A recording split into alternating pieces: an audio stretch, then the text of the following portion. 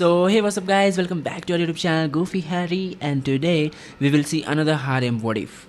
And today we will see what if Harry Potter married Narcissa Malfoy to save Draco. So if you're new to this channel and you really like to watch this kind of content, so please subscribe and like the video, and also please leave a like, so it really motivates me a lot. Now without any further delay, let's get straight to the video. The dead kept Harry up again, not in the way people imagined. No ghostly visits, no rattling chains in the hallway, just faces. Faces behind his eyelids the moment the lights went out. Fred laughing at something George said, then gone. Remus looking tired, always tired, standing in front of a classroom that no longer existed. Tonks with her hair that ridiculous shade of pink, holding a baby she would never watch grow up. Harry sat on the edge of his bed in Grimmauld Place, rubbing his eyes with the heels of his hands. 3 a.m. The house groaned around him, pipes shuddering in the walls, floorboards shifting like the building was breathing. Creature had left tea on the nightstand at some point. It was cold now. Harry drank it anyway. 3 months since the Battle of Hogwarts, and he still couldn't sleep past 2. Every night the same routine. Wake up, stare at the ceiling, try to remember that it was over. Fail, he got dressed in the dark, pulling on the same wrinkled robes he'd worn to the ministry yesterday. And the day before that, Hermione had said something about it, gentle the way she always was when she thought he was falling apart. He'd told her he was fine. She hadn't believed him. He hadn't believed himself either. By 6, he was standing in the kitchen, eating toast over the sink because sitting at the long table alone felt worse than standing. Creature watched him from the doorway with those enormous lamp-like eyes, wringing his hands. Master Harry is not eating enough. I'm eating right now, Creature. Creature means proper food. Eggs, bacon. The things Creature prepares that Master Harry ignores.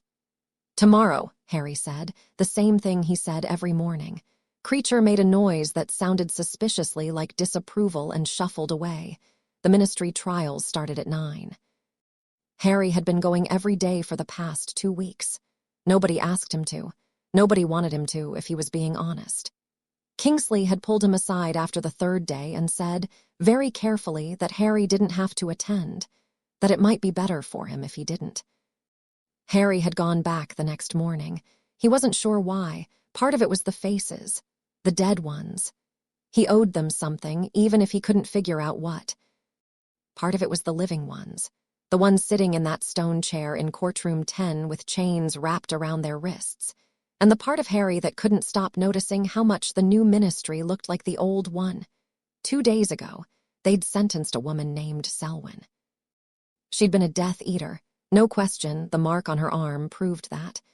But she'd also been 17 when she took it, and she'd spent the last year of the war locked in a basement because she'd tried to defect. The Wisengamot had given her 30 years. The gallery had cheered. Harry had sat in his seat and felt something curdle inside him, something that tasted like shame and anger mixed together until he couldn't tell them apart. Hermione had used a word for it. Draconian. The irony wasn't lost on either of them. The atrium was chaos at 9:15. Witches and wizards packed the corridors, shouting over each other, waving copies of the Daily Prophet. The headlines had been savage all week. Malfoy heir faces the kiss. Justice for the fallen. The crowd wanted blood. Harry could feel it in the air, that electric hum of collective rage, and it made his stomach turn. He kept his head down and pushed through. A few people recognized him. A woman grabbed his sleeve and said, "Thank you, Mr. Potter, thank you for everything." And Harry nodded and pulled free and kept walking. Someone else shouted, "Give them the kiss," and got a round of cheers. The lift down to level 10 was cramped. Harry stood in the back corner, pressed against the wall, and tried to breathe normally. The green light flickered behind his eyelids. It always did in enclosed spaces. Lifts, closets. The cupboard under the stairs had been demolished months ago, but he could still feel it sometimes, the walls pressing in. The doors opened. Courtroom 10 hadn't changed since his own hearing in 5th year. Same stone benches rising in tiers. Same cold blue torchlight. Same chair in the center of the room with chains that moved on their own. The Wisengamot sat in their plum-colored robes, faces set in expressions that ranged from grim satisfaction to barely concealed excitement. Harry found a seat near the back, behind a pillar where he could see without being seen. He'd learned that trick the first week. Being visible meant being approached, and being approached meant questions he didn't want to answer. The morning session started with two low-level Death Eaters Harry didn't recognize. Their trials were quick and brutal, 15 minutes each. Guilty. Azkaban. The crowd in the gallery murmured its approval each time. Harry watched the chains drag a middle-aged man from the chair and thought about how his hands had been shaking. The man had been crying, not the dignified, stoic sort of tears. Messy, ugly crying, snot running down his face, begging for mercy that wasn't coming. Harry looked away. Then the doors at the far end of the courtroom opened, and 4 Aurors brought in Draco Malfoy. Harry straightened in his seat. Draco looked like he'd been hollowed out. That was the only way to describe it. The pointed face was the same, the pale hair, the sharp features, but everything behind them had been scooped away. He was thinner than Harry remembered, cheekbones cutting shadows under the blue torchlight. His robes were prison-issue gray, hanging off his shoulders. He walked between the Aurors without resisting, without even seeming to notice them, and when they pushed him into the chair, the chains snaked around his wrists and he didn't flinch. He looked like he'd already accepted what was coming. Harry's eyes moved to the gallery. She was there. 3rd row, far left, sitting perfectly straight with her hands folded in her lap. Narcissa Malfoy wore black, which might have been mourning or might have been armor. Her face was absolutely still. Not the vacant emptiness of her son, but something deliberate, controlled, a mask so rigid it looked painful to maintain. Only her eyes moved, tracking Draco as the Aurors stepped back. Harry had seen Narcissa exactly twice since the battle. Once at the Ministry, being processed for questioning. Once across the courtroom during Lucius's trial, watching her husband get sentenced to life in Azkaban without so much as a blink. Both times she had looked exactly like this. Untouchable, unreachable, but Harry remembered the forest. He remembered lying face down in the dirt, pretending to be dead, feeling her hand against his chest. He remembered her leaning close, her hair brushing his face, whispering, "Is Draco alive? Is he in the castle?" The raw desperation in those words. The way her voice had cracked on her son's name. That woman and this one were the same person. Harry had to remind himself of that. The chief warlock called for order. The gallery quieted. Harry recognized the prosecutor immediately. Aldous Greengrass. Pure-blood family, old money, but he'd positioned himself firmly on the winning side after the battle. He was tall, gray-haired, and spoke with the kind of quiet authority that made people lean forward to hear him. Harry didn't trust him, couldn't explain why exactly. Something about the way the man's eyes moved when he thought no one was watching. The way he smiled when sentences were announced, like a man collecting debts. The witch beside Harry in the gallery leaned toward her companion. "About time they got to the Malfoy boy." "Should have been first, if you ask me." "Heard the mother's been pulling strings," the companion whispered back. "Typical pureblood, think they can buy their way out of anything." Harry's hands tightened on his knees. He said nothing. The Wisengamot convenes to hear the case of Draco Lucius Malfoy. The chief warlock announced. "Charges: conspiracy to commit murder in the matter of Albus Dumbledore, use of an unforgivable curse, and service to the self-styled Lord Voldemort. Prosecutor Greengrass, you may proceed." Greengrass stood slowly. He buttoned his robes. He looked at Draco the way someone might look at something stuck to the bottom of their shoe. "Members of the Wisengamot," he began. "The accused stands before you not as a child led astray, but as a young man who chose his allegiance. A young man who opened the doors of Hogwarts to Death Eaters. Who pointed his wand at the greatest wizard of our age and spoke the words of the killing curse." "He didn't cast it," Harry muttered, too quiet for anyone to hear. His hands were tight on his knees. A young man who bore the dark mark willingly, who watched as his home became a prison and a torture chamber, and who raised not one finger to stop it. Greengrass paused for effect. The gallery was silent. "The prosecution recommends the Dementor's kiss." The reaction was immediate. A rumble through the courtroom, mostly approval. Harry heard someone behind him whisper, "About time." He felt sick. Draco didn't react. Just sat there in the chair, staring at a point somewhere above the Wisengamot's heads, like he'd already left his body and was just waiting for the rest of them to catch up. Harry looked at Narcissa. Her mask hadn't cracked, but her hands. Her hands in her lap had gone white at the knuckles, fingers locked together so tightly the tendons stood out like wires. That was the tell. That was where all the fear she wouldn't put on her face was going. The defense counsel stood. He was young, nervous, clearly outmatched. He shuffled through his notes and made a thin argument about Draco's age, about coercion, about the impossibility of refusing the Dark Lord when he lived in your house. It was all true. It was also completely inadequate. Greengrass dismantled it in 3 sentences. Age is not innocence.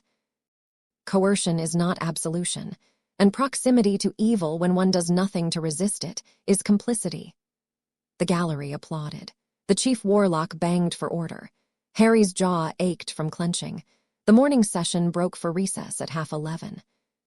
The courtroom emptied in a wave of noise, people filing out to the corridor, discussing the verdict like it was a Quidditch match. Harry stayed in his seat until the bench cleared, then stood and walked toward the side corridor that led to the lifts. He didn't make it. Potter. The voice came from an alcove to his left, just past the courtroom doors. Low, controlled, and sharp enough to stop him mid-stride. Harry turned. Narcissa Malfoy stepped out of the shadows. Up close, the mask was thinner than it had looked from across the room. There were lines around her eyes that hadn't been there before the war. Her hair, always so perfectly arranged, was pulled back tight, and Harry could see the gray at her temples that she hadn't bothered to charm away.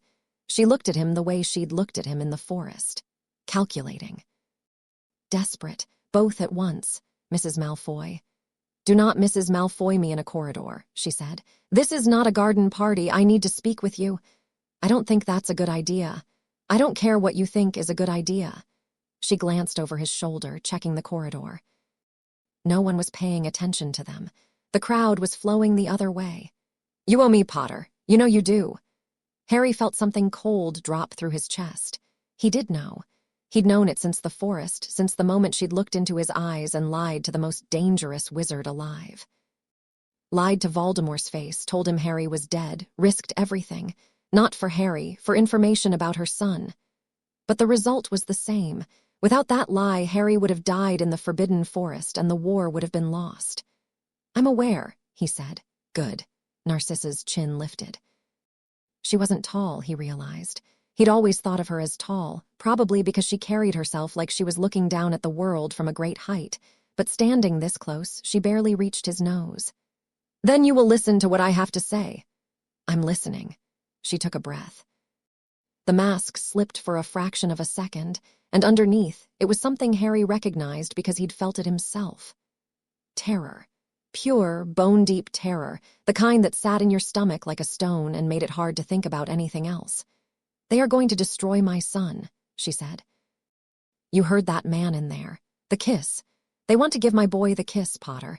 He is 17 years old.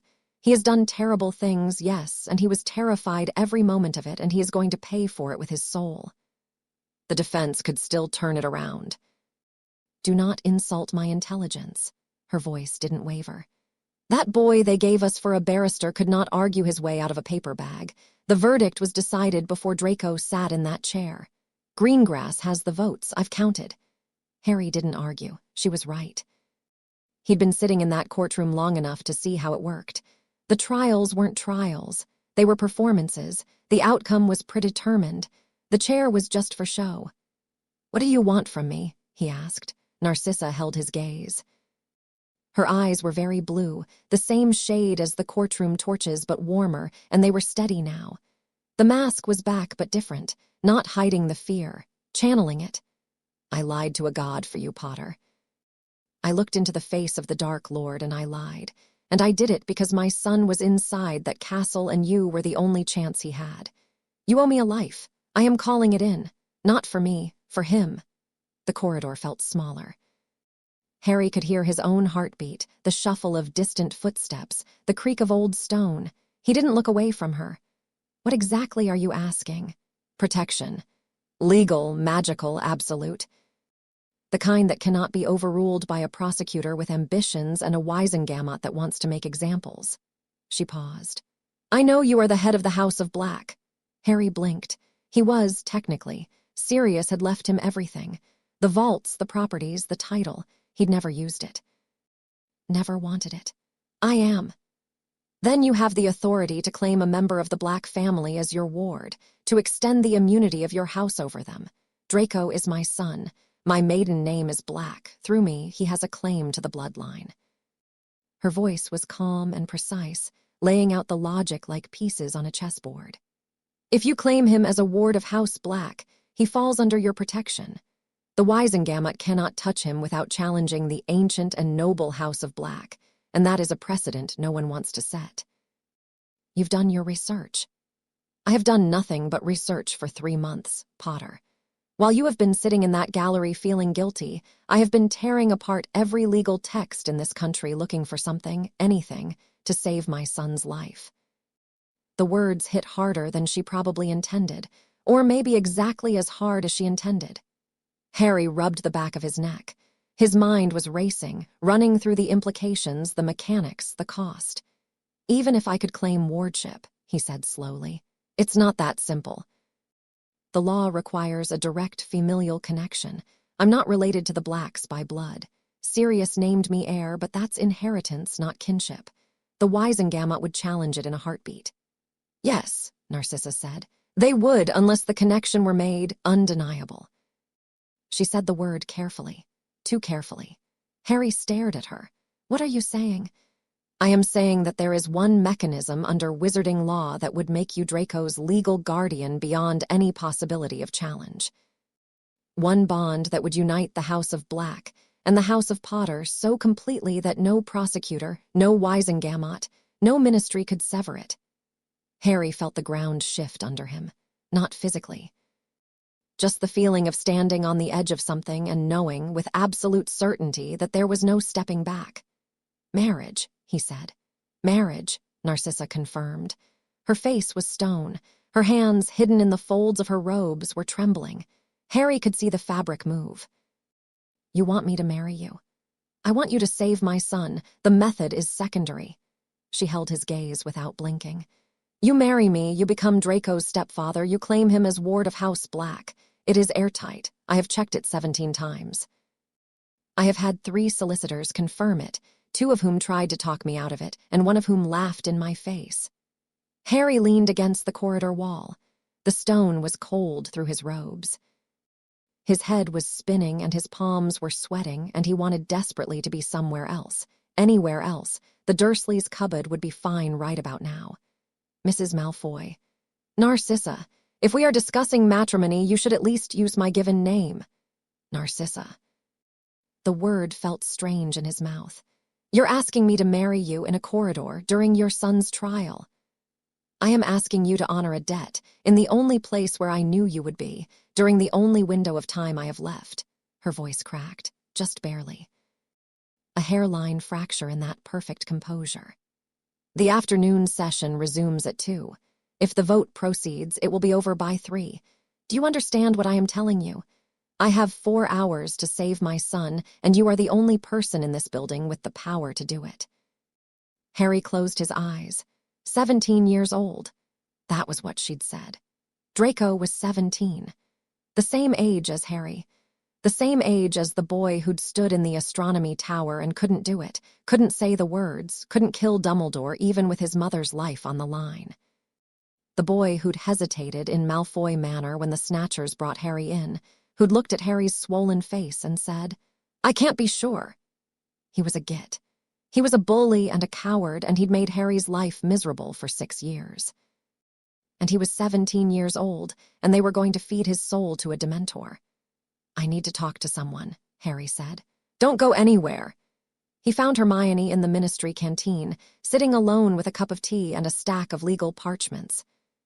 She'd been working with the Department of Magical Law Enforcement on trial procedures, trying to introduce something she called due process to a system that had never heard of it. She looked up when he sat down across from her. "Harry, you look awful." "Thanks, I need your help." "With what?" "I need to know if there's a law called the Lex Sanguinis, something about wardship, blood claims, ancient house protections." Hermione frowned. She set down her tea. "Why? Just tell me if it exists." She studied him for a moment with that look she got when she was trying to read between the lines, which she was very good at. Then she pulled the stack of parchments toward her and started rifling through them. "Lex Sanguinis," she murmured. "Blood law. That's old magic, Harry." Pre-ministry, possibly pre-Hogwarts. It would be in the foundational statutes. She found what she was looking for and unrolled a scroll that was so old the edges crumbled when she touched them. "Here, Section 14, the Sanctum Potentia. The right of an ancient and noble house to claim protection over any person connected to the bloodline by birth, marriage, or magical adoption. And the protection is absolute. It appears to be yes. The ward of an ancient house cannot be prosecuted, imprisoned, or subjected to any judicial penalty without the explicit consent of the head of house." She looked up. "Harry, this is incredibly old magic. I don't even know if the current Wisengamot would recognize it. They'd have to." "It's foundational. You just said so yourself. Pre-ministry.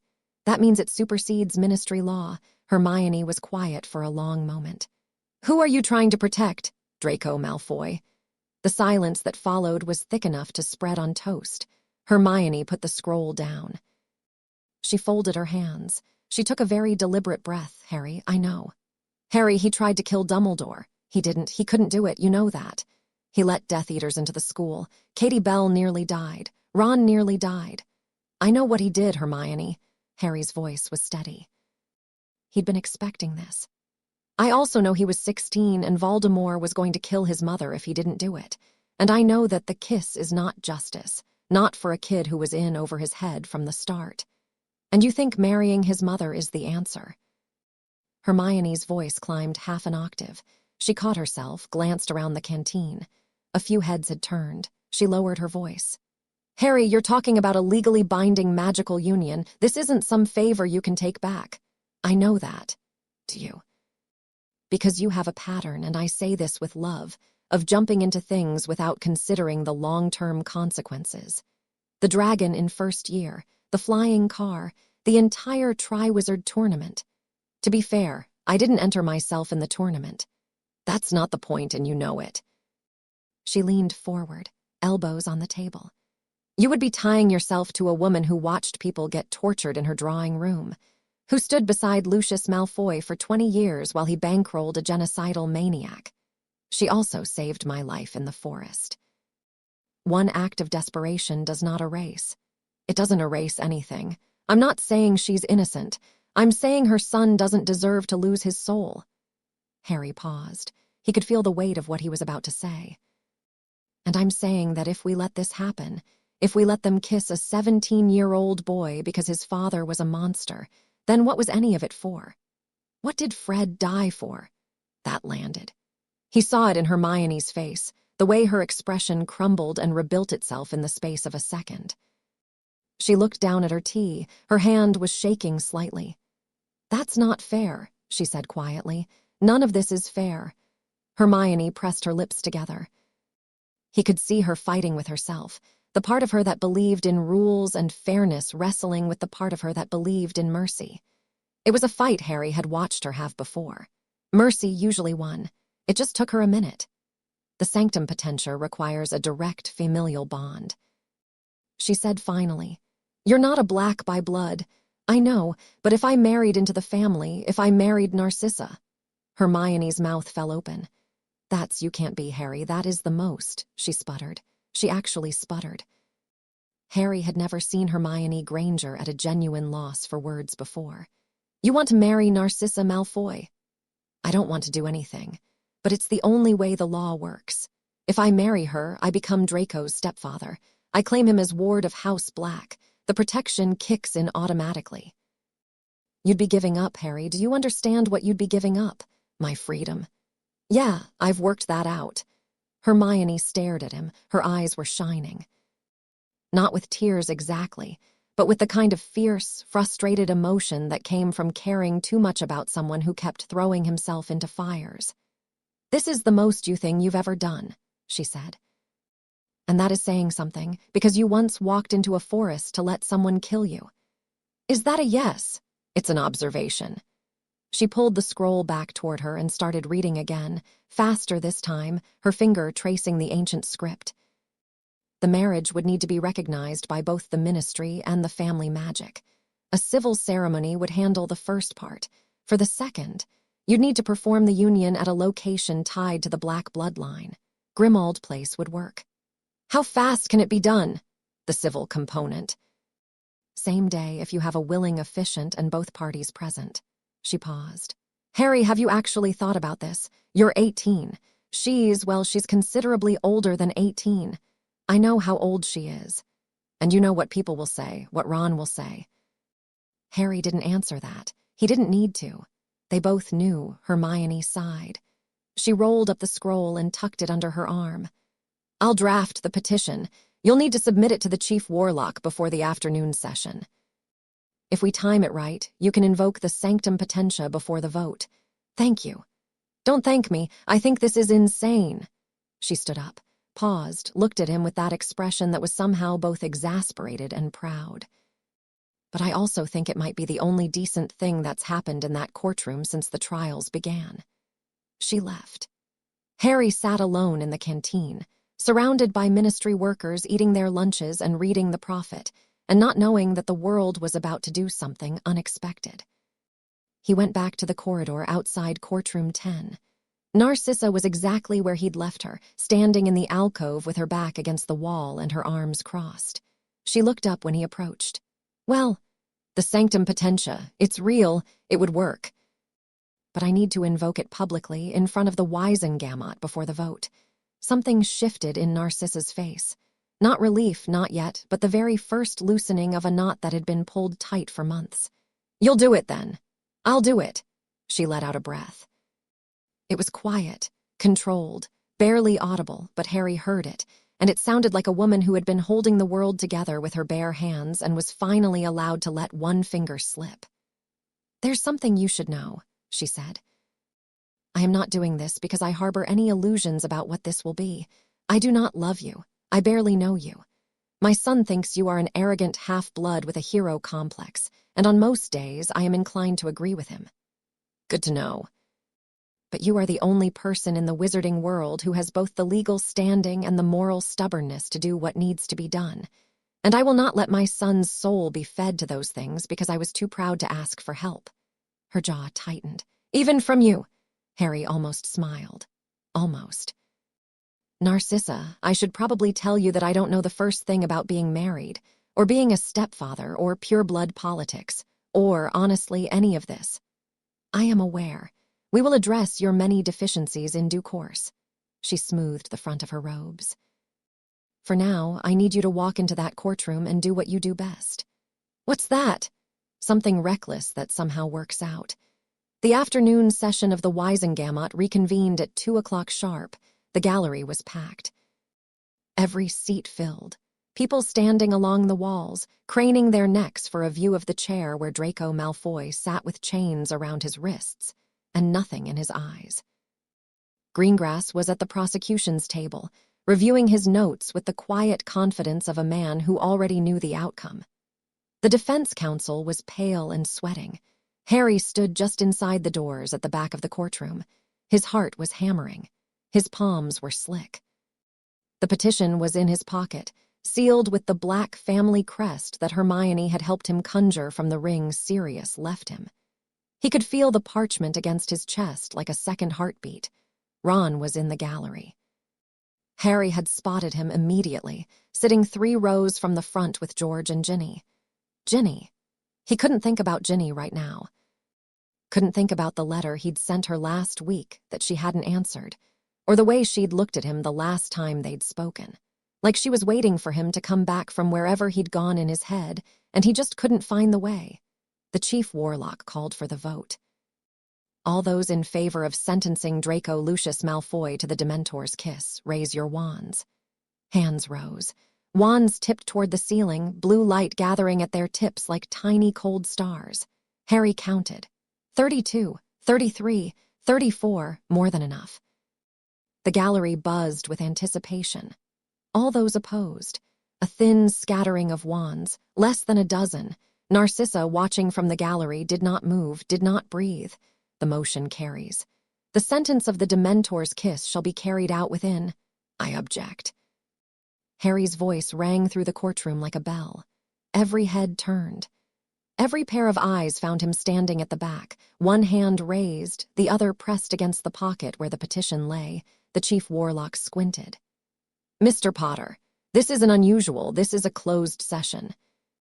You are an observer, not a participant. I am the head of the ancient and noble House of Black. Harry's voice didn't shake. He was surprised by that. Inside, every nerve was screaming. And I am invoking the Sanctum Potentia. The silence that dropped over the courtroom was total. Not the polite quiet of people waiting for the next thing to happen. The stunned, airless silence of a room where something impossible had just occurred. Harry walked forward. The crowd in the gallery parted by reflex, leaning back from the aisle as he passed. His footsteps echoed on the stone. He could feel Ron staring at him, could feel Ginny staring at him, could feel every single person in the room staring at him, and he kept his eyes fixed on the Chief Warlock's bench. The Sanctum Potentia, the Chief Warlock said slowly, is a preministry statute. It has not been invoked in over 200 years. It's still law, Harry said. He reached the front of the courtroom and pulled the petition from his pocket. Foundational Statute, Section 14. The right of an ancient and noble house to claim protection over any person connected to the bloodline by birth, marriage, or magical adoption. I am claiming Draco Malfoy as a ward of the House of Black. Greengrass was on his feet. This is absurd, Mr. Potter has no blood connection to the Black family. The wardship claim has no legal foundation. It will, Harry said. He turned and looked at Narcissa. She was standing now, straight-backed, white-faced, her hands clenched at her sides. He spoke directly to her. Narcissa Black Malfoy, I am formally requesting your hand in marriage, under the laws of the ancient and noble House of Black, to unite our houses and extend the Sanctum Potentia over your son. The courtroom erupted, shouts, gasps. Someone knocked over a bench. The gallery was a wall of noise, people yelling over each other, the prophet reporters scrambling for their quills, flashbulbs popping like tiny explosions. The Chief Warlock was banging his gavel and shouting for order, and nobody was listening. Harry didn't hear any of it. He was watching Narcissa. She was looking at him with an expression he couldn't read. Not surprise. She'd been expecting this, had planned for this, had gambled everything on this moment. But underneath the planning and the calculation, there was something else, something raw and human and fragile. I accept, she said. Her voice was quiet, but it cut through the chaos like a blade. The courtroom didn't go silent, not entirely, but the noise dropped enough for the words to carry. Harry saw Greengrass's face go from confident to confused to furious in the space of a single breath. This is a manipulation. Greengrass said, This is a transparent attempt to circumvent justice. This is the law, Hermione's voice came from the gallery. She was standing, the scroll clutched in her hand. Foundational Statute, Preministry. The Sanctum Potentia supersedes Wisengamot authority in matters of house protection. If Mr. Potter marries into the Black bloodline, the wardship claim is legally unassailable. I can provide 17 precedents if the court requires. Of course you can, Harry heard someone mutter. He didn't look to see who. The Chief Warlock slammed his gavel 3 more times before the room quieted enough for him to speak. He looked tired. He looked like a man who had woken up expecting a straightforward day and had been handed a nightmare instead. Mr. Potter, he said, you are asking this court to delay sentencing on the basis of a marriage that has not yet occurred. I'm asking this court to recognize that the law exists and that I intend to invoke it. The marriage will be completed before the end of the week.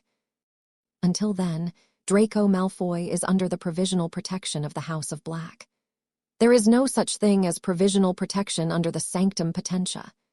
Then grant a stay of execution until the marriage is formalized. 7 days, that's all I'm asking for. The chief warlock looked at Greengrass. Greengrass looked like he wanted to hex someone. The Wisengamot members were whispering to each other, some alarmed, some intrigued, a few openly laughing. This was, Harry realized, the most interesting thing that had happened in this courtroom since the trials began. The court will recess to deliberate, the chief warlock said. Mr. Malfoy will remain in ministry custody pending resolution. Mr. Potter, I suggest you retain a solicitor. The gavel came down. The room exploded again, but Harry was already turning away from the bench, pushing through the crowd toward the door. He needed air. He needed space. He needed about 5 minutes where nobody was looking at him. He didn't get it. Harry. Ron was blocking the doorway. His face was red, the way it got when he was angry or embarrassed or both. George stood behind him, one hand on his brother's shoulder, either supporting him or holding him back. Ginny was there too, standing slightly apart, her arms wrapped around herself. What the bloody hell was that? Ron's voice was too loud. People were watching. You're actually marrying that, she say, Harry. Her husband tried to kill us. Multiple times. Her son, you remember her son, right? The one who spent 6 years making our lives hell. I remember. Then what are you doing? Harry looked at his best friend, at the hurt in Ron's eyes that went deeper than anger. Ron had lost Fred. Ron had lost a brother in a war that the Malfoys had helped wage, and now Harry was standing in front of him saying he was going to become one of them. He's 17, Ron. They want to give him the kiss. He's a Death Eater. He's a kid who was scared, just like we were. The only difference is who was holding the leash. Ron's face twisted. Don't you dare compare us to him. We chose the right side. Did we choose it, or were we born into it? Harry didn't raise his voice. He'd thought about this too much, too many nights staring at the ceiling in Grimmauld Place. If you'd been born a Malfoy, Ron, if Voldemort had been living in your house, threatening your mum, what would you have done? I would have fought. Would you, at 16? With your mother's life on the line. Ron opened his mouth, closed it. His fists were clenched at his sides, knuckles white. George spoke for the first time. Harry, mate. His voice was gentle in a way that George's voice had never been before the war, before the other half of himself had been ripped away. This is a lot. You understand that, right? This is a whole lot. I know. You're marrying into the family that helped kill my brother, our brother. I know, George. Ginny stepped forward. She hadn't said a word through any of this, and when Harry looked at her, he felt something crack in his chest. She was looking at him the way she'd looked at him at Dumbledore's funeral, like she was watching him walk away and knowing he wasn't coming back. Is this really what you want? She asked. Her voice was steady. Steadier than Ron's, steadier than George's. That was Ginny. She didn't fall apart. She just went still and waited for the dust to settle. It's not about what I want, Harry said. It's about what's right. Ginny nodded just once. Like she'd expected exactly that answer and hated it and understood it all at the same time. She turned and walked away without another word. Ron watched her go, then looked at Harry one more time. Fred, he said, just the name, like it was an argument all by itself. I know. Harry's voice went quiet. I know, Ron. I think about Fred every day. I think about Remus and Tonks and everyone else we lost. But killing Draco Malfoy's soul isn't going to bring any of them back. It's just going to make us more like the people we fought against. Ron stared at him for a long time. Then he stepped aside. Not because he agreed, but because there was nothing left to say. And Harry walked past him and into the corridor and kept walking until he found an empty office and shut the door and put his back against it and slid down to the floor. His hands were shaking. His whole body was shaking. He pressed his palms flat against the cold stone and breathed. Married. He was getting married. To Narcissa Malfoy. To save Draco Malfoy. He was 18 years old and he'd just proposed in a courtroom, and his best friend might never speak to him again, and he could still hear the crowd shouting and the gavel banging and Narcissa's voice cutting through it all, quiet and certain and absolute. I accept. Harry put his head in his hands. He sat there for a long time. Eventually, there was a knock on the door. Soft, deliberate. He knew who it was before he opened it. Narcissa stood in the hallway, her composure fully restored, not a hair out of place. But her eyes were different, softer, or maybe just tired. It was hard to tell with her. "The court granted the stay," she said. 7 days. "Good, you should eat something, you look terrible." "So I've been told." She studied him for a moment, then very carefully, as if the gesture cost her something, she extended her hand. Harry looked at it. Pale, long-fingered, no rings. Lucius's ring had been confiscated as evidence. The hand of the woman who had lied to Voldemort for him. The hand of the woman who was going to be his wife. He took it, her grip was firm. Cold, but firm. She shook once, brisk and businesslike, and let go. 7 days, Mr. Potter. I suggest we make them count. She turned and walked away, heels clicking on the stone floor. Harry watched her go and noticed for the first time that her steps were slightly uneven. Left foot favoring the right, just barely. She was exhausted. She was running on nothing but willpower and maternal terror, and she had been for months, and it showed in the places she couldn't control. He leaned his head back against the doorframe.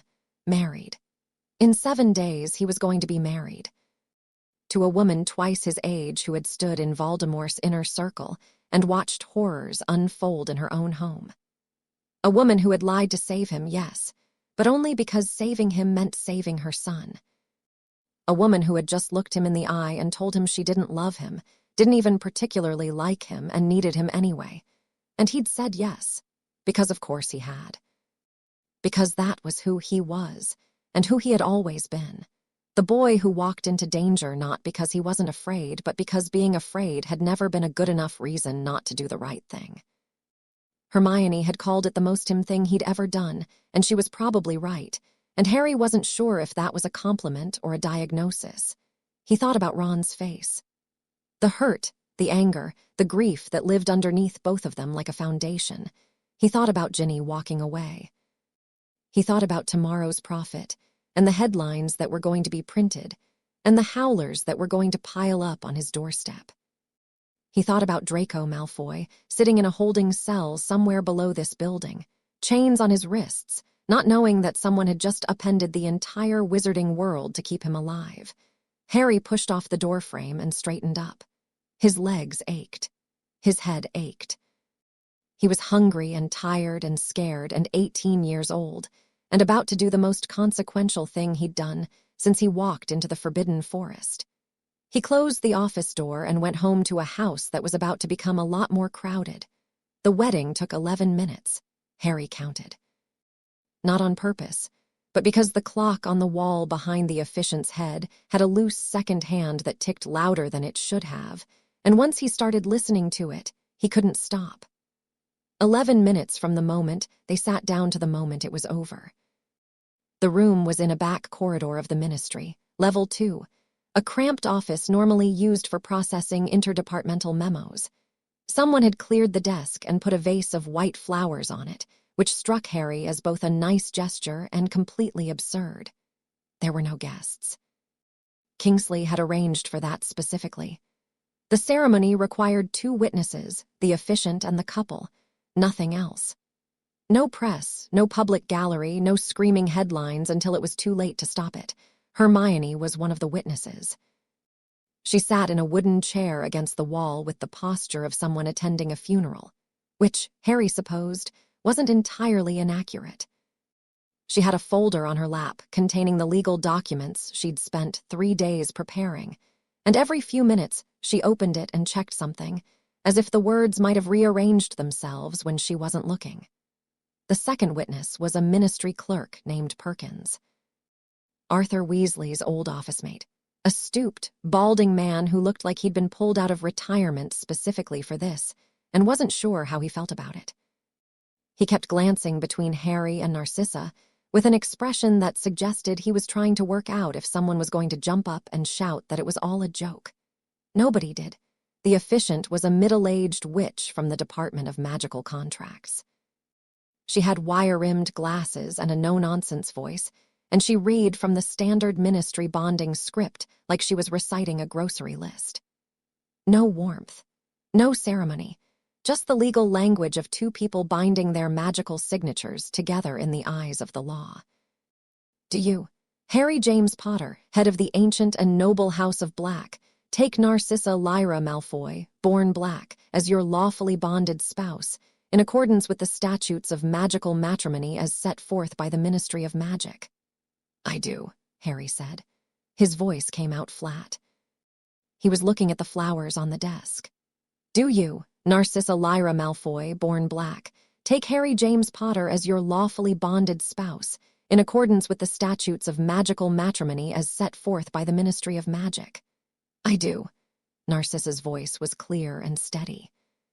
She was sitting beside Harry in a high-backed chair, her hands resting on the armrests, her spine not touching the back of the seat. She wore dark blue robes, simple and elegant, nothing that suggested celebration. Her hair was down, which Harry hadn't seen before. It softened her face. Made her look younger, though she clearly hadn't done it for that reason. By the authority vested in me by the Department of Magical Contracts, I declare you bonded in matrimony. Please sign the register. A quill appeared on the desk. Harry signed first. His handwriting was terrible, always had been, and the signature looked like a spider had fallen into an ink pot and crawled across the parchment. Narcissa signed second.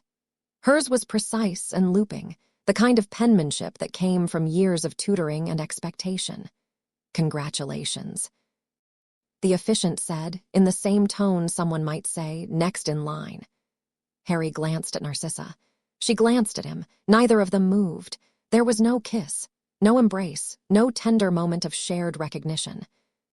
They were two people who had just signed a contract, and the contract was going to save a boy's life, and that was the beginning and end of the sentiment involved. Hermione stood up. Right.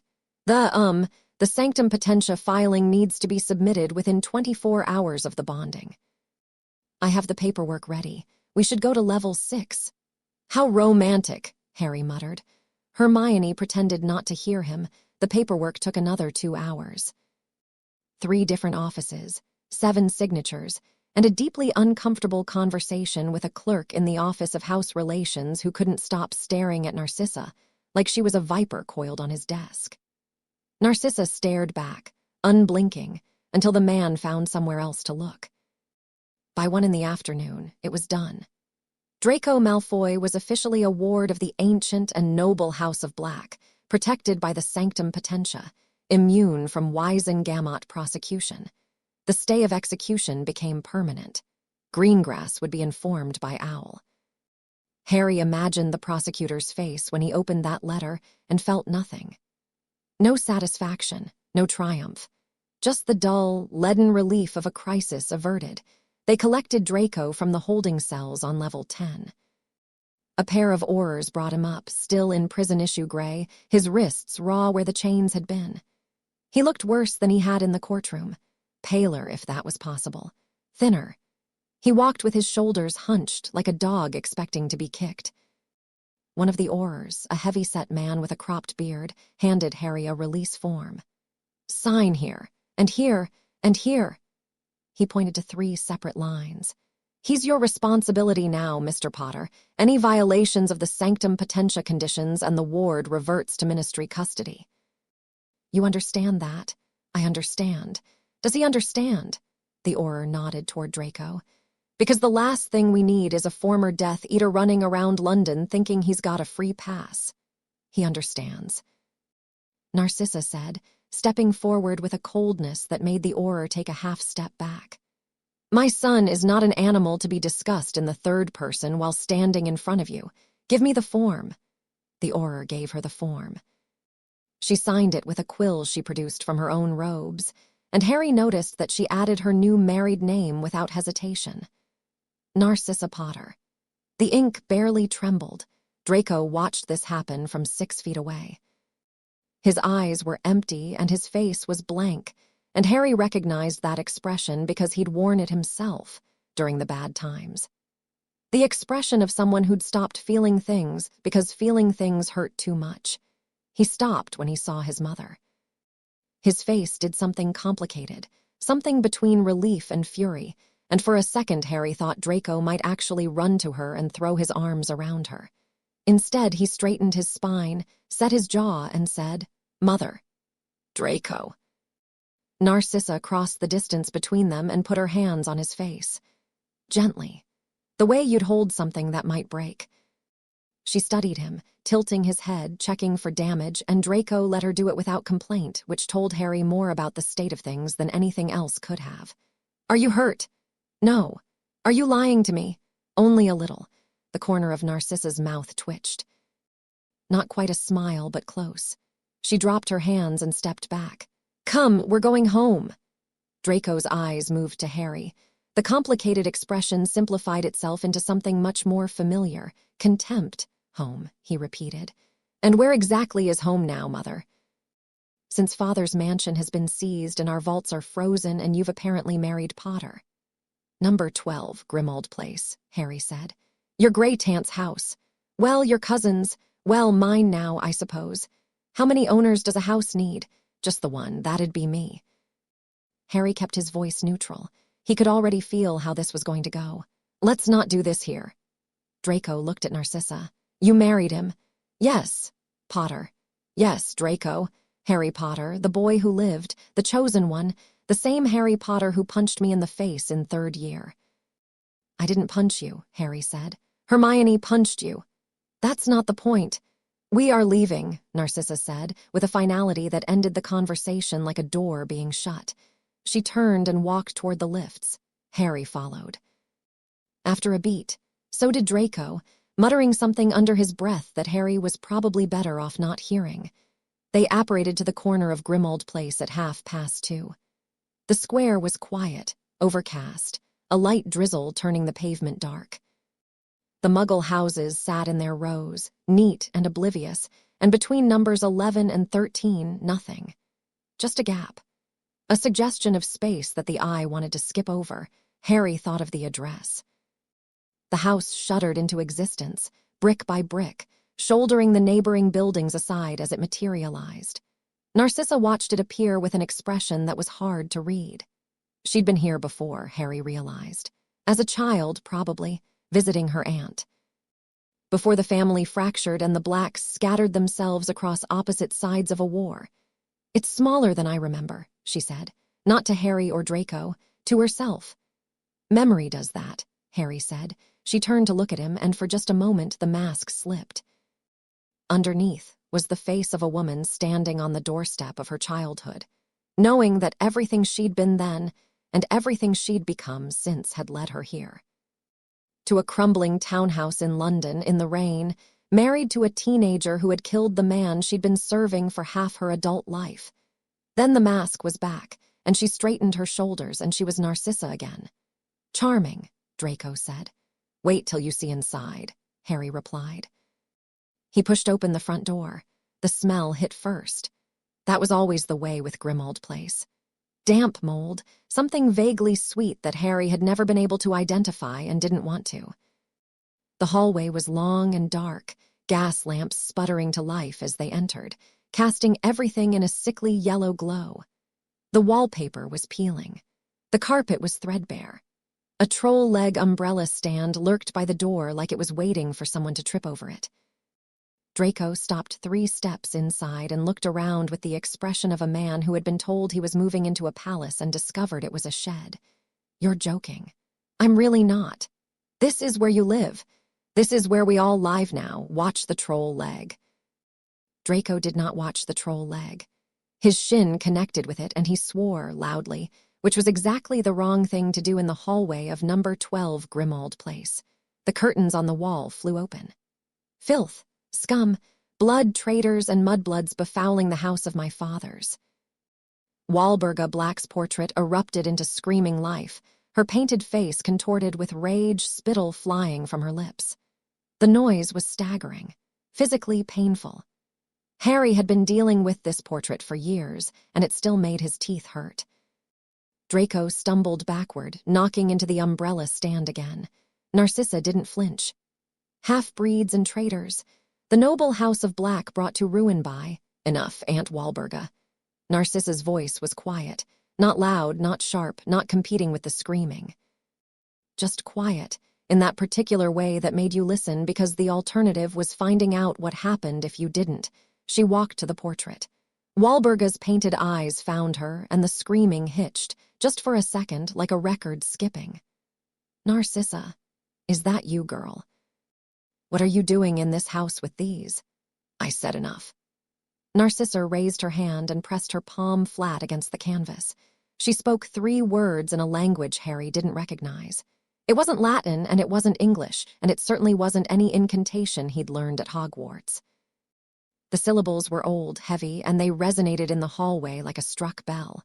Walburga's mouth opened, closed, opened again. No sound came out. The portrait went rigid, then the curtains drew themselves shut, slowly and smoothly, as if pulled by invisible hands. The hallway went quiet. Harry stared. What was that? "Black Family Command," Narcissa said, adjusting her sleeve as if she'd done nothing more remarkable than close a window. "Every portrait in a family home has a binding. The blood of the family can invoke it." Aunt Walburga was always dramatic, but she was still a Black, and she still answers to the line. "I've been trying to get her to shut up for 3 years. You are not a Black by blood, Harry. By marriage, yes, but the portraits respond to the bloodline." She looked at the curtains with something that might have been fondness or might have been pity. "She was worse in person, if you can believe it." Harry could absolutely believe it. They moved deeper into the house. Every room was exactly as depressing as Harry remembered. He'd made some effort to clean the place up after inheriting it, mostly with Creature's help, but Grimmauld Place resisted improvement the way certain people resisted good advice. You could scrub the surfaces all you wanted. The gloom was structural. Narcissa moved through the rooms in silence, and Harry found himself watching her face. She was cataloging. He could see it in the way her eyes moved, taking inventory, the dust on the banisters, the doxies he'd never fully cleared from the drawing room curtains, the cracked chandelier in the front parlor. She touched the wallpaper in the hallway, and a strip of it came away in her hand, and she looked at it the way someone looks at a dead thing that used to be beautiful. "Creature has been maintaining the house," Harry said, aware of how weak it sounded. "Creature has been doing his best." Narcissa set the wallpaper strip on a side table. "This house needs considerably more than an elderly house elf and good intentions. Are you going to insult my house the entire time you're here? Only when it merits it." She paused at the foot of the stairs. Which rooms are available? Harry had thought about this. Not a lot, because thinking about it made his skin prickle, but enough to have a basic plan. "There are 6 bedrooms on the upper floors. I'm on the 3rd floor, Sirius's old room." He pointed up the stairs. "There's a large bedroom on the 2nd floor, facing the square. It's the cleanest one. That could be yours, and there's another next to it for Draco." "The 2nd floor," Narcissa repeated. She looked at the staircase. "And you are on the 3rd. Seemed appropriate." She looked at him for a moment. Harry couldn't tell if she was grateful for the distance or insulted by it.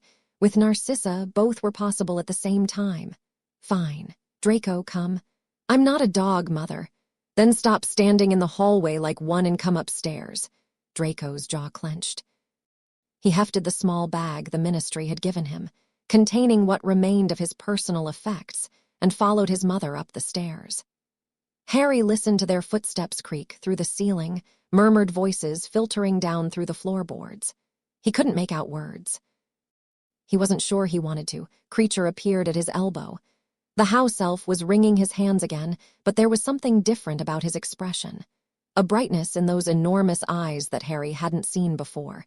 He was practically vibrating. "Mistress Narcissa," Creature whispered. A true Black, in the house of Creature's masters. "She's staying, Creature. Her and Draco, they're family now, I suppose." Creature made a sound that was almost a sob.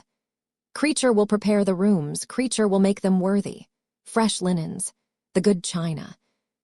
The silver that Mistress kept for important guests. Creature will polish the drawing room. Creature will air the curtains. Creature will make the house sing again." That's fine. Thank you, Creature." "Does Mistress Narcissa prefer lavender or rose water for her linens?" Creature remembers that Mistress Drula preferred rose water, but that was many years ago, and Creature does not wish to presume. "I don't know, Creature. Maybe ask her. Creature will ask. Creature will ask very respectfully. The house elf drew himself up to his full height, which brought him roughly to Harry's hip. Master Harry has done a great thing, bringing the blood of Black back to the House of Black. Creature's old mistress would have, well, he paused, reconsidering. Creature's old mistress would have had opinions, but Creature is proud. He vanished with a crack, moving faster than Harry had seen him move in years. Apparently all it took to motivate Creature was the presence of someone with the right last name. Harry stood alone in the hallway. The house settled around him, groaning and ticking, doing whatever old houses do when they think no one's listening.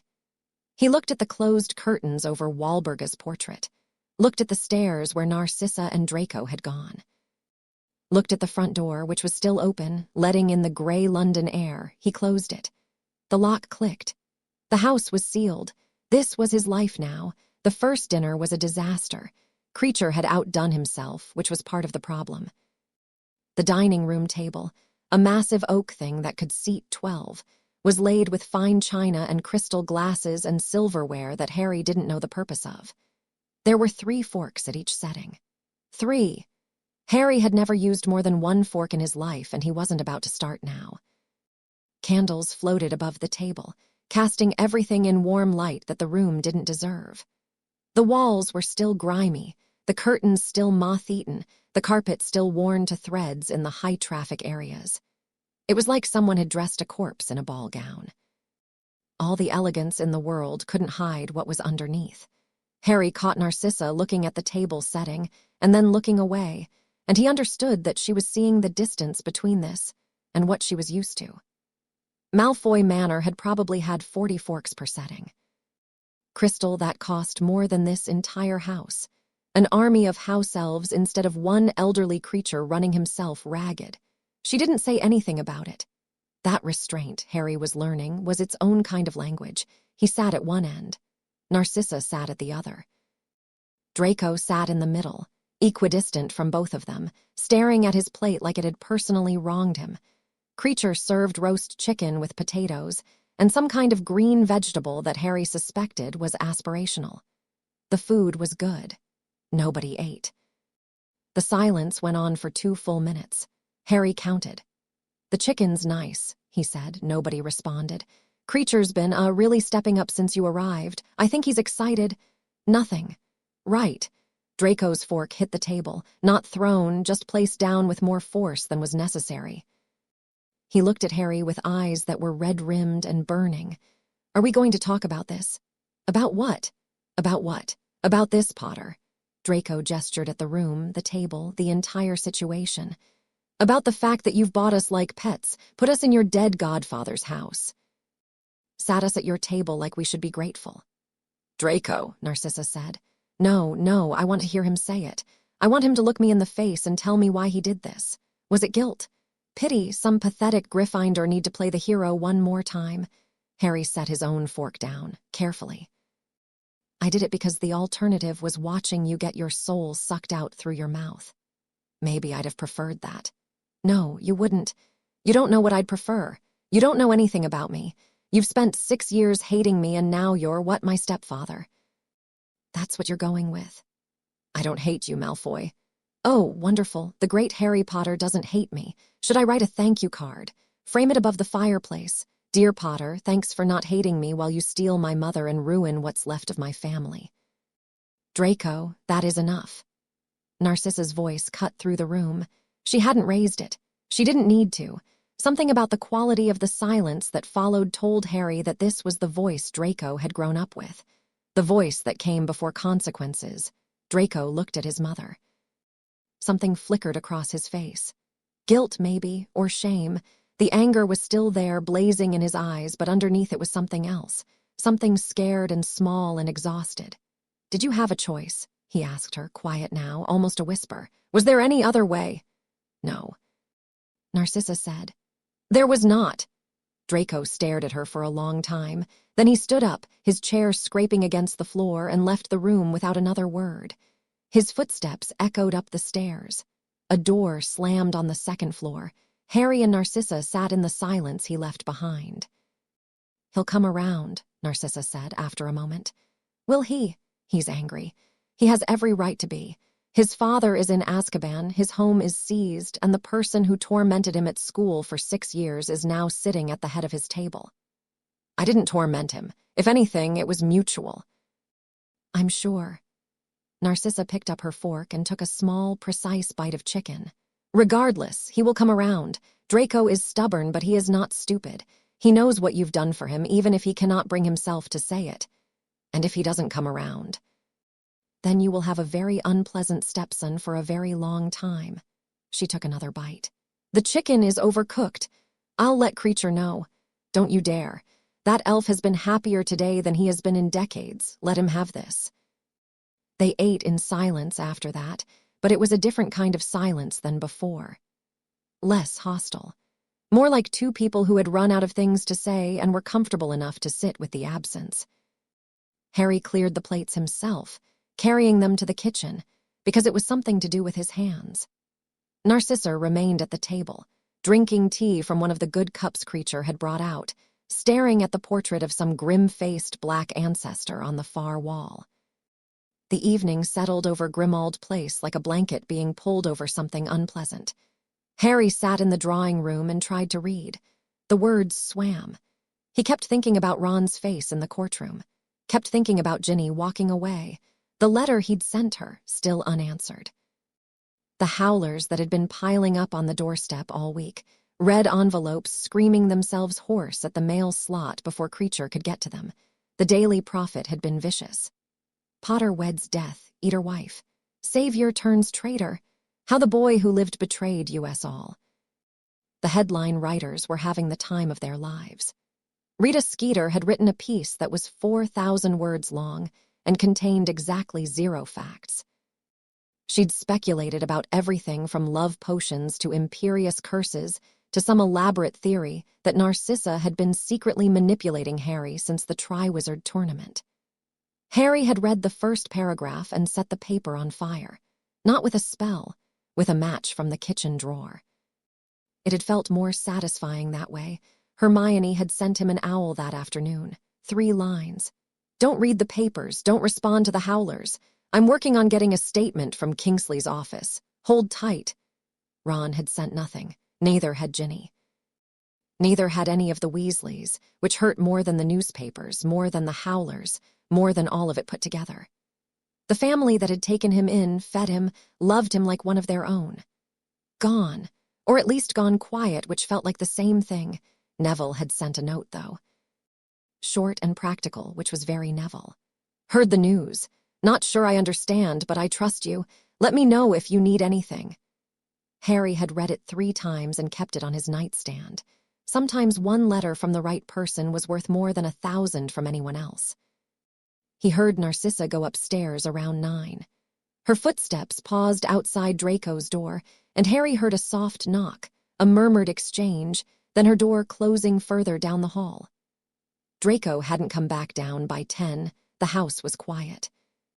By 11, Harry had given up on reading and was sitting in the kitchen drinking tea that had gone cold, staring at the wall when the front window exploded. Not shattered. Exploded. The glass blew inward with a sound like a gunshot, and something sailed through the gap and hit the kitchen floor with a heavy thunk. Harry was on his feet before his brain caught up to his body, wand in hand, chair kicked back behind him. His heart was slamming against his ribs so hard he could feel it in his teeth. The thing on the floor was a brick. Ordinary red brick, the kind you'd pull from a construction site, except it was glowing. A faint, pulsing red light seeped from the cracks in its surface, and it was getting brighter. Harry didn't think. He dove forward, grabbed the brick, and felt the heat of it searing into his palm.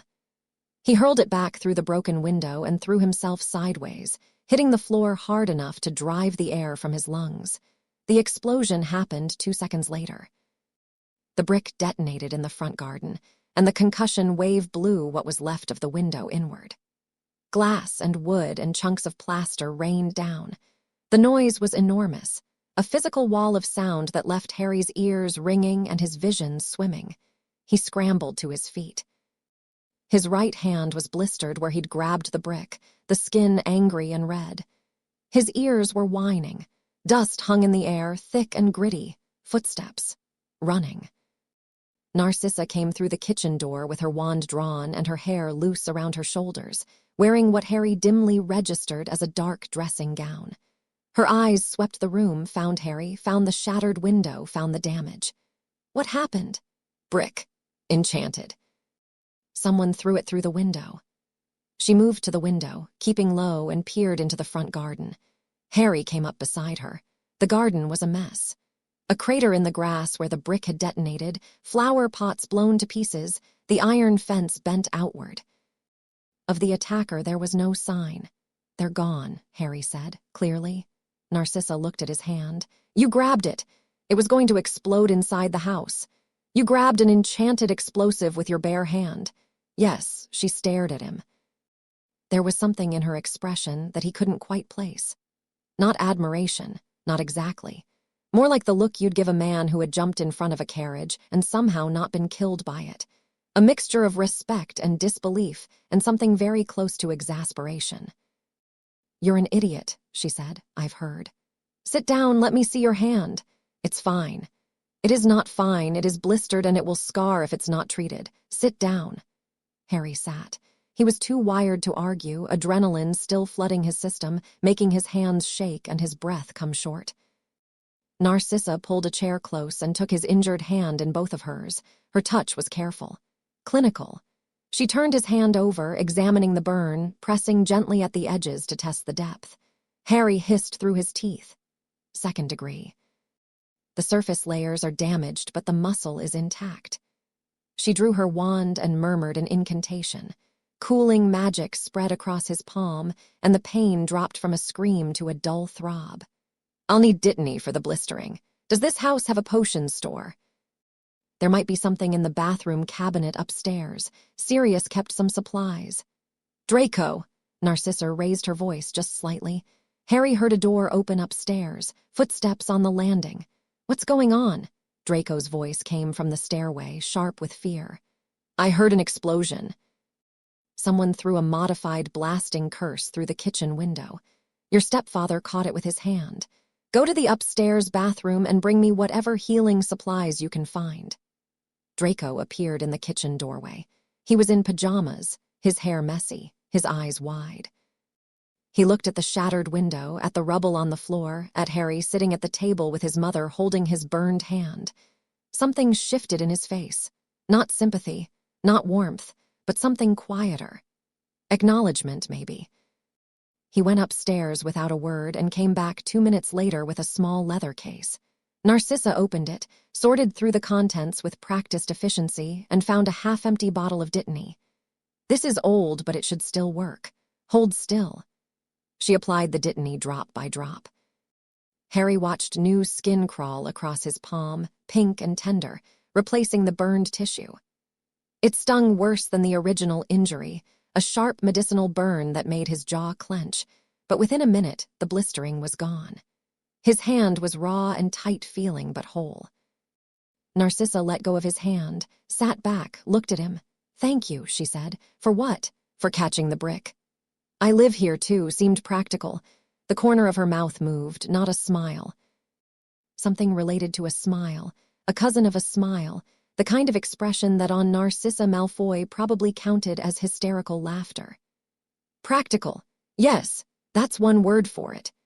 Draco was standing by the doorway, arms crossed, watching this exchange with an expression that defied categorization. He looked at the window, looked at the crater visible in the garden through the gap, looked at the healing supplies his mother was packing up. Who did this? He asked. Harry shook his head. I don't know, could be anyone. The prophet's been running stories all week. People are angry. People are always angry, Narcissa said. The question is whether they'll try again. Harry stood up and crossed to the window. He pointed his wand at the damage, murmuring repair charms. The glass reassembled itself, the frame knitting back together, the plaster smoothing over. Within a minute, the kitchen looked almost normal. Almost. There were scorch marks on the floor that the charm hadn't touched. I'll reinforce the wards tomorrow, he said. Grimmauld Place already has some of the strongest protections in London. Dumbledore put most of them up himself during the Order days, but I'll add more. Specific anti-projectile charms, detection hexes on the perimeter. You know how to do all that? Draco asked. There was no mockery in the question, genuine curiosity. Hermione taught me most of it. And Mad-Eye before. Harry didn't finish the sentence. Yeah, I know how. The Fidelius charm is still active, Narcissa asked. She was leaning against the kitchen counter, arms folded, her wand still in her hand. Sort of. Dumbledore was the secret keeper, and when he died, the charm diluted. Everyone who knew the secret became a keeper. So it's not as tight as it was, but Muggles still can't see the house, and you can't find it unless you already know where it is. Which means tonight's attacker knew the address. The realization settled over the room like a cold draft. Harry's jaw tightened. She was right. Whoever had thrown that brick hadn't stumbled across Grimmauld Place by accident. They knew it existed. They knew where to aim. It could be someone from the Order, Harry said, or someone who was told about it during the war. Dozens of people passed through this house in the last few years. Comforting, Draco said. I'll talk to Kingsley in the morning. Get a list of everyone who was ever given the address. In the meantime, nobody leaves the house alone, not for any reason. Draco opened his mouth, probably to argue, then looked at the scorch marks on the kitchen floor and closed it again. The three of them stood in the kitchen, surrounded by dust, and the smell of scorched brick, and the lingering tension of an attack that had come out of nowhere and left too quickly. Draco shifted his weight from foot to foot. He looked like he wanted to say something and couldn't work out what. Go to bed, Draco, Narcissa said. I'm not tired. Go to bed anyway, he went. Not immediately, and not without a backward glance that lingered on Harry's newly healed hand, but he went. Narcissa began clearing the debris that the repair charms had missed. Small things, dust, splinters, a shard of glass that had embedded itself in the kitchen table. She worked methodically, without magic, using her hands, and Harry understood somehow that she needed to be doing something physical. Needed to feel useful after feeling helpless.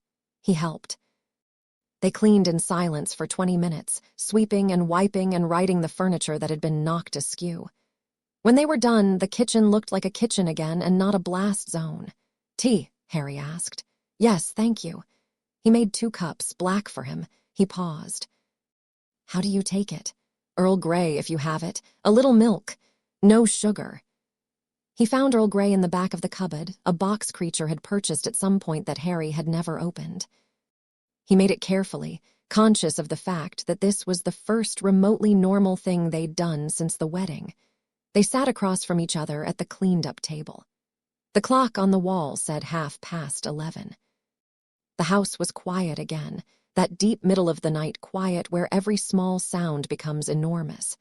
Narcissa held her cup in both hands and said nothing for a long time. Harry drank his tea and let the silence exist. He was getting used to silence with her. It wasn't like silence with Ron, which was always comfortable and warm, or silence with Hermione, which was always full of the sound of pages turning. Silence with Narcissa was watchful. Like 2 animals at a watering hole aware of each other, not yet sure if they were prey or predator or neither.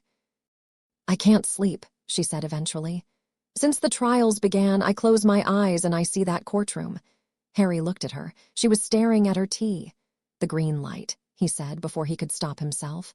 For me, it's the green light. Avada Kedavra. I see it every time I close my eyes in a dark room. She looked up. How long? Since I was 14. It got worse after everything, she nodded.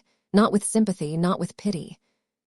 With the understanding of someone who knew what it was like to carry something heavy and not be able to set it down. I think I'm going to go mad in this house, she said. Not dramatically, just a quiet statement of probability. There's a garden. It's terrible, but it's there. And a library on the 2nd floor that Sirius said was the only good thing about this place. I know the library. I spent a summer reading in it when I was 12, before things. She trailed off, sipped her tea. It was different then. The house was alive. Full of people, most of them awful, but alive. Now it feels like a tomb. It's not a tomb, it's just sad, old and sad and in need of someone who knows what they're doing. Is that meant to be a compliment? Take it however you want. They finished their tea. Narcissa rinsed her cup in the sink, which surprised Harry. He'd assumed she'd never washed a dish in her life. She caught him looking. What? Nothing, just you didn't have to do that. Creature would have gotten it. Creature is asleep, and I am not helpless despite what you may believe. I don't think you're helpless. Good, because I am not. She dried her hands on a cloth. I am going upstairs, but first there is something I want to see. She walked out of the kitchen and down the hall to the drawing room. Harry followed, not sure what she was doing but curious enough not to ask. Narcissa pushed open the drawing room door and crossed to the far wall, where the black family tapestry hung. Harry had seen it before. Everyone who'd spent time in Grimmauld Place had. The massive, ancient hanging that mapped the entire black family tree, names and dates and connecting lines woven in gold thread on faded fabric. Burns marked where names had been removed. Sirius. Andromeda. Others Harry didn't know. Narcissa stood in front of it. She raised her hand and touched a spot near the bottom, where her own name was still visible, connected by a gold thread to Lucius Malfoy. Below them, Draco, she traced the line with her fingertip. Creature's been looking after it, Harry said, coming to stand beside her. He mends it sometimes. I've seen him working on it late at night, talking to the names. This tapestry is 800 years old, Narcissa said. Every black who has ever lived is on here. Every marriage, every birth, every death. Her finger moved to the burn mark where Sirius's name should have been. And every exile. Harry looked at the burn, small and neat and deliberate, Walburga's handiwork. Did you know him? Harry asked. Sirius, I mean as a kid. Narcissa's hand dropped to her side. He was my cousin. 5 years older he was different from the rest of us. Loud where we were quiet. Angry where we were obedient. He used to sneak Muggle music records into the house and play them at full volume until Aunt Walburga came screaming up the stairs. Her voice had changed, softer, less guarded. He was the bravest person in this family, and they burned him off the wall for it. He was the bravest person I ever knew, Harry said. Him and Dumbledore. Narcissa was quiet. Then, almost carefully, he would have hated this. Hated what? You marrying me, a Malfoy living in his house. He spent his whole life running from the Blacks, and now here you are, pulling them back in. Harry thought about that. She was probably right. Sirius would have had opinions about this arrangement, loud and colorful ones, likely involving a lot of swearing and at least one thrown object. He would have come around, Harry said. Eventually, he always came around when it mattered. You think very highly of him. He was the closest thing I ever had to a father, so yeah, I do. Narcissa was quiet for a moment. She touched the tapestry again, her fingers tracing the line from Sirius's burn mark to the name above it. Orion Black, and beside Orion, Walburga. My mother used to bring us here for Christmas, she said. Bellatrix, Andromeda, and me. We'd sit in the parlor while the adults argued about blood purity and politics, and Sirius would sneak us treacle tart from the kitchen. He was the only person in this house who ever smiled. She caught herself, drew her hand back. That was a long time ago. It doesn't feel like a long time ago when you talk about it. No, it doesn't. She turned from the tapestry. In the dim light of the drawing room, with her hair loose and the shadows pooling in the hollows of her face, she looked tired. Not the careful, controlled fatigue she wore like a second skin, actually tired, the kind of tired that sleep wouldn't fix. Thank you, Harry, she said. For tonight, for catching the brick, for the tea, for not being what I expected. What did you expect? A boy playing at heroism. What I got instead was, she paused, searching for the word, something more stubborn than that. I'll take stubborn. You should. In this family, it's a survival trait. She turned and walked toward the stairs, paused at the door. Good night, Mr. Potter. Good night, Narcissa. She went up. Harry listened to her footsteps recede, heard the soft click of her bedroom door, and then it was just him and the tapestry and the quiet of a house full of ghosts. He looked at the burn where Sirius's name had been, reached out and touched it. The fabric was rough under his fingers, centuries of dust and magic woven into every thread. Sorry about all this, mate, he said to no one. "I know it's not what you had in mind." The house creaked around him. Pipes in the walls, floorboards settling, the old bones of number 12 doing what they always did when the lights went low.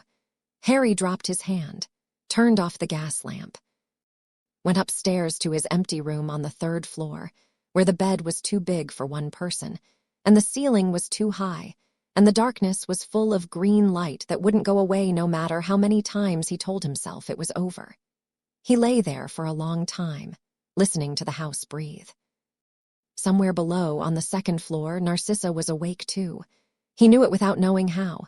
Something about the quality of the silence. 2 people in a dark house, eyes open, staring at their respective ceilings, not sleeping. His hand throbbed where the brick had burned him.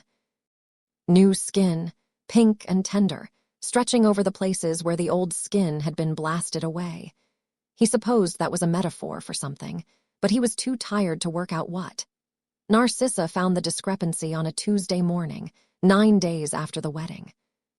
Harry had been reinforcing the ward since dawn, walking the perimeter of Grimmauld Place with his wand out, layering detection charms over the existing protections. Hermione had sent him a list by Owl, 12 different ward configurations ranked by effectiveness, with footnotes. The footnotes had footnotes.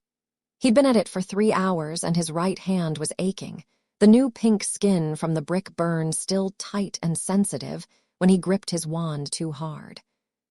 He came back inside smelling like rain and old brick dust, and found Narcissa at the dining room table surrounded by parchment. Not just a few pieces, stacks of it. Rolls and folded sheets and ledgers with cracked leather spines spread across the oak surface like a paper battlefield. She had a quill behind one ear and another in her hand, and she was writing numbers in a column with the focused intensity of someone defusing a bomb. "Morning," Harry said. She didn't look up. "Sit down. I haven't had tea yet. Sit down, Harry." The use of his first name stopped him. Narcissa had been calling him Potter or Mr. Potter since the wedding, a formality she maintained the way other people maintained personal hygiene. Harry. That meant something was wrong. He sat. Narcissa pushed a ledger across the table toward him. It was open to a page covered in columns of numbers, account references, and dates. The handwriting was small and precise and definitely not hers. "This is the master ledger for the Black family vaults at Gringotts," she said. Creature found it in the study this morning, behind a panel in the desk that apparently only responds to black blood. He was very pleased with himself. "Okay. I have been going through the entries for the past 3 hours. The accounts were in excellent order through 1995. Sirius was not much of a financial manager, but the goblins maintained the vaults on autopilot, and the Black fortune was substantial enough to sustain itself through interest and property returns alone. Was. Narcissa turned the ledger and pointed to a column near the bottom of the page. Starting in March of 1998, 3 months before the Battle of Hogwarts, someone began making withdrawals from Vault 711, the primary Black Reserve Vault. The withdrawals are regular, monthly, and they are not small. Harry looked at the numbers. He wasn't great with money, never had been, but even he could see that the figures Narcissa was pointing to were significant. 5,000 galleons in March, 7,000 in April, 10,000 in May. The amounts were climbing. That's a lot of gold. It is approximately 40% of the liquid reserve, and it has continued since the battle. June, July, August. The most recent withdrawal was last week, 15,000 galleons. Harry's stomach dropped. Last week, after the wedding. After the wedding. After you were legally recognized as head of House Black. Someone withdrew 15,000 galleons from your vault, Harry, and they did it knowing full well that you were now the rightful owner. The kitchen was quiet. Creature had gone to Diagon Alley for supplies, and Draco was still asleep on the 2nd floor, which was his default state these days. The boy slept until noon and spent the afternoons in his room, and Harry had decided to let him do it because the alternative was another argument, and nobody had the energy. "Who authorized the withdrawals?" Harry asked. Narcissa slid another piece of parchment toward him.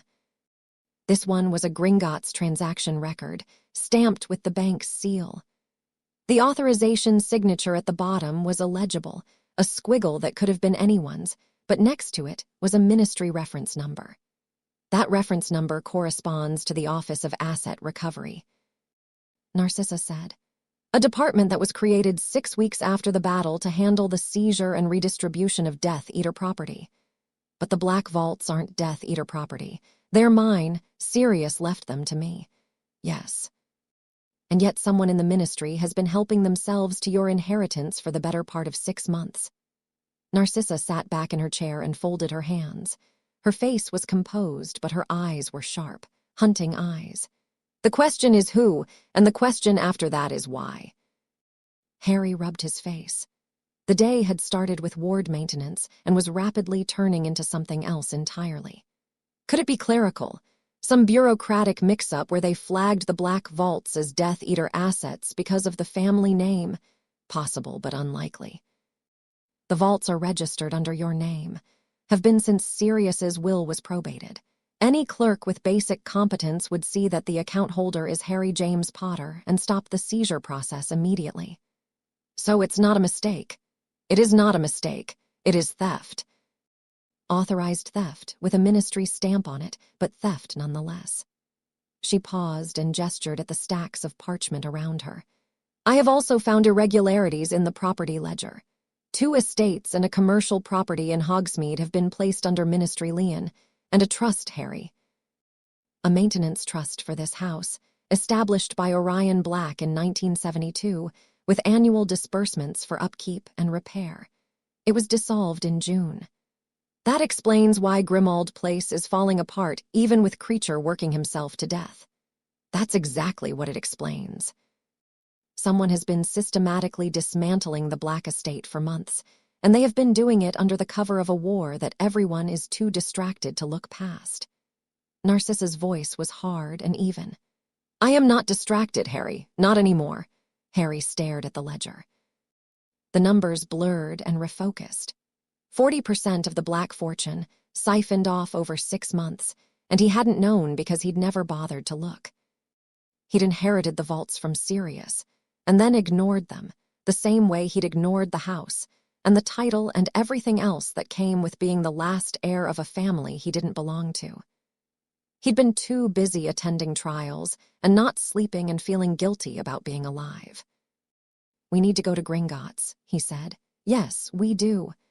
She gathered the key documents into a folder, tied it with a black ribbon, and slid it across the table. Carry this. If anything happens, the documents are more important than either of us. That's a bit dramatic. I am a Black. We are always dramatic. The difference is that I am usually right. They left Grimmauld Place at 10:30, after Harry reinforced the last of the new wards and left a note for Draco on the kitchen table explaining where they'd gone. He thought about waking him but decided against it. Draco had been sleeping badly. Harry could hear him pacing his room at night through the floorboards, and whatever rest he managed to get was probably worth more than being dragged to a bank. They walked to the apparition point in silence. The morning was gray and damp, typical London weather, and Narcissa pulled her cloak tighter as they turned the corner. She hadn't spoken much since explaining the vault situation. She was wound tight. Harry could see it in the set of her shoulders, the way she kept her wand hand close to her body. She was angry. Not the explosive anger Harry was used to from Ron or the Weasley twins, but the kind that burned slow and precise. Calculated anger. The kind that got things done. They apparated to the leaky cauldron and passed through into Diagon Alley. It was different than Harry remembered. Not physically. The buildings were the same, the cobblestones were the same, the crooked shop fronts and the bustle of witches and wizards going about their business. But the energy had shifted. During the war, the alley had been quiet, fearful, shops boarded up and people moving fast with their heads down. Now it was loud again, but it was the wrong kind of loud. Aggressive. There were ministry posters on every wall. Report dark activity. See something, say something. A safer wizarding world starts with you. The posters featured a smiling witch pointing directly at the viewer, and something about her expression made Harry's skin crawl. People stared as they walked. Harry was used to being stared at, had been dealing with it since he was 11, but this was different. These weren't admiring glances or curious looks. These were hard stares, evaluating, hostile. A wizard outside Flourish and Blot spat on the ground as they passed. Didn't say anything. Just spat and looked away. Narcissa walked beside him with her chin up and her eyes forward, ignoring every one of them. She dressed for this, Harry realized. Dark robes, expensive but understated, her hair pulled back in a way that showed her face rather than hiding it. She wasn't trying to blend in. She was daring them to say something. "You're enjoying this," Harry said. "I am enduring it. There is a difference. You're walking like you own the street. I own several streets. This is merely how I walk." They reached Gringotts. The white marble building rose above the rest of Diagon Alley like a fist, imposing and indifferent. The bronze doors were flanked by goblin guards in gold-trimmed uniforms, and they watched Harry and Narcissa approach with the flat, unblinking stare that goblins did better than anyone. The last time Harry had been inside Gringotts, he'd broken out on the back of a dragon. He tried not to think about that as they climbed the steps. The interior was as grand and cold as he remembered. Marble floors, high ceilings, rows of goblin clerks sitting behind polished counters. The click of coins and the scratch of quills echoed in the vast space. A chandelier the size of a carriage hung overhead, its crystals throwing fragments of light across the walls. Harry approached the nearest available clerk. The goblin looked up from his work, and something happened behind his eyes. Recognition followed by something that might have been amusement and might have been contempt. "Mr. Potter," the goblin said. "How unexpected. The last time you visited us, you left through the roof." "Yeah, sorry about that. Sorry does not rebuild a ceiling. However," the goblin's long fingers steepled. "You are here on business, I presume, not another burglary. I need to speak with someone about unauthorized withdrawals from the Black family vaults, Vault 711 specifically." The goblin's expression changed. Subtly, in the way goblin expressions changed, which was to say barely at all if you didn't know what to look for. But Harry had spent enough time around goblins during the Horcrux hunt to recognize discomfort when he saw it. "That matter falls under the jurisdiction of Account Director Ragnarok," the goblin said. "I will see if he is available." He disappeared through a door behind the counter. Harry and Narcissa waited. The other goblins at their stations were watching them with careful peripheral attention, the way people watch a fire they are not sure will spread. "They're nervous," Narcissa murmured. "The goblins. They know we've found the discrepancy. Look at them. They're not making eye contact." She was right. Every goblin in the row had their heads down, working with exaggerated concentration, not looking up. Except one. At the far end of the counter, an older goblin with a scar running across his left cheek was watching them openly, and when Harry met his gaze, the goblin gave the barest nod. An acknowledgement, or a warning. Ragnarok appeared 5 minutes later. He was shorter than most goblins Harry had seen, which was saying something, but he carried himself with the authority of someone who could have you thrown out of a window and knew exactly which window he'd use. His suit was impeccable, dark fabric with silver buttons, and his teeth were very sharp when he smiled. "Mr. Potter, Mrs. Potter." He said Narcissa's married name without hesitation, and Harry saw her jaw tighten at the sound of it. "Please, my office." They followed him through a maze of corridors that went deeper and deeper into the building, past locked doors and goblin guards, and what Harry was fairly sure was a security troll sleeping in an alcove. Ragnarok's office was at the end of a hall lined with portraits of goblins in various states of wealth and aggression. The office itself was small, functional, and dominated by a desk covered in ledgers. Ragnarok sat behind the desk. Harry and Narcissa sat across from him. The door closed on its own. "You are here about Vault 711, Ragnarok said. "Not a question." "We are," Narcissa replied. "The withdrawals are unauthorized. Mr. Potter did not approve them, and as head of House Black, he is the sole authorized account holder." "I am aware of the situation, Mrs. Potter, and I will be direct. Gringotts does not enjoy being used as a tool of wizarding politics." Ragnock folded his hands on the desk. His fingers were long and scarred, the hands of someone who'd done physical work before climbing to a desk. The Goblin Nation has facilitated these withdrawals under protest, and we have maintained records of every transaction, every authorization, every signature. We have done so because we anticipated that someone would eventually come asking questions. "You were waiting for us," Harry said. "We were waiting for the rightful account holder to notice. You took longer than we expected." The rebuke was gentle, by Goblin standards, which meant it was merely cutting rather than devastating. "Shall we proceed?" Ragnock opened a ledger on his desk and turned to a marked page. The withdrawals were authorized under Ministry Directive 47B, issued by the Office of Asset Recovery. The directive permits the seizure of assets belonging to families with documented ties to the organization known as the Death Eaters. "The vaults belong to Harry Potter," Narcissa said.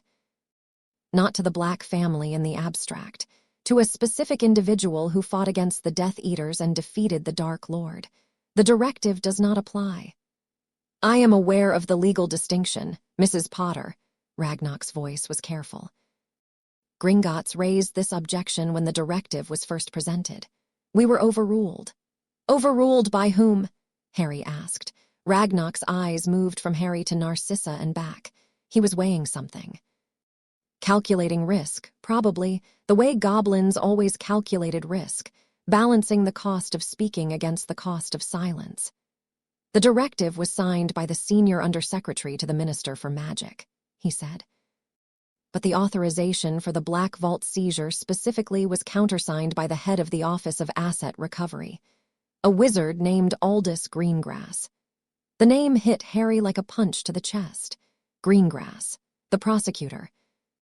The man who had stood in courtroom 10 and demanded the Dementor's kiss for Draco Malfoy. The man who had called Harry's marriage a manipulation. The same man was draining Harry's vaults. "Greengrass," Harry said.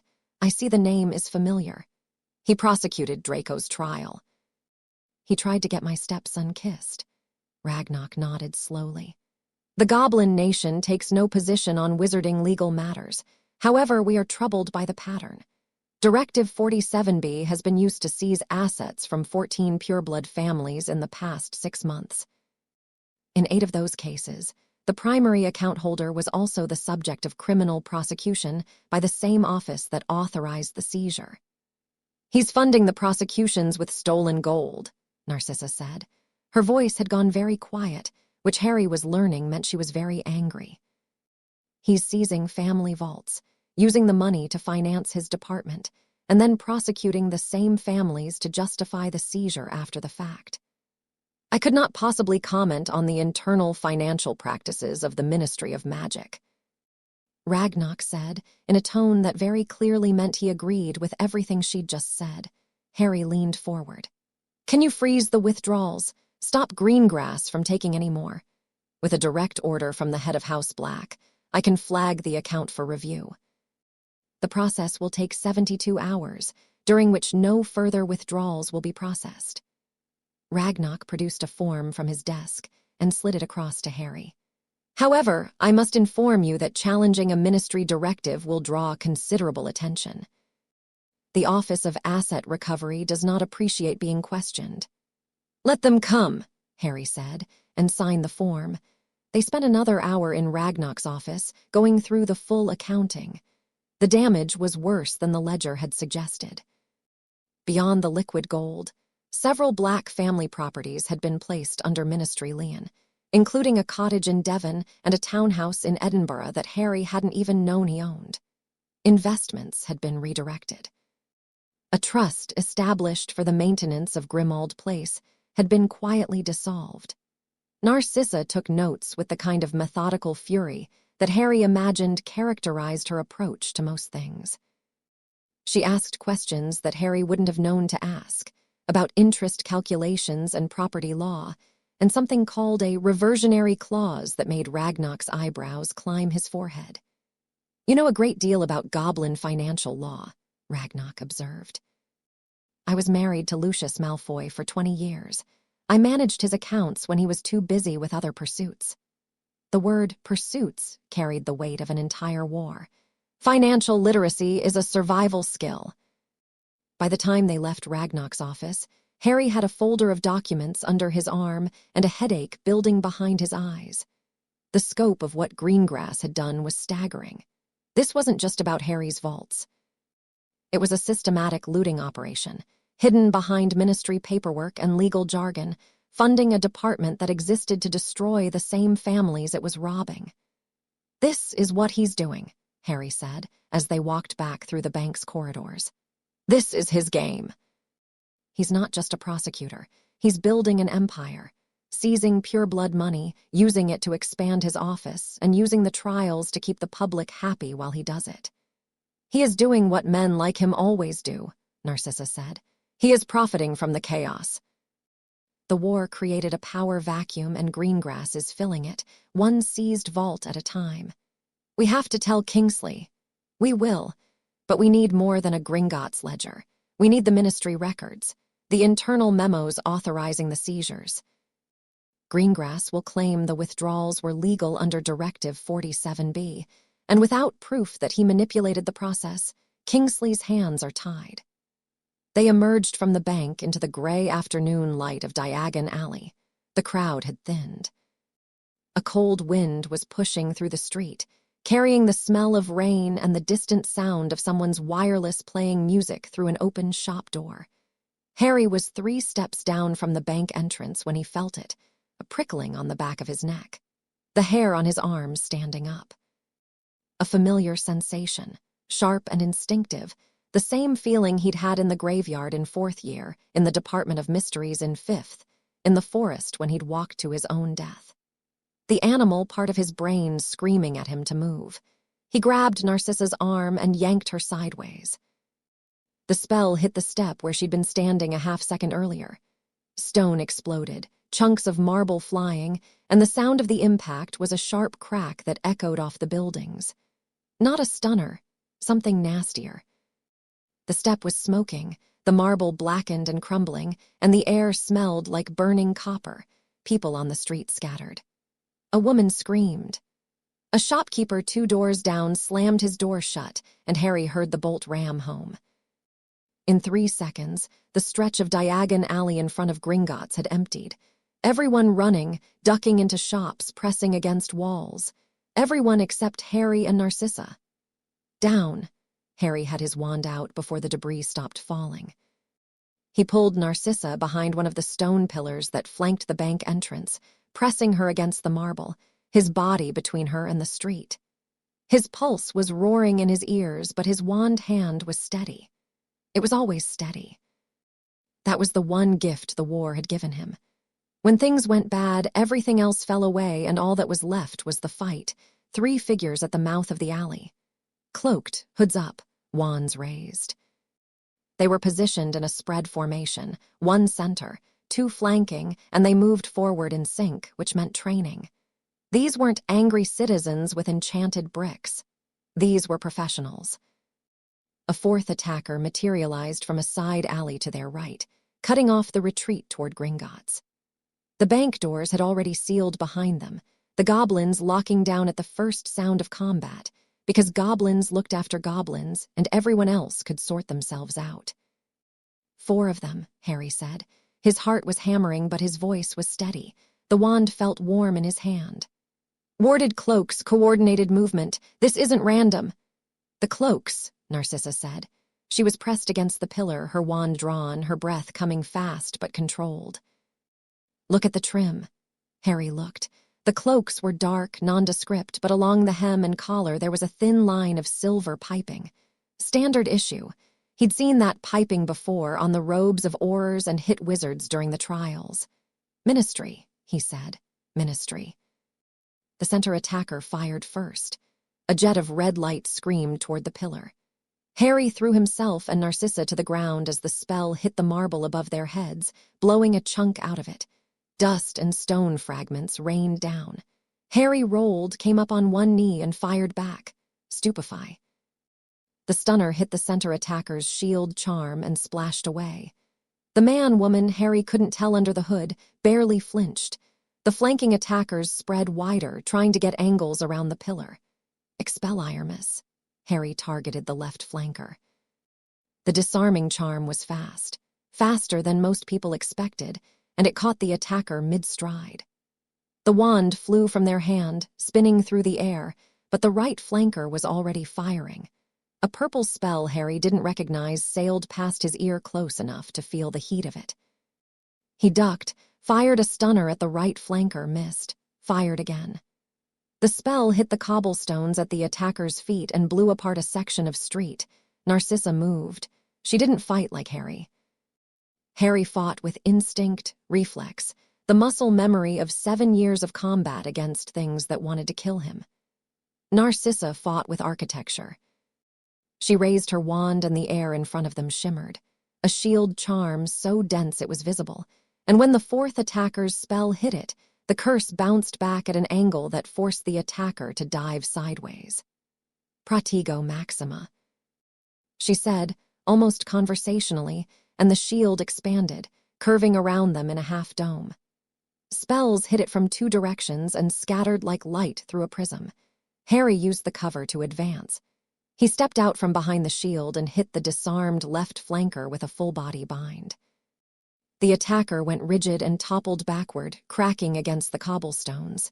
1 down, the center attacker adjusted. They were good. Calm. They fired 3 spells in rapid succession. Red, white, green, and Harry's blood went cold at the green, but it wasn't Avada Kedavra. It was something else, a binding curse that wrapped around his ankle and yanked him off his feet. He hit the ground hard. The impact drove the air from his lungs.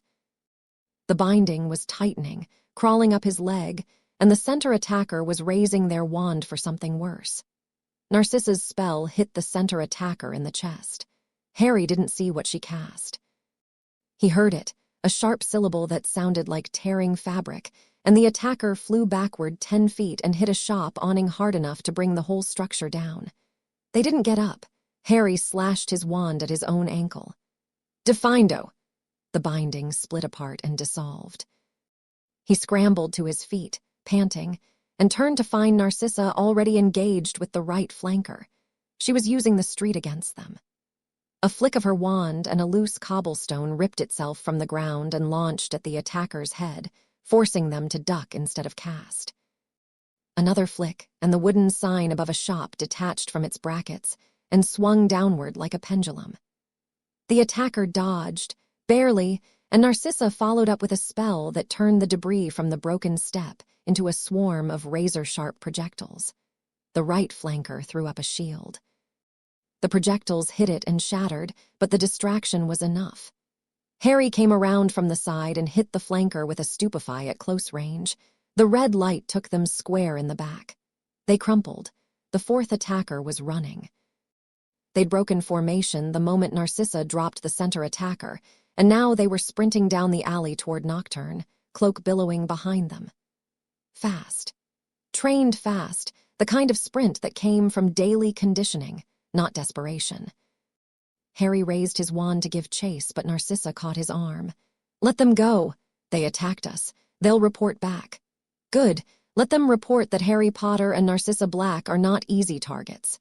Her grip on his arm was tight, her fingers digging in. She was breathing hard, a light sheen of sweat on her forehead, the first time Harry had ever seen her look anything other than perfectly composed. Combat did that. It stripped away everything that wasn't necessary and left only what was real. We have bigger problems. She was looking at his left side. Harry looked down. Blood. A lot of it. A gash across his ribs, just below his arm, where the purple spell he'd dodged hadn't been dodged quite enough. It must have clipped him. He hadn't felt it during the fight, adrenaline blocking everything out, but now that the fighting was over, the pain arrived all at once. A hot, wet, burning sensation that made his knees buckle. Oh, he said. That's not great. Sit down, now. He sat. Or rather, his legs folded and he ended up on the cobblestones with his back against the damaged pillar. Narcissa knelt beside him and pulled his robes aside. The gash was 6 inches long, shallow at the edges but deep in the center, and the skin around it had turned an ugly shade of purple. dark, cutting curse, Narcissa said. Her voice was clinical, but her hands were moving fast, wand tracing patterns over the wound. Mild necrotic component. Not fatal, but it won't heal on its own. Hold still. She pressed her free hand flat against the wound. Harry hissed through his teeth. I said hold still.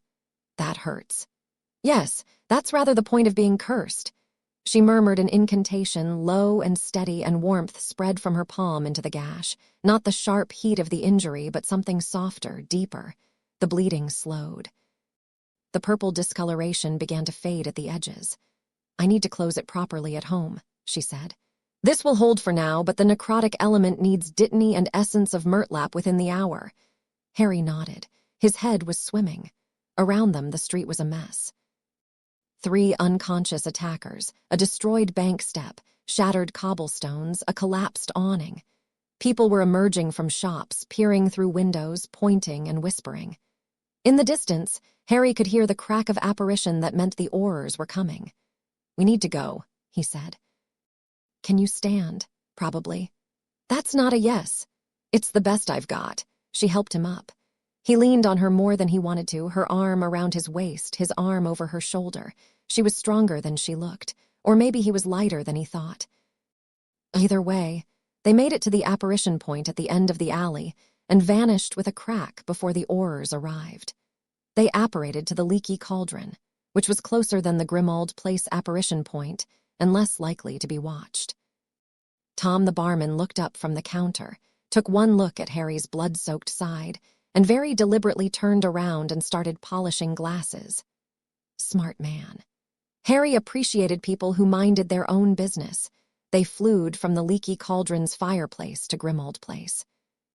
Harry stumbled out of the grate and left a trail of blood and ash on the hallway carpet. Narcissa came through behind him, steady, barely winded, and steered him to the drawing room, the nearest room with a couch. She eased him down onto it. Don't move. She disappeared upstairs. Harry heard her footsteps, rapid and purposeful, heard cabinets opening and closing, heard her call Creature's name. The house elf appeared with a crack, took one look at Harry bleeding on the couch, and made a sound like a deflating balloon. Master Harry is hurt. I'm fine, Creature. Master Harry is bleeding on the good upholstery. Sorry about that. Creature will bring towels and broth. Master Harry needs broth when he bleeds. Creature's old mistress always said that broth repairs what magic misses. He vanished before Harry could respond, which was probably for the best because Harry wasn't sure what to say to that. Narcissa came back with the leather healing case from the bathroom and a basin of warm water. She set them on the table beside the couch and knelt.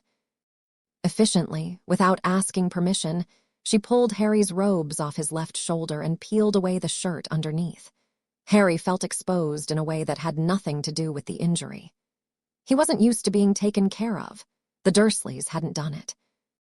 Hogwarts had Madame Pomfrey, but that was clinical, professional, impersonal. This was Narcissa Malfoy kneeling beside him with a basin of water and a concentration so fierce it made the air feel heavy, and it was something else entirely. She cleaned the wound first. The water turned pink almost immediately. Harry gripped the arm of the couch and tried to breathe steadily. The curse nicked a rib, she said. The bone is intact but bruised. You'll feel it for a week at least. She unstopped the dittany and applied it along the length of the gash, drop by careful drop. New skin crawled across the wound, pink and tender, the same way it had healed his burned hand days ago. The sensation was profoundly unpleasant, a deep itch that existed somewhere between pleasure and pain and sat firmly in the territory of making you want to claw your own skin off. She followed the dittany with murtlap, spreading it with her fingertips along the sealed wound. Her hands were cool against his skin. Harry's breath caught, not from pain but from the nearness of her, from the quiet intimacy of being healed by someone who didn't have to do it. There, she said. She sat back on her heels and studied her work. The scar will be minimal. You'll need to keep it dry for 2 days. Add it to the collection, Harry said. Narcissa looked at him. Then her eyes moved across his chest, taking in what the removed shirt revealed. The scars. Harry had a lot of them, the long, thin line from the basilisk fang on his right arm, the rough circle on his chest where the Horcrux locket had burned him, the words carved into his left hand, pale white letters that Umbridge's quill had written over and over until they became permanent. I must not tell lies. Narcissa's gaze stopped on the hand. She reached out and took it, turning it so the words faced upward. Her thumb traced the letters. "Who did this to you?" she asked. Her voice had changed. The clinical detachment was gone. In its place was something harder, sharper, the voice of a woman who had raised a son and recognized cruelty when she saw it. Dolores Umbridge, 5th year, detention. Detention. She had a quill, a blood quill. Whatever you wrote, it carved into your hand. She made me write lines. Narcissa's jaw tightened. She was still holding his hand, and Harry could feel the tension in her fingers. How many times? I lost count. Weeks, every night for weeks. And no one stopped it. McGonagall tried. Dumbledore was gone that year. Umbridge had the ministry behind her. Harry shrugged, which pulled the healing wound and made him wince. It was a long time ago. It was 3 years ago. Narcissa set his hand down gently. She looked at the basilisk scar, the locket burn, the faded remnants of a dozen smaller injuries. You have been hurt a great deal, Harry Potter. Occupational hazard. Does it ever stop hurting? The question was quiet, direct. She was looking at his face, not his scars, and there was something in her eyes that he hadn't seen before. Not pity. Narcissa didn't do pity. Understanding, maybe. The recognition of someone who knew what it was like to carry damage in your body and keep going anyway. Only when I'm distracted, he said. The room was very still. The afternoon light came through the drawing room windows in pale bars, catching the dust motes that drifted in the air.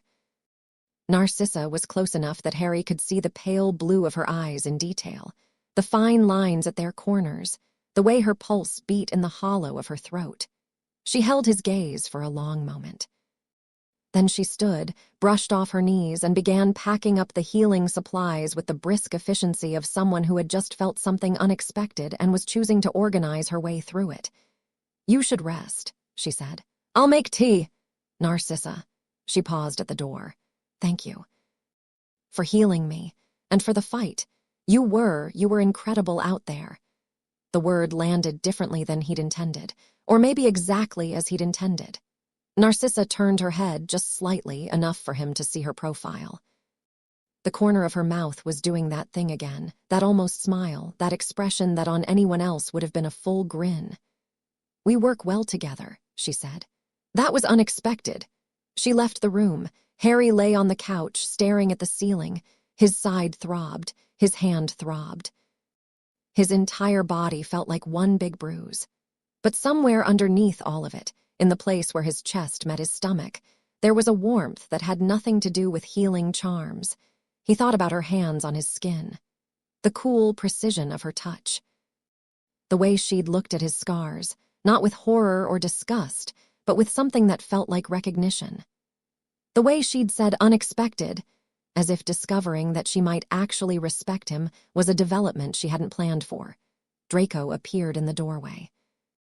His hair was a mess, and he was wearing pajamas at 2 in the afternoon, and he stopped dead when he saw Harry shirtless on the couch with blood-stained robes on the floor.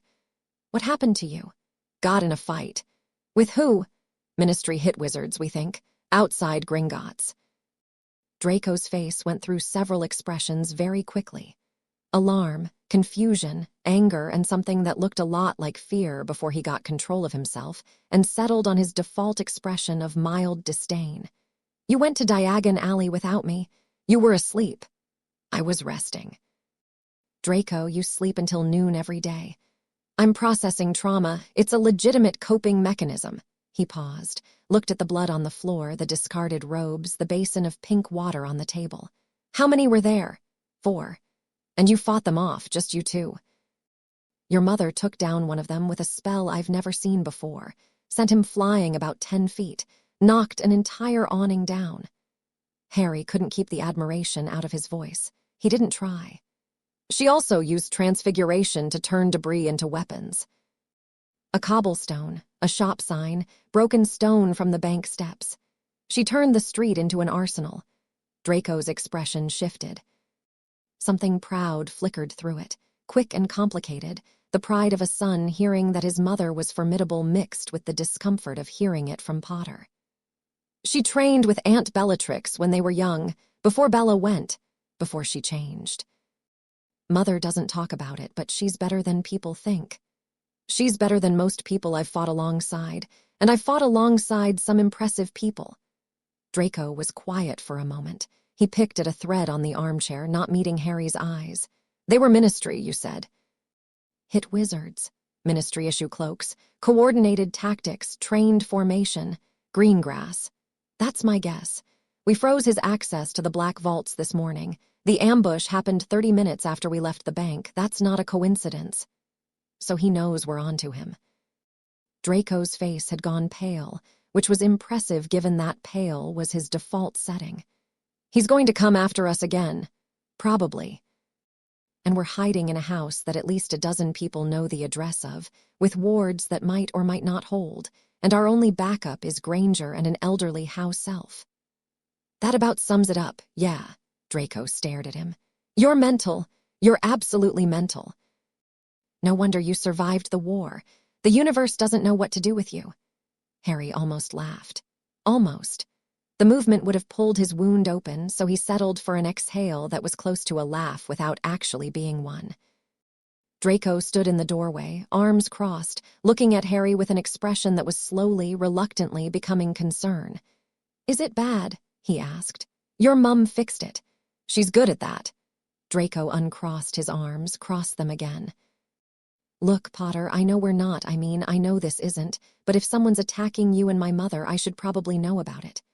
You're right, you should. Come sit down, we've got a lot to talk about. Draco sat in the armchair across from the couch. Harry told him about the vaults. About Greengrass. About the systematic looting and the connection to the trials. Draco listened without interrupting, which was new, and when Harry finished, Draco was quiet for a long time. Greengrass, he said finally. That sanctimonious bastard stood there in court and called for my soul, and the whole time he was robbing us. Robbing us, Harry said. You're using us now. Don't read into it. But Draco didn't correct himself, and something in the room shifted, some invisible wall getting a fraction thinner. What are we going to do about it? We're going to prove it. Get the Ministry records, build a case, take it to Kingsley. And in the meantime, we don't go anywhere alone and we don't trust anyone at the Ministry except Hermione. Granger, of course. Draco rubbed his face. My life is now dependent on Potter, married to my mother, allied with a mudblood. Don't use that word. Muggle-born, allied with a Muggle-born. He said it without his usual venom, like a reflex he was trying to train out of himself. What a time to be alive. Harry closed his eyes. The ceiling of Grimmauld Place creaked above him. Somewhere in the kitchen, Narcissa was making tea, and somewhere in the Ministry, Aldous Greengrass was sitting in an office built on stolen gold. And somewhere out there, 4 people in Ministry issue cloaks were nursing their wounds and wondering what had gone wrong. The war was supposed to be over. Harry was learning that it never really was. The players changed, the stakes shifted, but the game went on. You won one fight and another one was already waiting. His side throbbed. Narcissa's voice drifted from the kitchen. Earl Grey or English breakfast? Earl Grey, Harry called back, because that was what she drank, and he was too tired to think of something different. He heard her moving around the kitchen, cups and saucers, the whistle of the kettle. Domestic sounds, normal sounds. The sounds of a house that was slowly, against all odds, starting to feel like something that wasn't a tomb. Draco was still sitting in the armchair, staring at nothing, processing everything Harry had told him. He looked young in that moment. Young and tired and scared and trying very hard not to show any of it. Potter, he said. Yeah. Don't die. My mother would be very upset, and when my mother is upset, the rest of us suffer. I'll do my best. I mean it, Potter. I've just started getting used to you being around, and I refuse to go through the adjustment period again with whoever Mother marries next. She's not going to marry anyone next. We're married. That's how marriage works. Yes, well... Draco picked up his tea and took a sip. His expression changed. This is actually decent. Did Mother make it? She did. Of course. You probably can't even boil water without burning yourself. He glanced at Harry's freshly healed side. Well, burning yourself more than usual. Narcissa came in with 3 cups of tea on a tray. She had already heard the exchange, apparently, because the look she gave Draco was somewhere between a warning and amusement. She set the tray on the table, handed one to Draco, one to Harry, and kept the third for herself. She sat in the chair beside the couch, crossed her ankles and drank her tea, and for a few minutes, nobody said anything, and it was almost peaceful. Almost. The owl arrived on a Thursday morning, 2 weeks after the Gringotts' ambush. Harry was at the kitchen table, eating scrambled eggs that Creature had made, and that were actually good because Creature had been cooking like a man possessed since Narcissa moved in. The house elf had discovered that Narcissa appreciated properly seasoned food and had taken this as a personal mandate from the universe. Breakfasts had gone from toast and cold tea to full spreads with eggs, bacon, fresh bread, and fruit that Harry was fairly sure hadn't come from any shop in London. Draco was across the table, reading the Daily Prophet with the kind of focused disgust that only someone who hated the paper but couldn't stop reading it could achieve. He'd been coming down for meals more regularly since the attack. Not every meal, but most of them. Something about learning that people wanted to kill your family had a way of making you want to sit in the same room as them. Narcissa was standing at the counter, drinking Earl Grey and reviewing the Gringotts' correspondence that had been arriving daily since Harry filed the freeze on the Black Vaults. Greengrass had responded, through official channels, with a formal ministry objection to the freeze. Narcissa had responded to the objection with a 14-page legal brief that she'd written in a single afternoon, and that had made Hermione, upon reading it, say, "Oh, she's good." The owl tapped on the repaired kitchen window. Harry opened it and took the letter.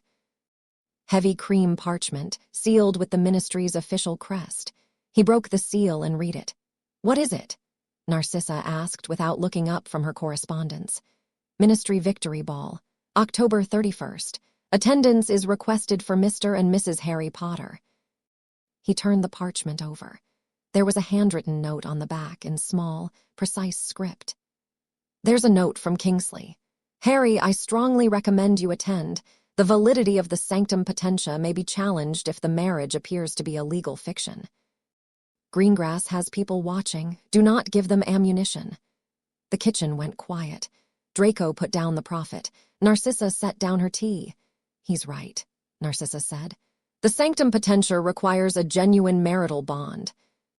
If Greengrass can prove to the Wisengamot that the marriage is a sham, a legal arrangement with no real substance, the wardship collapses and Draco's protection evaporates." "So we have to go to a ball," Harry said.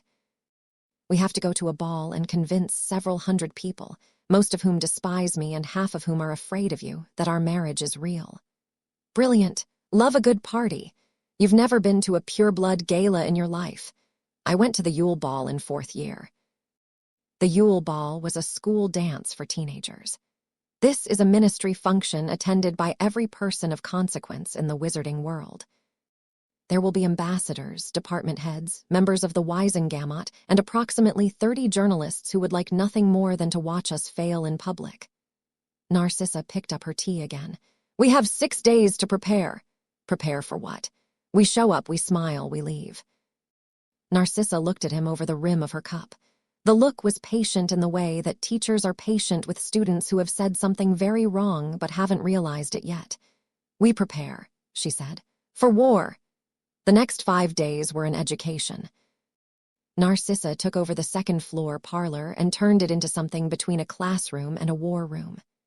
She brought down books from the library, books on wizarding etiquette, pure-blood customs, social dynamics, and something called The Art of the Presence.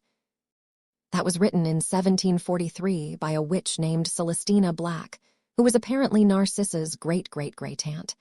Harry sat in an armchair while Narcissa paced and talked and occasionally stopped to correct his posture. When you enter a room, you do not look at the floor. You do not look at your shoes. You do not scan the crowd for friendly faces like a lost puppy at a kennel. You look forward. You find the farthest point in the room and you walk toward it as if you own every inch of ground between you and it. I'm not going to walk like I own the room. You saved the wizarding world. You do own the room. The problem is that you've spent your entire life apologizing for taking up space, and that stops tonight. She stopped pacing and faced him directly. Harry, I am not asking you to be someone you're not. I am asking you to be who you already are without flinching from it. That landed harder than he expected. He sat with it for a moment, turning it over in his head, and didn't have a response. On Wednesday, 3 days before the ball, Narcissa brought Draco into the parlor and had him sit across from Harry. We're going to practice conversation, she said, with Malfoy, with Draco. And yes, the people at this ball will try to provoke you. They will say things about me, about the marriage, about Draco that are designed to make you react.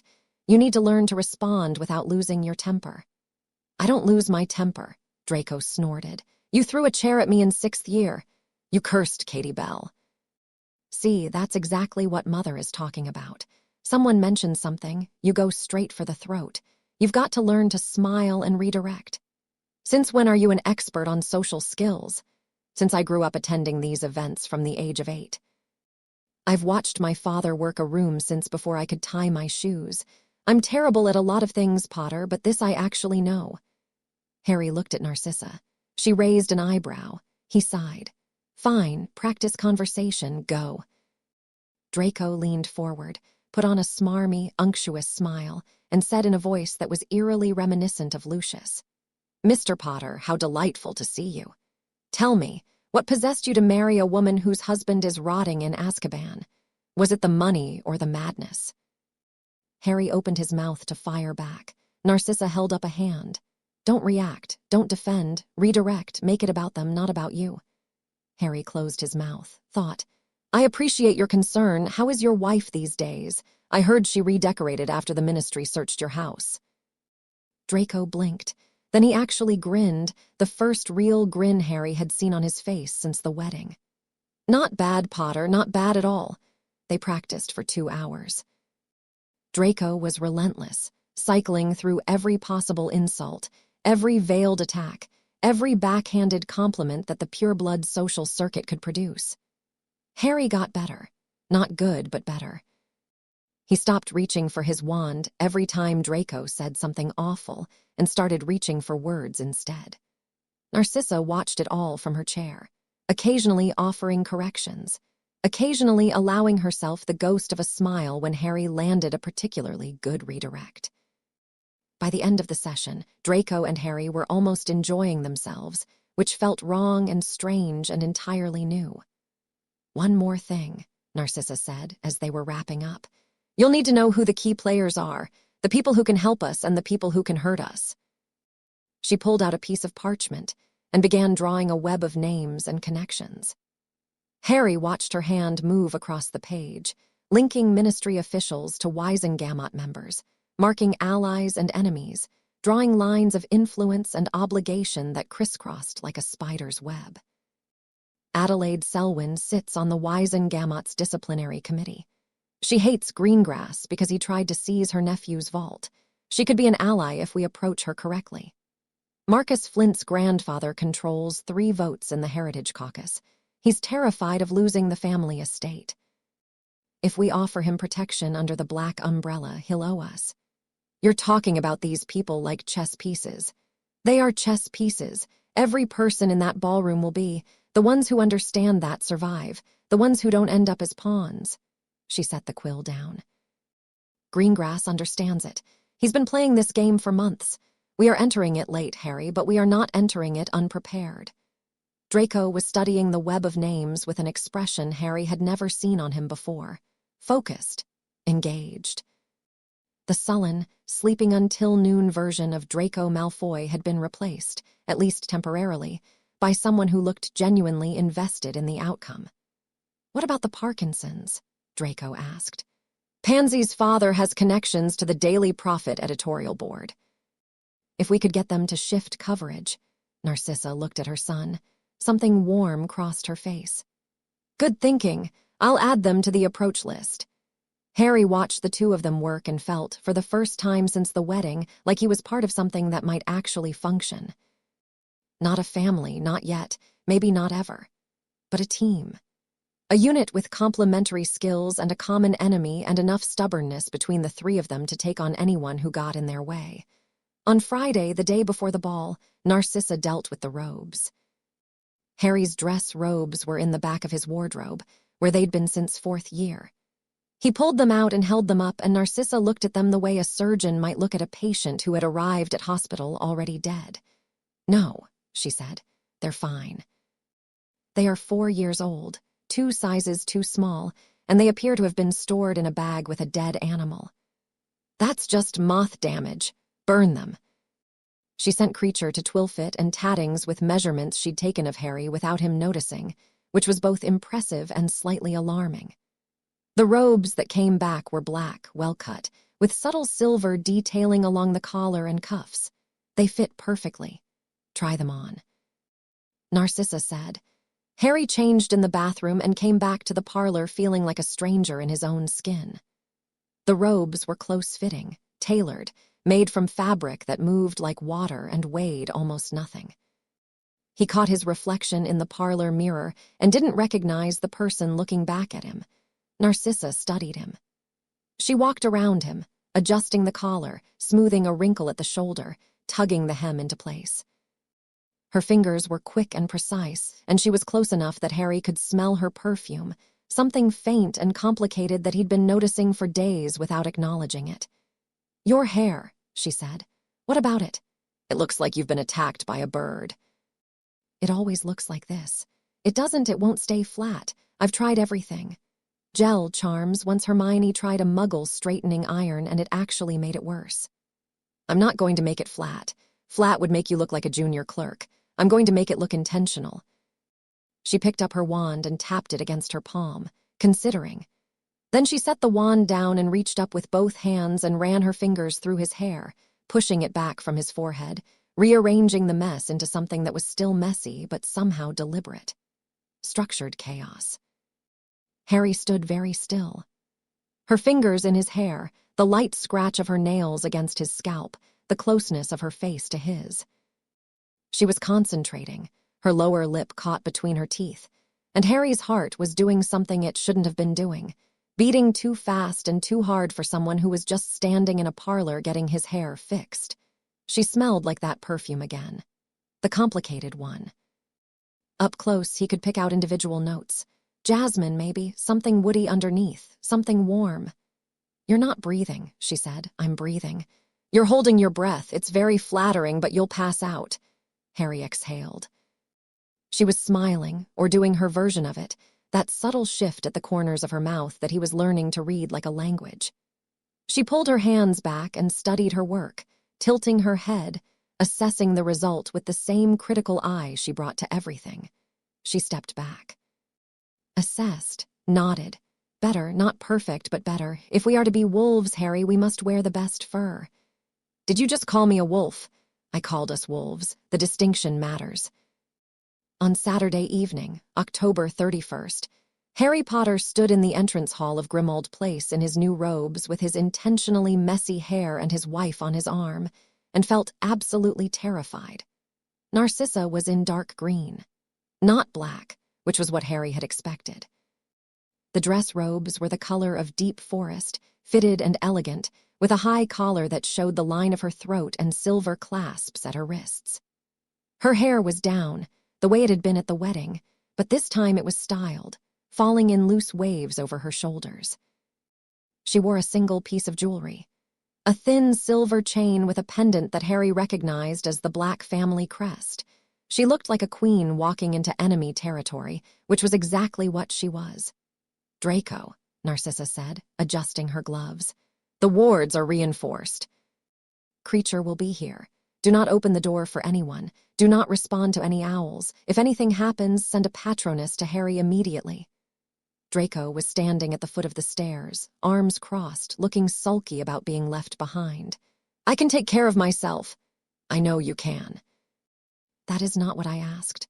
"Fine. Stay inside, ignore everyone, send a glowy animal if things go sideways. Got it." and eat the dinner Creature has prepared. I'll eat when I'm hungry. You'll eat the dinner. Creature made roast beef specifically because you mentioned last week that you missed it. Draco's expression softened, just a fraction. He unfolded his arms.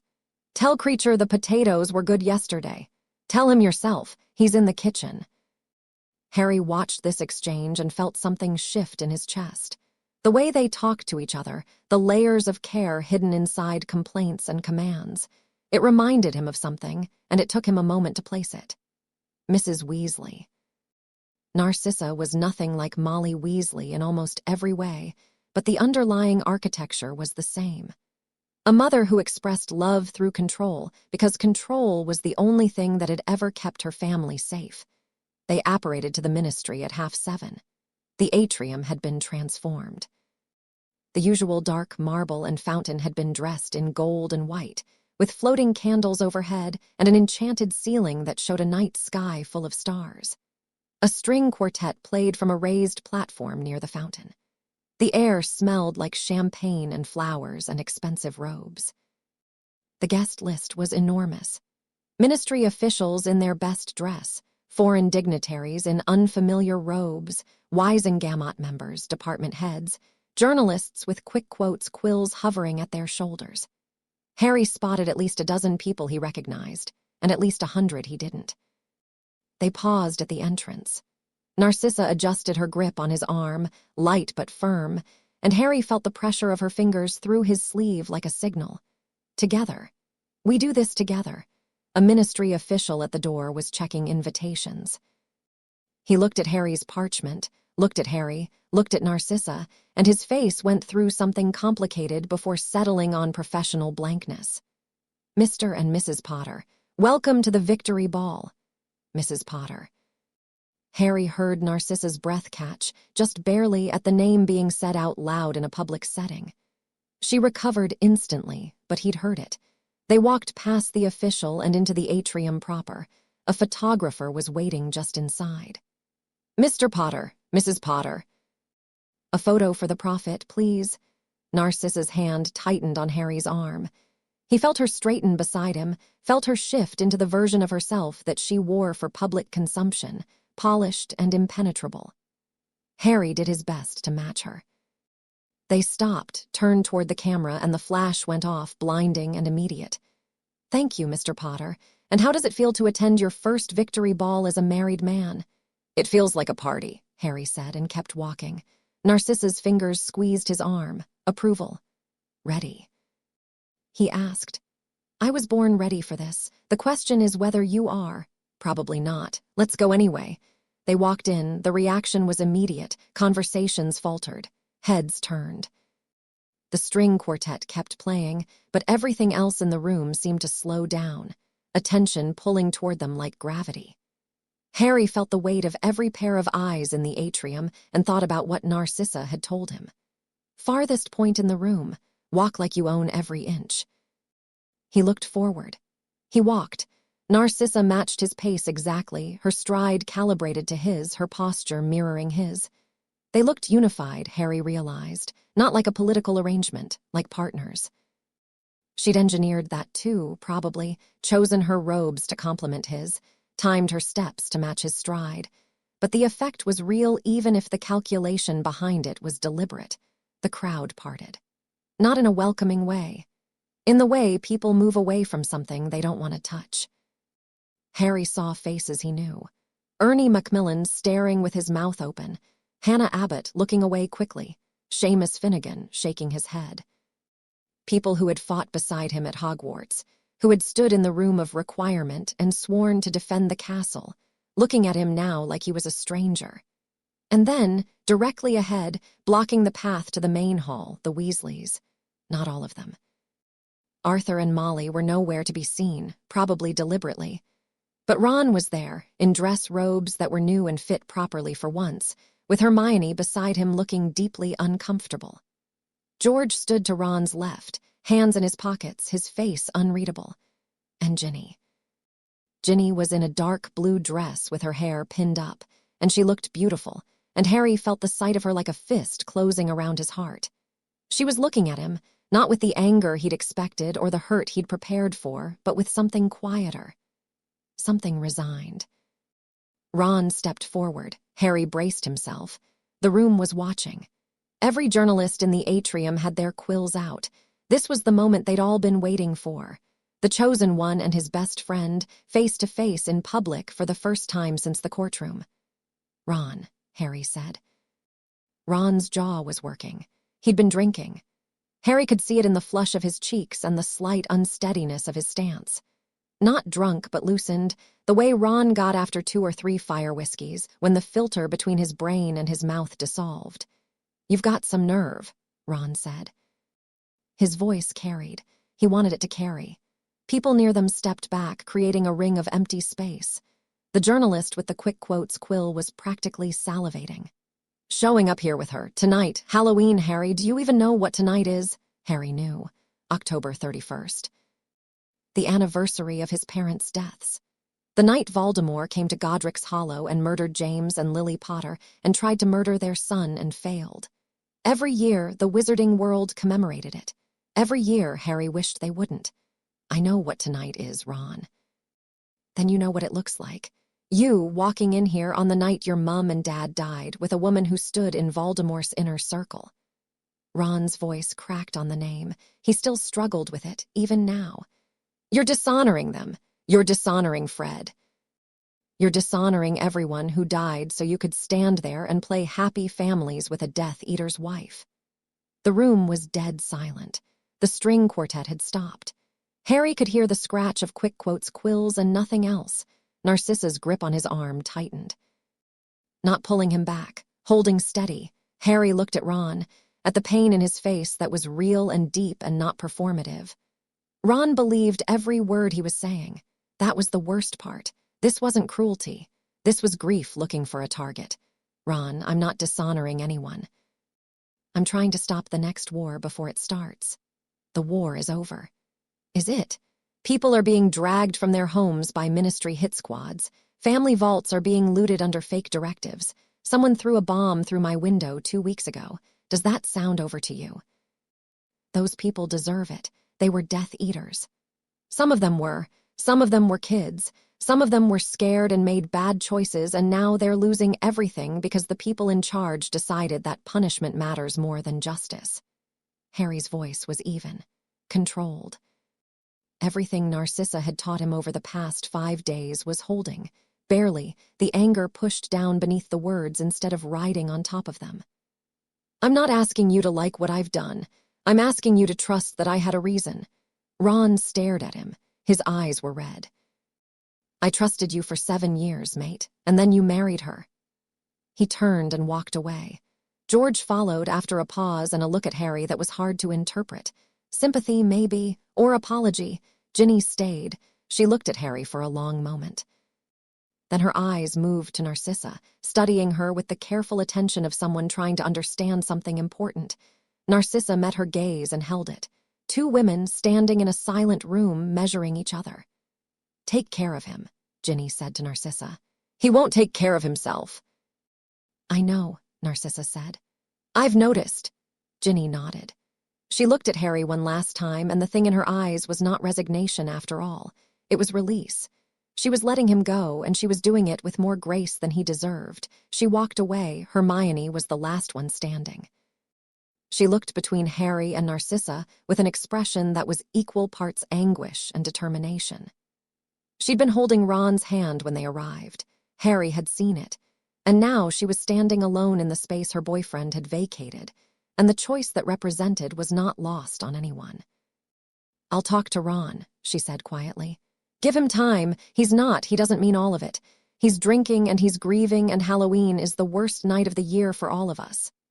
"I know," Harry said. His throat was tight. "The legal brief you sent Greengrass was excellent, by the way." Hermione said to Narcissa. The shift to business was deliberate, a bridge thrown across the emotional gap. The citation of the Goblin Accords of 1612 was particularly inspired. I wouldn't have thought to use the original gobbledygook text as the binding authority. I learned from Lucius. He was a terrible man, but his legal mind was exceptional. Narcissa paused. She looked at Hermione with an expression that was somewhere between assessment and respect. "Thank you, Miss Granger. For standing here, I know what it costs you." Hermione blinked. Something passed between the two women, quick and complicated, an understanding between people who were too smart for the world they'd been given. "Hermione, please, if you're going to be married to my best friend, we should probably be on a first-name basis." "Hermione, then." Narcissa inclined her head. The gesture was formal, but the warmth beneath it was real. "I should tell you that Harry speaks very highly of you. He says you are the most intelligent witch of your generation. He's biased. He is frequently biased. In this case, he also appears to be correct." Hermione's cheeks went pink. She looked at Harry. "Don't let her charm me. I'm supposed to be the skeptical one." "I think that ship has sailed," Harry said. Hermione managed a small smile. She squeezed Harry's hand, nodded to Narcissa, and left to find Ron. Harry and Narcissa stood alone in the middle of the ministry atrium, surrounded by hundreds of people who were all pretending not to watch them while watching them intently. "That was brutal," Harry said. "That was necessary. The public needed to see you stand your ground, and they needed to see the Weasley girl give her blessing." "That wasn't a blessing. That was goodbye. Those are often the same thing." Narcissa straightened her shoulders. "Now we dance." "I can't dance. You can, I'll lead." The string quartet started again, something slow and formal, a waltz that Harry vaguely recognized from the Yule Ball. Narcissa guided him to the dance floor, which had cleared of other couples as if someone had cast a repelling charm on it. They stood alone in a circle of empty space, surrounded by watching eyes. Narcissa placed Harry's hand on her waist and took his other hand in hers. She was warm through the fabric of her robes. Her fingers were steady. His were not. "Left foot first," she murmured. "Follow me." "Don't think about them. Think about the music." They moved. Harry was stiff at first, counting steps in his head, trying not to crush her feet, hyper-aware of every person in the room staring at them. But Narcissa was a natural, smooth and precise, and her body telegraphed the movements a half-beat before they happened, giving him just enough warning to follow. By the second turn around the floor, he stopped counting. By the third, he stopped looking at his feet. By the fourth, he looked at her face. She was looking at him. Not at the crowd, not at the journalists, not at the social battlefield they were navigating. At him. And in the candlelight, with the enchanted stars above them and the music weaving through the air, her expression was different from anything he'd seen before. Open, unguarded. The mask she wore like armor was, for the first time, completely gone. "You're staring," she said. "You're beautiful." The words were out before he could stop them. Not calculated, not part of the performance. Just the truth, arriving unannounced and refusing to leave. Narcissa's step faltered for the first time all evening, a tiny break in rhythm that nobody would have noticed except him. "That's a dangerous thing to say to a woman you married for political convenience," she said. "I know. People will think you meant it. Maybe I do." She held his gaze. The waltz continued, their bodies moving through the steps on autopilot, muscle memory and proximity doing what conscious thought could not. Harry's hand on her waist felt the warmth of her body, the subtle shift of her breathing, the way she leaned in a fraction closer when they turned. "I was alone in that house for 20 years, she said, so quiet he almost missed it under the music. "Lucius was there, but I was alone. Do you understand what I mean?" "Yeah," Harry said. "I grew up in a cupboard under the stairs. I understand alone." "When I said yes to this, to you, I thought it would be like that. Another house. Another man who was there but absent. Another arrangement to survive." She paused. A turn, her hand tightened in his. "It isn't. You are annoyingly, persistently, stubbornly present." "Is that a compliment?" "It's a confession. I didn't expect to care whether you came home bleeding. I didn't expect to stay awake listening for your footsteps on the stairs. I didn't expect any of this, Harry, and I am not sure what to do with it." Harry's chest felt tight. Not the anxiety tightness he was used to, the kind that came with green light and enclosed spaces. Something else. Something warmer. Something that scared him in a completely different way. "I don't know what to do with it either," he said. "But I'd rather figure it out with you than without you." The waltz ended. They stood on the dance floor, still clothes, still holding each other, while the room erupted into murmured conversation and the scratch of quills and the click of camera shutters. They'd given the journalists exactly what they needed. A picture of a married couple who looked, against all reason and expectation, like they meant it. Because they did, the rest of the evening passed in a blur of handshakes and small talk and glasses of champagne that Harry held but didn't drink. Narcissa navigated the social landscape with the ease of someone who had been doing it all her life, steering Harry away from the dangerous conversations and toward the useful ones. She introduced him to people he'd never heard of who turned out to be important, people who controlled policy and budgets and judicial appointments. Adelaide Selwyn was first. A thin, sharp-featured woman in her 60s with silver hair and the kind of eyes that catalogued everything and gave back nothing. She shook Harry's hand with a grip that could crack walnuts. "Mr. Potter, I've been wanting to meet you. Your wife tells me you froze the Black Vaults against Greengrass's directive." "We did." "Good. He tried the same with the Selwyn accounts. My nephew lost his house before we could stop it." She leaned closer. "If you're building a case, I have documentation, memos, internal correspondence. Things that fell off the back of an owl. We'd appreciate that very much, Mrs. Selwyn, Adelaide, and I'd appreciate not losing anything else to that vulture." She clinked her glass against Harry's. "Interesting times, Mr. Potter." She moved on. Narcissa steered Harry toward Marcus Flint's grandfather, a barrel-chested wizard named Tiberius, who pumped Harry's hand and spent 10 minutes talking about the heritage of pureblood estates. Harry nodded at the right moments and let Narcissa handle the substance. She was extraordinary at it. She'd tilt her head at exactly the right angle, ask exactly the right question, and the person across from her would open up like a book, spilling information and loyalty in equal measure. Harry watched her work and realized, with a clarity that felt almost physical, that Narcissa Malfoy was brilliant. Not book brilliant like Hermione or strategically brilliant like Dumbledore had been. Socially brilliant. She read people the way Harry read a Quidditch pitch, instantly, instinctively, 3 moves ahead. She knew who was allied with whom, who owed favors, who was vulnerable, who was dangerous. She catalogued weaknesses and loyalties the way other people catalogued ingredients. Between introductions, she murmured updates to Harry, her lips barely moving, her voice lost under the music and chatter. "Selwyn is genuine.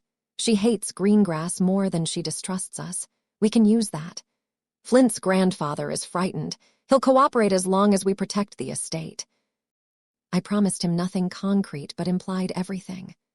The woman in the purple robes, 3rd pillar from the left, that's Helena Marchbanks. She sits on the Wisengamot's Oversight Committee. She's been watching us all night. Interested, not hostile. I'll approach her before we leave. "You're incredible," Harry said, without meaning to say it out loud. "I know." She didn't smile, but she didn't need to.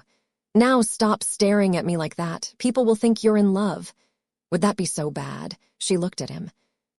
For just a second, something cracked open behind her eyes, something unguarded and vulnerable and bright. Then it was gone, replaced by the smooth, controlled mask she wore like armor. "Ask me that again when we're not surrounded by witnesses," she said. It was terrifying. It was impressive. It was exactly what they needed. By 10 o'clock, Harry was exhausted. The social performance had drained him worse than the Gringotts fight had. His face hurt from maintaining expressions that weren't scowling. His hand hurt from shaking hands with people who squeezed too hard, testing him. He wanted to go home and sit in a dark room and not talk to anyone for several hours. "One more," Narcissa said. "Kingsley is by the fountain. We should thank him for the warning." They found the minister standing with a glass of wine and a tired smile, flanked by 2 Auror bodyguards who stepped aside as Harry and Narcissa approached. Kingsley Shacklebolt was a large man, tall and broad-shouldered, and he carried the weight of his office the way he carried everything else, with quiet, steady authority. But up close, Harry noticed the lines that hadn't been there 6 months ago, the new gray at his temples, the exhaustion that lived behind his eyes, Being Minister for Magic during a post-war reconstruction was aging him in real time. Harry, Narcissa. He shook both their hands. You did well tonight. Better than well. Half the room is talking about you, and for once it's not all negative. Did we convince them? Harry asked. Some of them, the ones that matter. Adelaide Selwyn came to me after you spoke with her. She's willing to testify about the asset recovery overreach. That's significant. Kingsley took a sip of wine. Tiberius Flint has offered to open his family records for comparison. If the same pattern of seizures appears across multiple houses, we have the foundation for a formal investigation. That's good news, Narcissa said. It is, but it comes with a cost. Kingsley lowered his voice. Greengrass was watching you all evening. He left an hour ago. He didn't look happy. Good. Not good. A man like Greengrass doesn't get unhappy. He gets even. Kingsley glanced around, making sure they weren't being overheard. The nearest journalist was across the atrium, well out of earshot, but the minister's caution was instinctive. Be careful going home. I've heard things. Whispers in the department. Nothing concrete, but the kind of nothing concrete that usually precedes something very concrete and very unpleasant. Can you tell us more? Harry pressed. I wish I could. My own intelligence people are compromised. Greengrass has allies in the Auror department, people who owe him favors or who genuinely believe his crusade is righteous. I can't be certain which of my people are loyal and which are reporting back to him. Kingsley set down his wine glass. The weariness in his face deepened. I'm the Minister for Magic, and I can't trust my own ministry. Do you understand how that feels? Yeah, Harry said. I do. Kingsley looked at him. Something passed between them, a shared understanding of what it meant to be in charge and powerless at the same time. Go home, Harry. Check on the boy, and keep your wand close. Harry felt the familiar prickle on the back of his neck. The same sensation he'd felt outside Gringotts, the same animal instinct that had saved his life more times than he could count. We should go, he said to Narcissa. Agreed. They left the ball at 10:15, moving faster than was strictly polite, Narcissa's hand tight on his arm. The champagne and music faded behind them as they crossed the atrium toward the apparition point. Harry's skin was crawling. Every instinct he had was screaming, the same way it had screamed in the graveyard, in the Department of Mysteries, in the forest. Something was wrong. Something was already wrong, and they were too late, and he could feel it in his bones. They apparated directly to the corner of Grimmauld Place. The square was dark and quiet, the Muggle street lamps casting pools of yellow light on empty pavement. Harry saw it immediately. The front door of number 12 was open, not ajar, not slightly open. Wide open, hanging on one hinge, the wood around the lock splintered and cracked. The hallway beyond was dark. No gas lamps, no light at all. Draco, Narcissa whispered. Harry had his wand out. He was moving before the word left her lips, crossing the street at a run, his shoes hitting the wet pavement, every nerve in his body firing. The wards should have held. He'd reinforced them himself, layered them, tested them. Hermione had checked his work. The wards should have held and they hadn't, and that meant someone with serious power had torn them down. He hit the doorway and stopped. The hallway was wrecked. The umbrella stand overturned, the wallpaper torn. Walburga's portrait was screaming silently behind its curtains, the Black family command still holding, but the curtains themselves were singed as if someone had tried to burn through them. Scorch marks on the floor, a broken vase. The smell of dark magic, ozone and copper hanging in the air like smoke. Draco, Harry shouted, no answer. Creature, Harry tried, nothing. The house elf should have been here, he always came when called. The silence where his response should have been felt like a hole in the world. Then Harry heard it, a faint whimpering from the kitchen. He ran down the hall, wand raised, and found Creature crumpled against the stove. The house elf was conscious, but barely, his enormous eyes unfocused, a bruise spreading across the side of his head. The dinner he'd prepared, Draco's roast beef, was still on the table untouched. 2 plates set, one for Draco, one for Creature. The house elf had been eating with Draco. The thought almost broke Harry on the spot. Creature, what happened? Men, Creature whispered. His voice was thin and reedy. 3 men. They came through the front. The wards, Creature felt them fall. Creature tried to fight. Creature tried. Tears were running down his wrinkled face. They hit Creature with something. Everything went dark. When Creature woke, young Master Draco was gone. Did you see their faces? Cloaks, hoods, but Creature heard one speak. He said, "Make it clean. Greengrass wants it clean." Harry's blood went cold. There it was. The name spoken aloud by the people who broke into his home and took his stepson. Not a suspicion anymore, not a theory. A fact. Stay here, Creature, don't move. I'll have someone look at your head. Creature failed Master Harry. Creature failed Mistress Narcissa. Creature failed young Master Draco. The house elf was sobbing now, great heaving sobs that shook his entire body. Creature is not worthy. You didn't fail anyone, you fought. That's all anyone can ask. Harry squeezed the house elf's shoulder gently and stood up. Narcissa pushed past him, her wand blazing with light, and ran for the stairs. Harry followed. 2nd floor, Draco's room. The door was hanging off its hinges, the same way the front door was, and inside the room was empty. The bed was unmade. A chair was overturned. The window was intact, which meant they'd come in through the front door, through the wards, through everything Harry had put up to keep this from happening. There were signs of a fight. Draco had fought back. A shelf had been torn from the wall. A lamp was shattered on the floor. Spell damage on the ceiling, 3 separate blast marks that told Harry Draco had cast at least 3 spells before they'd overwhelmed him. He hadn't gone quietly. The thought was both comforting and devastating. On Draco's pillow, weighted down with a stone, was a piece of parchment. Narcissa picked it up. Her hand was shaking. The first time Harry had ever seen her hands shake when she wasn't hiding them in her robes. She read it. Her face went white. She handed it to Harry. 2 words, written in thick black ink, "Traitor's Pay." The parchment smelled like ministry stationery. Harry looked at Narcissa. She looked at him. Her eyes were wide and wet and full of a fury so enormous it seemed to be holding her together rather than tearing her apart. "They took my son," she said. "We'll get him back."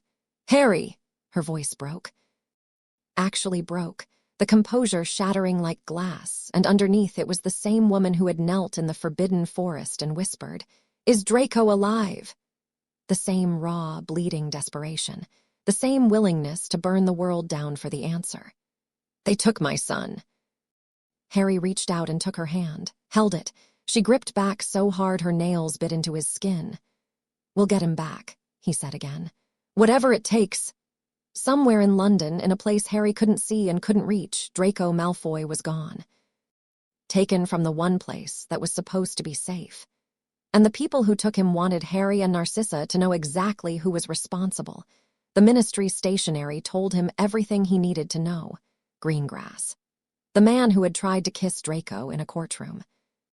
The man who had looted their vaults. The man who had sent hit wizards to kill them in Diagon Alley. And now this. Harry looked at the note one more time. Then he put it in his pocket and drew his wand and turned to Narcissa and said the only thing that mattered. "Let's go find our son." The word came out without thinking. Our. Not your son, not Draco, our son. Narcissa heard it. He saw it register in her eyes, a flicker of something fierce and bright cutting through the fear. Not surprise. Recognition. As if she'd been waiting to hear that word and hadn't known it until now. She wiped her face with the back of her hand, straightened her spine, and lifted her wand. "Yes," she said.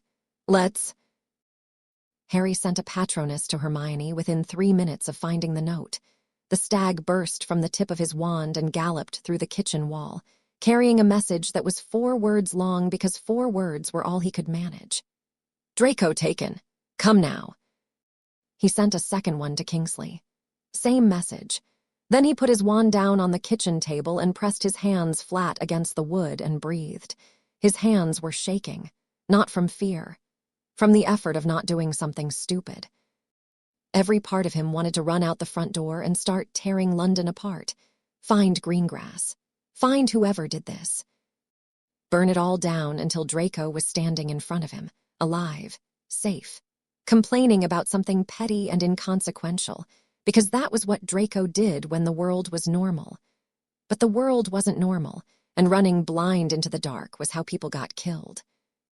Harry had learned that lesson in 5th year in the Department of Mysteries, when Sirius had died because Harry had rushed in without thinking. He would not make that mistake again, not with Draco's life. Narcissa was upstairs. Harry could hear her moving through the wreckage of Draco's room, searching for something, anything, that might tell them where he'd been taken. Her footsteps were quick and deliberate. She hadn't cried again since those first moments of discovery. The grief had been replaced by something harder. Something with teeth. Creature was on the kitchen bench, a cold cloth pressed against his head, looking smaller and more fragile than Harry had ever seen him. The house elf hadn't stopped apologizing. Every few minutes he'd mutter, "Creature failed." And Harry would tell him he hadn't, and Creature would nod and then say it again 30 seconds later. Harry knelt beside him at one point when the waiting was unbearable and said, "Creature, listen to me. You fought 3 grown wizards. You fought them to protect Draco. That's not failure. That's bravery. Creature is not brave. Creature is a house elf. The bravest person I ever knew was a house elf. His name was Dobby, and he died saving my life." Harry's voice caught on the name, the way it always did. "You're braver than you think, Creature. Now stop apologizing and drink this tea." Creature took the tea in both trembling hands. He drank it in tiny sips. He didn't apologize again, but his eyes were still wet, and when Harry stood up and walked away, the house elf whispered something under his breath that sounded very much like, "Master Harry is too kind to Creature." Hermione arrived by flu at 20 past 11. She came through the fireplace in pajamas and a coat thrown over them, her hair wild, her wand out. She took one look at the destroyed hallway and her face went tight. "Tell me everything," Harry told her. The ball, Kingsley's warning, coming home to the broken wards, Creature's account of 3 men, the note, traitor's pay, the ministry's stationery. Hermione listened without interrupting. When he finished, she pulled a chair up to the kitchen table and sat down. Her hands were steady. Her voice was not. "The ministry won't help. I know. Kingsley might want to help, but his hands are tied. If Greengrass has people in the Auror department, any official search would tip them off.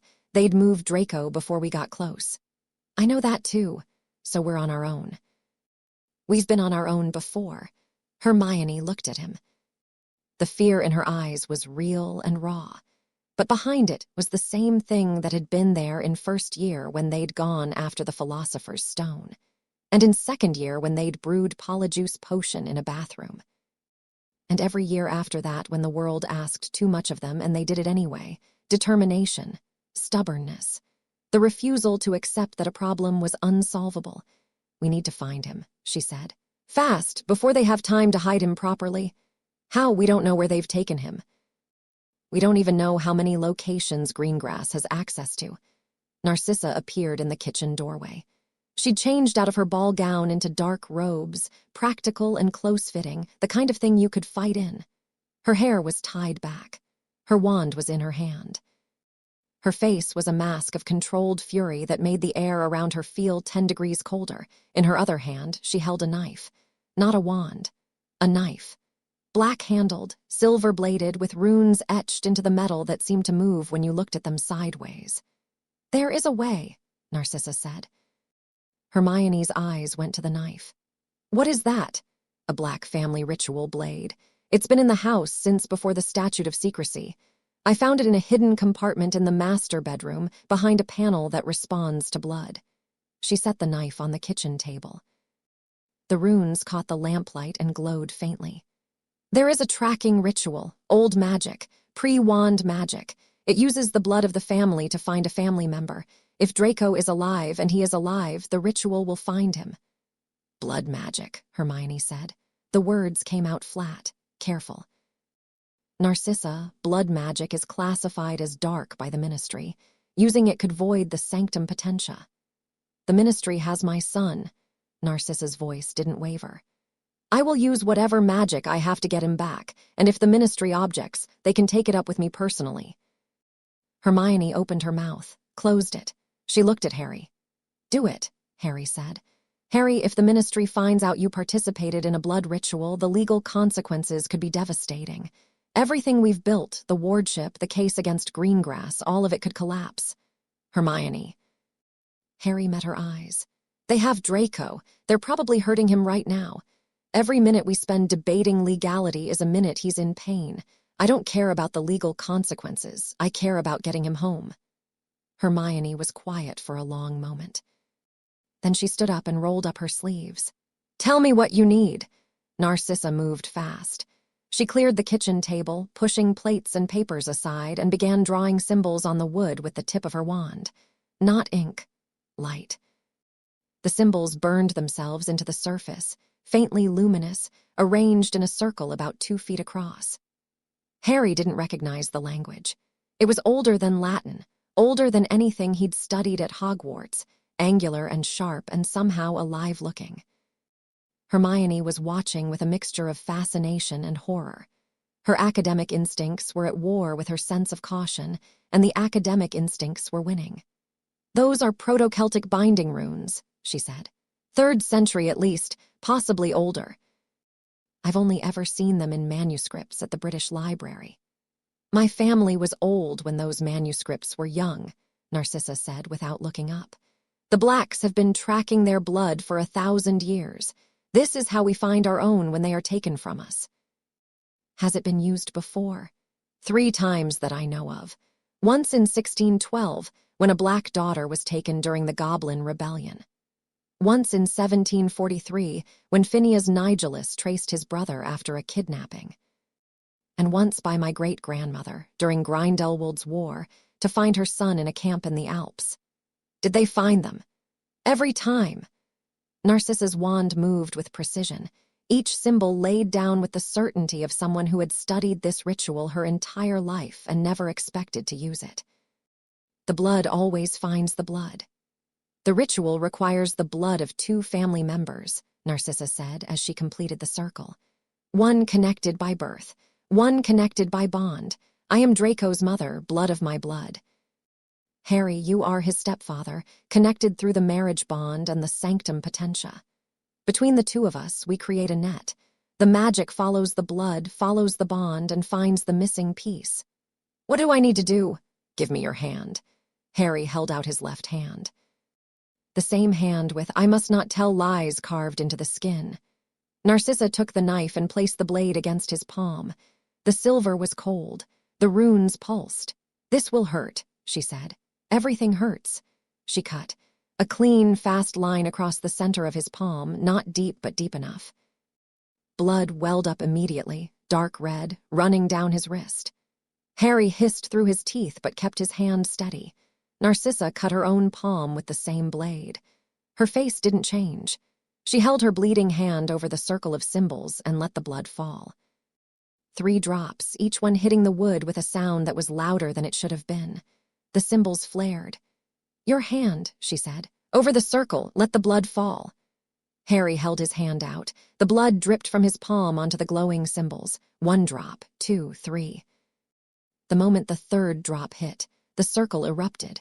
Not with fire or light or any of the dramatic effects Harry had come to expect from powerful magic. With sound. A low, resonant hum that vibrated through the table, through the floor, through the walls of the house. It was a sound Harry felt in his bones, in his teeth, in the hollow space behind his sternum.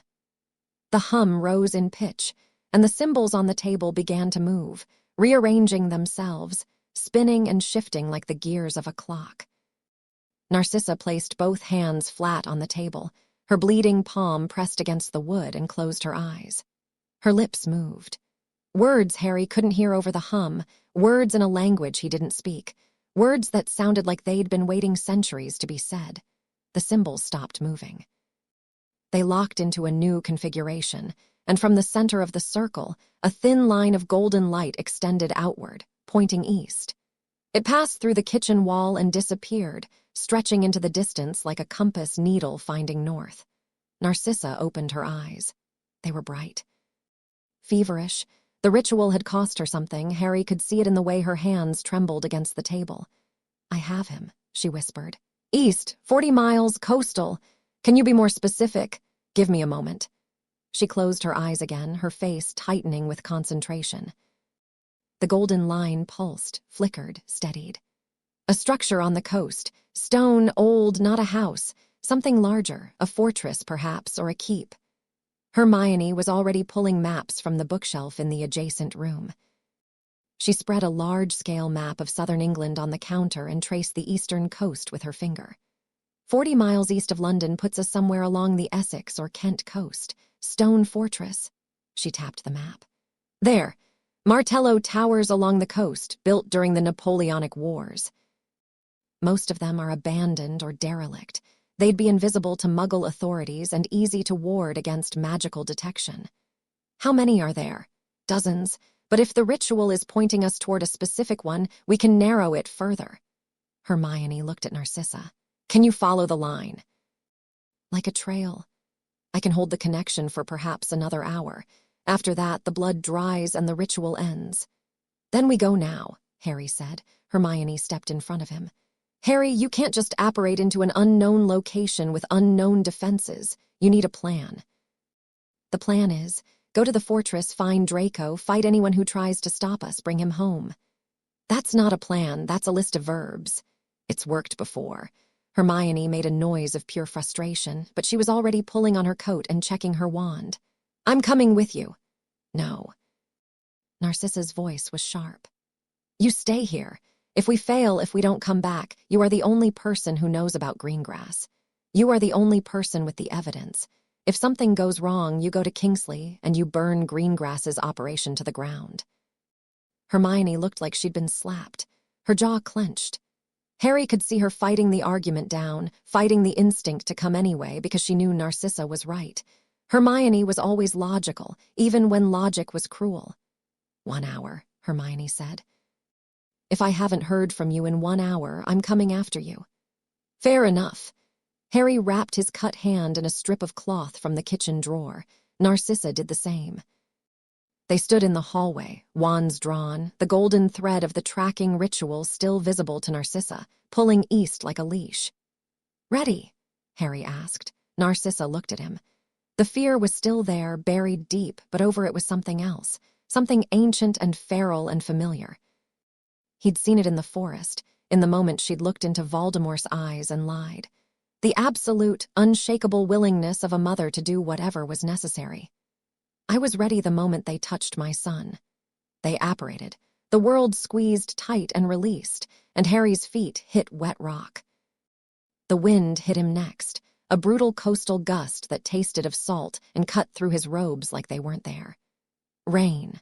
Hard, driving rain that reduced visibility to about 30 feet. He squinted through it and saw the structure. The Martello Tower rose from a rocky promontory above the sea. Squat, round, built from gray stone that had been worn smooth by 2 centuries of weather. It was larger than Harry had expected, maybe 40 feet high, with narrow slit windows and a single door set into the base. The door was iron, rusted but solid, and there were no lights visible anywhere. The sea crashed against the rocks below them, spray flying up in great white sheets. Harry wiped salt water from his glasses and crouched behind an outcropping. Narcissa dropped beside him, her breathing controlled, her eyes scanning the tower with the focused intensity of a hawk tracking prey. This is it, Harry asked. The trail ends here. Draco is inside. Below ground level, I think. The bond is pulling downward. She touched her bandaged palm. The cloth was stained with blood, but the faint golden glow was still visible beneath the wrapping, pulsing gently, pointing at the tower like a heartbeat. Harry assessed the terrain. Open ground between them and the door, maybe 60 feet of wet rock with no cover. The tower itself was a natural fortress, designed to resist cannon fire. Designed by people who understood that the best way to keep enemies out was to give them no way in except through a killing ground. But Harry could feel the magic. The tower reeked of it. Wards layered over wards, concealment charms, muggle-repelling hexes, and underneath all of that, something darker. Something that pressed against his senses like a hand against his chest. Whoever had set up this place had spent a long time making it disappear. That kind of investment meant confidence. It meant they thought no one was coming. They were wrong. 2 guards, Narcissa murmured. She was standing beside him, her hair whipping in the wind, her eyes fixed on the tower. By the door, under disillusionment charms, I can feel them. Harry looked. Saw nothing. Concentrated. There. 2 faint distortions in the rain, places where the drops weren't falling quite right. 2 shapes that didn't belong to the landscape. I'll take the left one, Harry said. I'll take the right. They moved together, spreading apart, approaching the tower from 2 angles. The rain covered the sound of their footsteps. The wind covered everything else. Harry kept low, picking his way across the rocks, his wand arm steady despite the cold and the wet and the hammering of his heart. 20 feet from the left guard. 15. 10.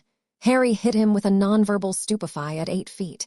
The red light punched through the disillusionment charm, and the guard materialized as he fell, crumpling onto the wet rock. Ministry robes, ministry issue wand. Harry kicked the wand away and looked across at Narcissa. Her guard was already down. She was standing over him, her wand pointed at his face, and she'd done something Harry hadn't seen. The man wasn't just unconscious. He was wrapped in what looked like silver ropes that had come from nowhere, binding his arms and legs and mouth. Narcissa's own creation, conjured in silence, applied with precision. Nice, Harry said. I've had practice. They reached the iron door. Harry pressed his hand against it. Cold. The metal hummed with ward energy. He could feel the magic fighting him, pushing back against his palm. Locked and warded, he said. I could try Alohomora, but if the wards are alarmed, they'll know we're here. They already know we're here. The guards would have sent a signal the moment they felt the stupefy. Narcissa raised her wand and pressed its tip against the lock. She spoke a word that sounded like breaking stone, and the wards shattered. The door groaned and swung inward, revealing a spiral staircase descending into darkness. The smell hit Harry first. Damp stone, mold, and something else. Something metallic and sharp that he recognized from too many battles. Blood. They went down. The staircase spiraled for what felt like 2 full turns before opening into a corridor. Stone walls, stone floor, lit by torches that burned with a cold blue flame. The same kind of light as courtroom 10. The association made Harry's jaw clench. 3 doors on the left, 2 on the right, all closed. From behind the farthest door came a sound that made Harry's blood freeze, screaming. Draco's voice, raw and broken, screaming the way a person screams when pain has stripped away every pretense and left nothing but the animal underneath. Narcissa's whole body went rigid. Harry saw it happen, saw the mask shatter, saw her face transform into something that wasn't quite human anymore. The wand in her hand blazed, the tip burning white, and she moved. Not ran. Moved. Fast and silent, and with a focus so total it bent the air around her. She hit the farthest door with a blasting curse that ripped it off its hinges and sent it flying into the room beyond. Harry was a step behind her, wand up, spells already forming on his lips. The room was circular. Underground, below the tower, carved out of the bedrock. It was large, maybe 30 feet across, with a low ceiling that made the space feel compressed and claustrophobic. Draco was in the center, tied to a chair that had been bolted to the floor. His face was bloody. His shirt was torn. His left arm was bare, and someone had been carving into it. Not words, symbols. The same kind of angular, runic symbols that Harry had seen on the Black family blade, but crude, hacked into the skin with no care for the person underneath. 3 people in the room. 2 flanking Draco, wands drawn. And one standing directly in front of him, leaning close, speaking softly, like a teacher explaining something to a slow student. Aldous Greengrass straightened up and turned around. He was still wearing his dress robes from the ball. Still immaculate, still gray-haired, still wearing that expression of quiet patrician authority. But his hands were red. Draco's blood. He didn't bother hiding it. Mr. Potter, he said. And Mrs. Potter, how persistent you both are. Step away from him, Harry said. Or what? You'll stun me. Report me to the minister. Greengrass smiled. It was the same smile he'd worn in the courtroom, the one that reached his eyes and chilled them. The minister doesn't control this department. I do. The Aurors in the field, the asset teams, the investigative units, they answer to me. Kingsley signs the decrees, but I decide what they mean. You're torturing a 17-year-old boy, Narcissa said. Her voice was quiet, dangerously quiet. The white light at the tip of her wand was growing brighter. I am interrogating a former Death Eater. There's a difference, Mrs. Potter, though I imagine the distinction is lost on someone from your background. Greengrass turned back to Draco and ran his finger along one of the carved symbols. Draco flinched. A whimper escaped his lips. Your son has been most unhelpful. I've been asking about certain artifacts that the Dark Lord may have left behind. Artifacts that the Black family would have been privy to. He claims to know nothing, but I find that hard to believe. He doesn't know anything, Harry said through his teeth. He was a kid. Voldemort didn't share secrets with kids. Perhaps not, but the Black bloodline carries memories, Mr. Potter. Old magic stored in the blood, passed down through generations. The goblins know this. The old families know this.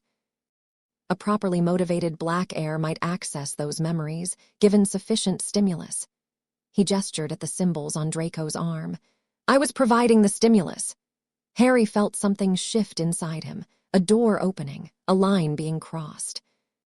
He'd fought Death Eaters and Dark Wizards and Voldemort himself, and he'd always held back, always stayed on the right side of the line, always used Stupefy and Expelliarmus, and the clean, the safe spells.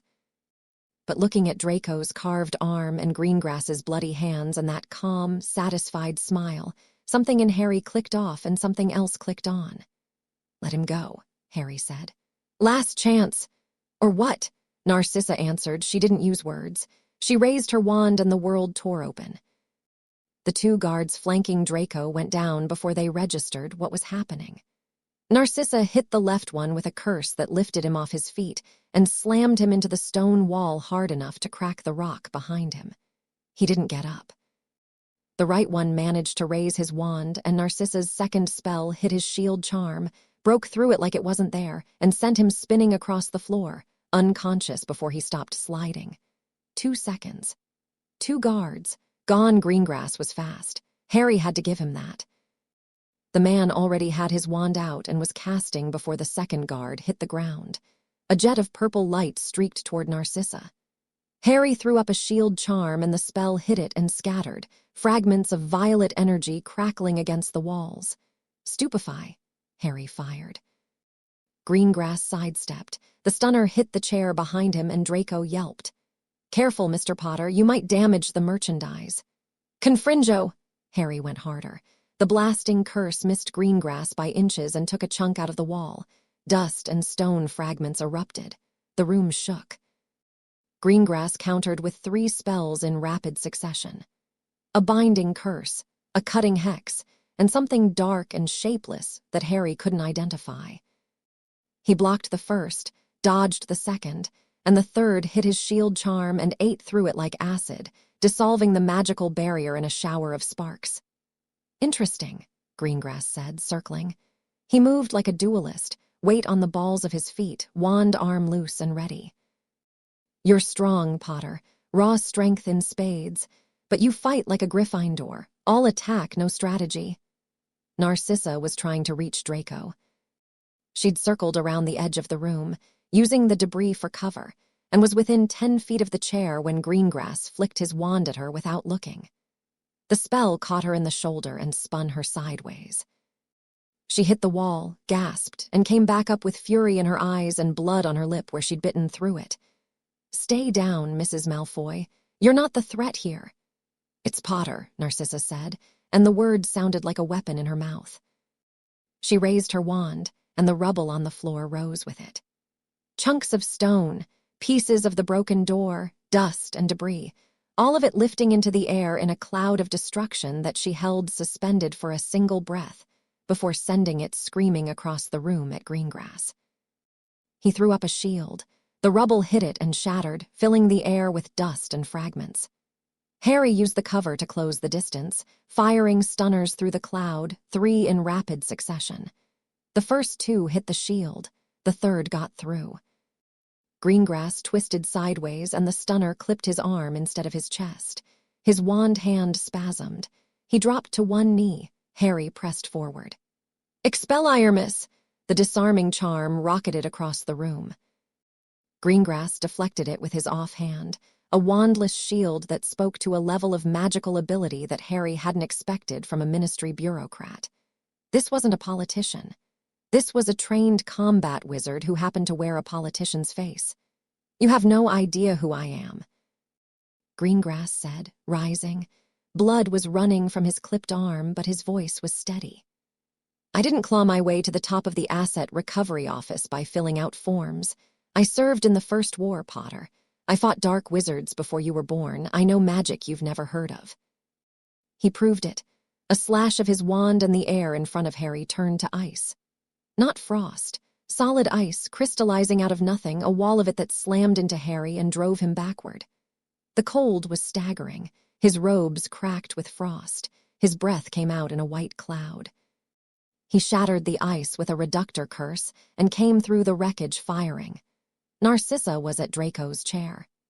She'd reached him during the duel, using the chaos for cover, and was cutting through the ropes with the ritual blade. DRACO was semi-conscious, his head lolling, blood dripping from his carved arm onto his lap. His eyes were open but unfocused. Mum, he slurred. The word came out broken, a child's word. Mum, it hurts.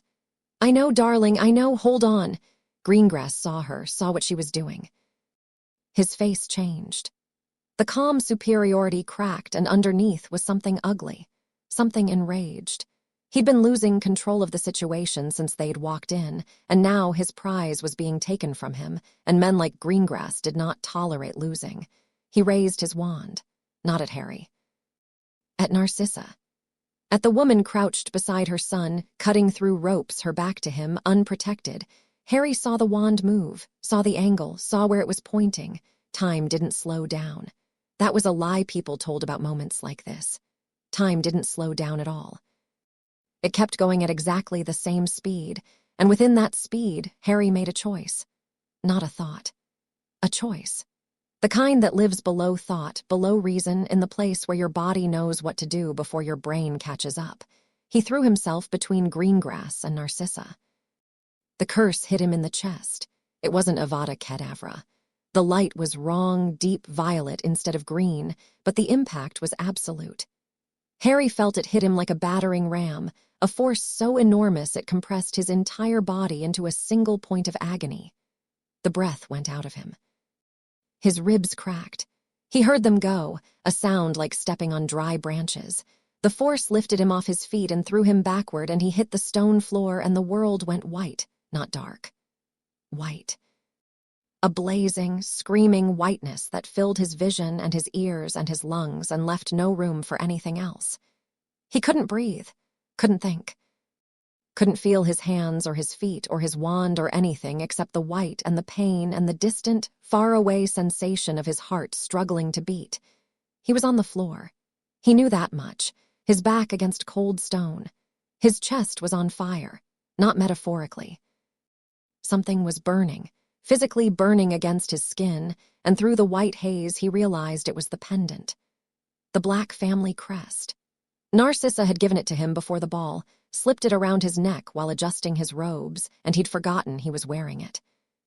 The metal was blazing hot, searing into his chest, and where it burned, the curse was meeting resistance. Old magic. Family magic. The kind that didn't follow rules. The whiteness ebbed. The pain stayed. Harry was lying on his back, staring at the ceiling of the underground room, and his chest was a landscape of agony that pulsed with every heartbeat. But he was breathing. Barely. In short, wet, ragged gasps that tasted like copper, but breathing. Draco's voice cut through the haze, screaming. Not in pain this time, in horror. Potter, Harry, get up, get up. And then Narcissa. Harry had heard a lot of sounds in his life, the screech of mandrakes, the roar of a dragon, the high, cold laugh of Voldemort. The sound that came out of Narcissa Malfoy when she saw Harry fall was worse than all of them. It was not a scream. It was not a cry. It was a sound that came from somewhere beneath language, beneath thought, a raw eruption of something that had been caged for years and had just broken free. Grief and rage and love and fury, all of it compressed into a single note that shook the room. Greengrass had 2 seconds to be afraid. He used them to raise his wand. It wasn't enough. Narcissa stood up from beside Draco's chair and turned to face Greengrass, and the magic that came out of her was not cast. It was not spoken. It was not controlled.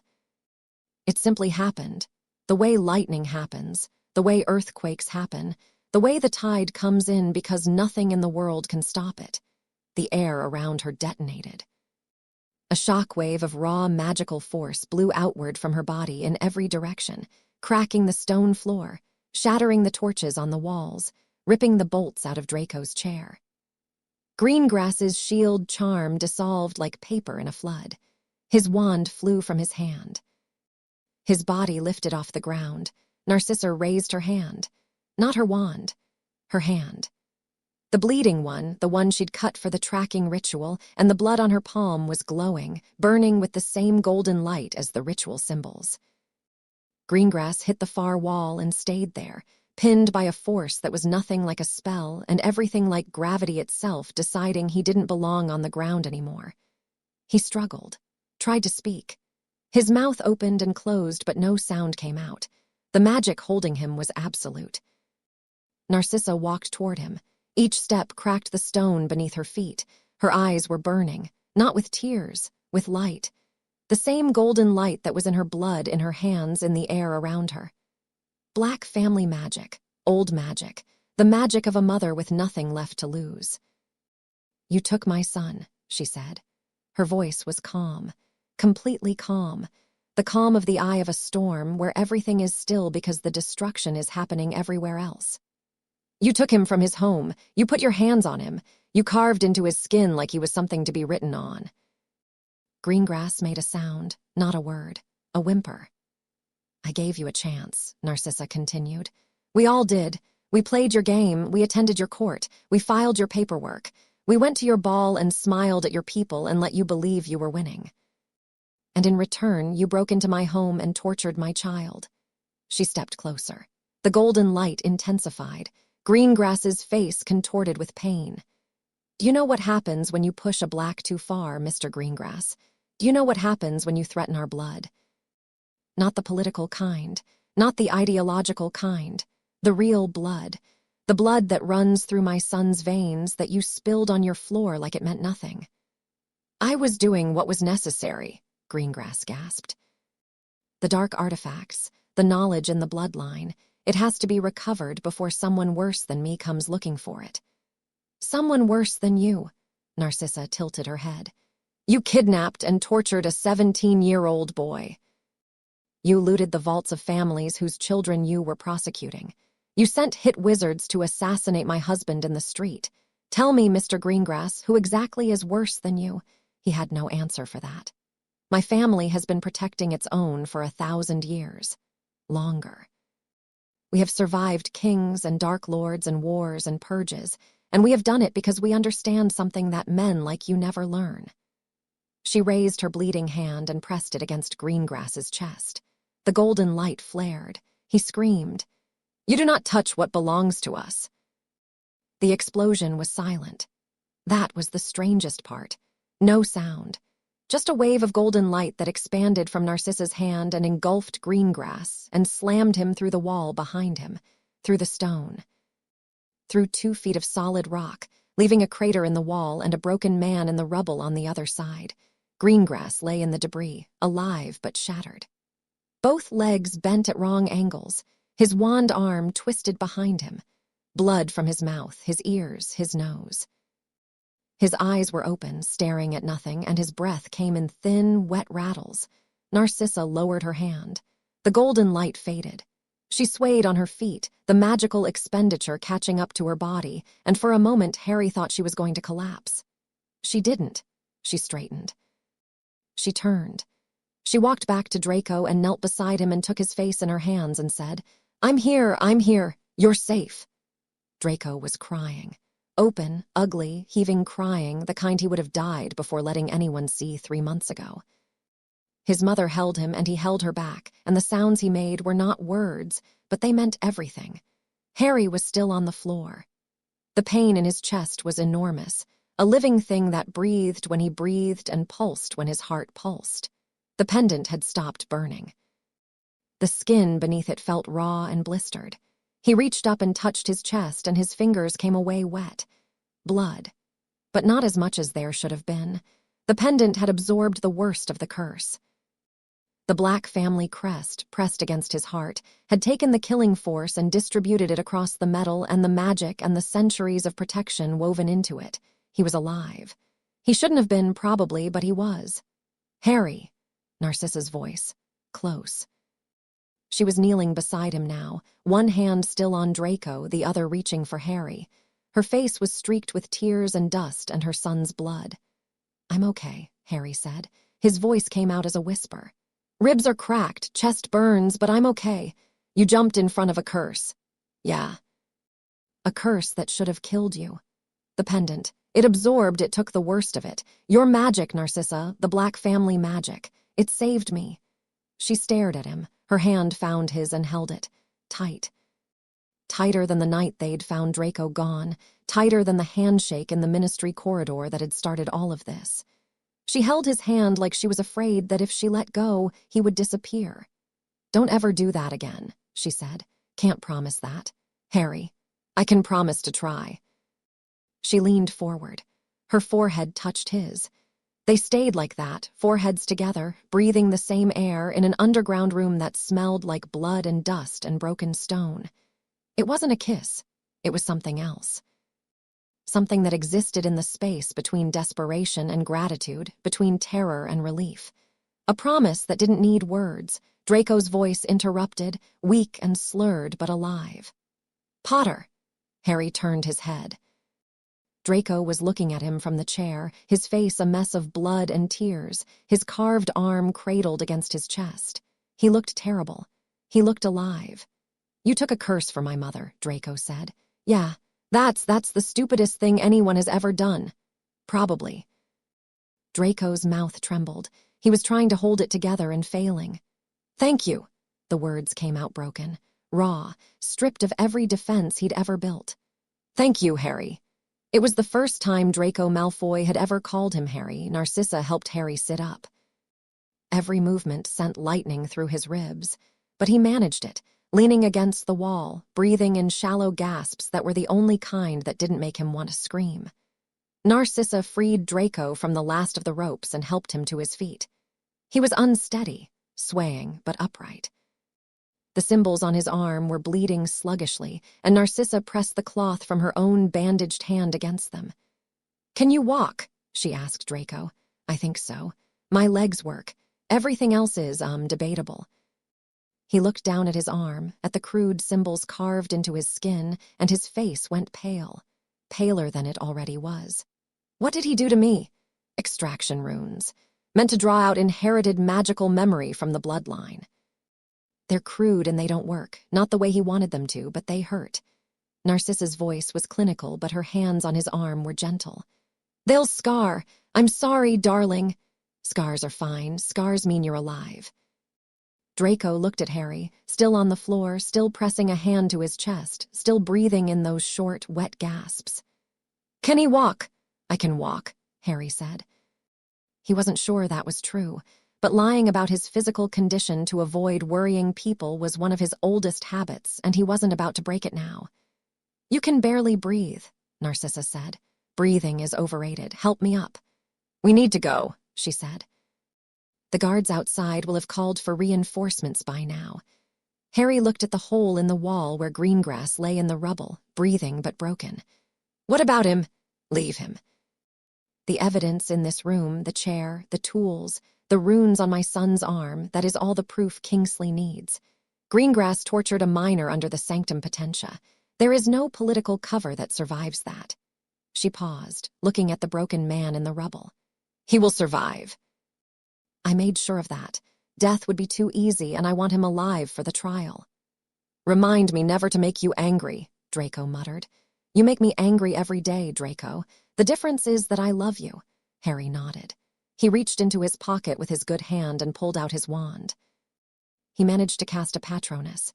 It was weak, flickering, barely holding its shape, but the stag formed and Harry said, "Hermione, we have him. Martello Tower, Essex Coast. Send Kingsley. Bring healers." The stag galloped through the wall and was gone. Narcissa put Harry's arm over her shoulders and Draco's arm over the other.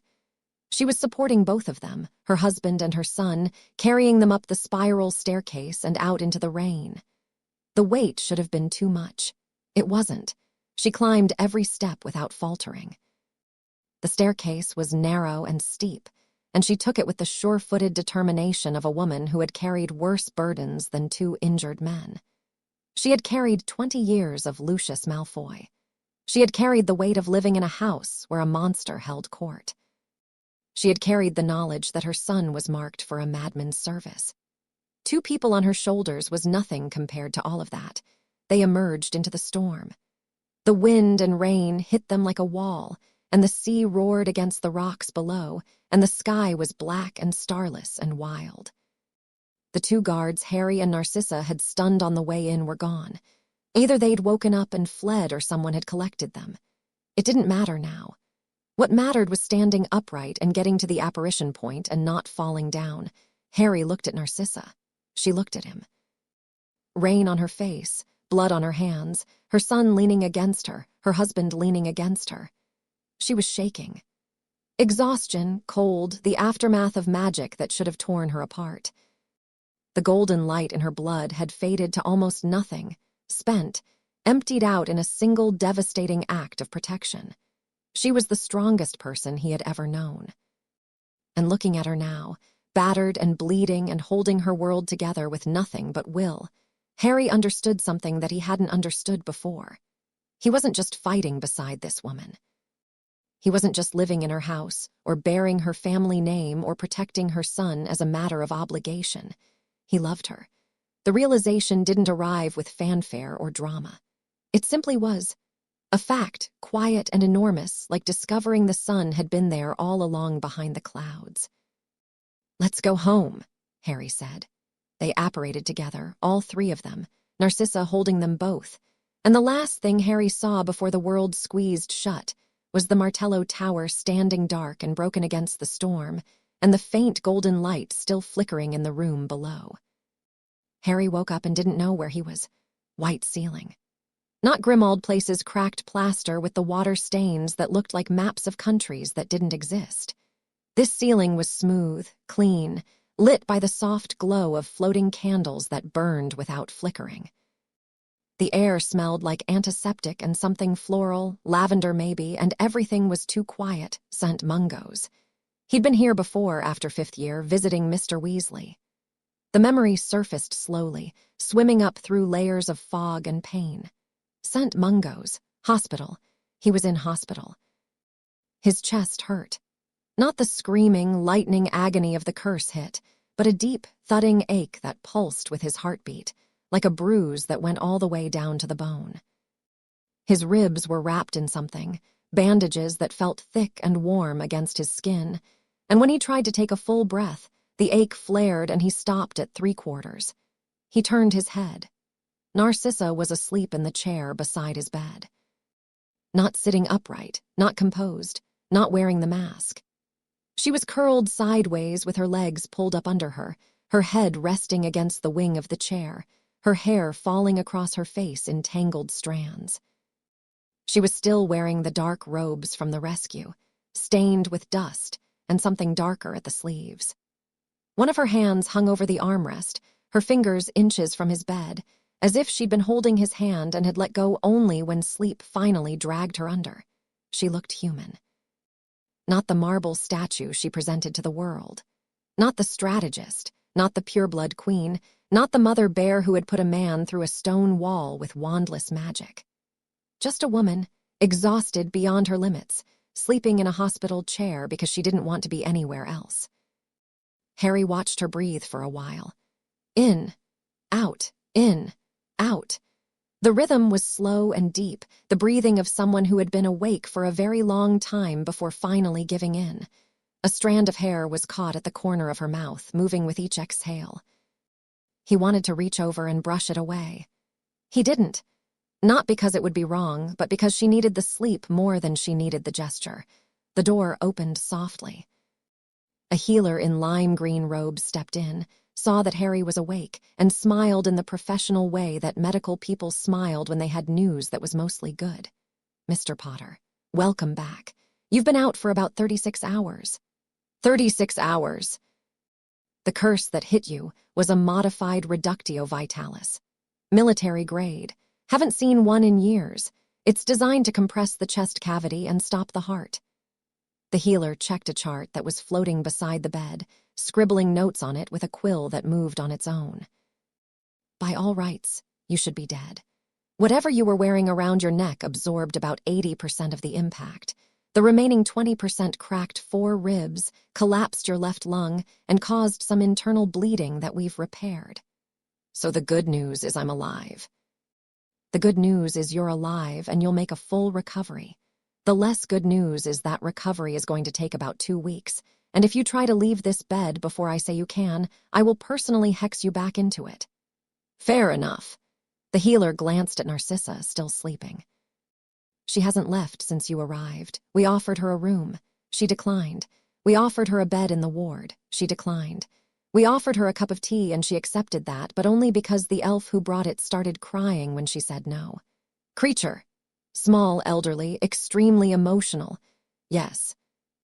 He's been haunting the 4th-floor corridor for 2 days. He tried to iron his ears when we told him visiting hours were over." Harry closed his eyes. A complicated mixture of affection and guilt churned in his stomach. Creature, still blaming himself, still punishing himself. Some things never changed, and some things changed slowly, and the best you could do was keep showing up and telling people they mattered until they started to believe it. "Can you let him in later?" Harry asked. "We've been letting him in every 6 hours. He stands at the foot of your bed and whispers what I believe are protective incantations, then leaves. It's actually rather sweet." The healer finished his notes. "Rest, Mr. Potter. I'll check on you again this afternoon, and if your wife wakes up, please convince her to eat something. She's been running on tea and stubbornness for 2 days, and even stubbornness has limits." He left. Harry lay in the quiet room and listened to Narcissa breathe and thought about the word the healer had used. Wife. Not Mrs. Potter, not your companion, not the woman in the chair. Wife. Like it was the most natural thing in the world. Narcissa stirred 20 minutes later. The transition from sleep to waking was instant. No gradual surfacing, no blinking confusion. One moment she was asleep, and the next her eyes were open and sharp and already scanning the room for threats. Old habits. The habits of someone who had lived in a house with a dark lord and had learned to wake up ready. Her eyes found Harry, found him awake, looking at her. Her face did something he'd never seen before. It crumpled. Not dramatically, not with sobs or visible tears. Just a softening, a release of tension so profound it changed the geometry of her features. The lines around her eyes easing, her jaw unlocking, the tight set of her mouth letting go. "You're awake," she said. "I'm awake. How do you feel?" Like someone dropped a building on my chest. "Otherwise great." She sat up, pushed the hair from her face, tried to compose herself, reaching for the mask out of habit, and then stopped. Let it go. Sat there with her messy hair and her stained robes and her bare, unguarded face and let him see her. "You've been here the whole time." Harry asked. "Yes. You should have gone home, slept in a real bed." "I should have done a lot of things." She reached over and took his hand. Her grip was firm, the way it always was, but her thumb moved across his knuckles in a slow, absent rhythm that was new. "I'm tired of doing what I should, Harry. I stayed because I wanted to stay. That's all." Harry looked at their hands. Her pale fingers laced through his, the bandage on her palm from the ritual cut, stained brown with old blood. His hand with the white letters carved into the back. "I must not tell lies. 2 damaged hands holding on to each other. Draco," he asked. "Down the hall, room 407. He was treated for what Greengrass did to his arm." Her voice tightened on the name. "The healers closed the wounds, but the scarring is permanent. The runes will be visible for the rest of his life." "How is he?" Angry, frightened, pretending to be neither. She paused. He's been asking about you. Every time I go to check on him, the first thing he says is Potter awake yet? He won't admit he's worried, of course. He phrases it as irritation. Is Potter still sleeping? How long does it take to recover from a simple curse? I was tortured for hours and I'm already up, but he asks. Every time. Harry felt something warm settle in his chest beneath the ache of the cracked ribs. The kid was okay. Draco was okay. Damaged, scarred, carrying new nightmares on top of the old ones, but alive and awake and being an annoying little git about it, which meant he was going to be fine. Can I see him? He's coming to you. I told him this morning that if you weren't awake by noon, he could come and insult you into consciousness.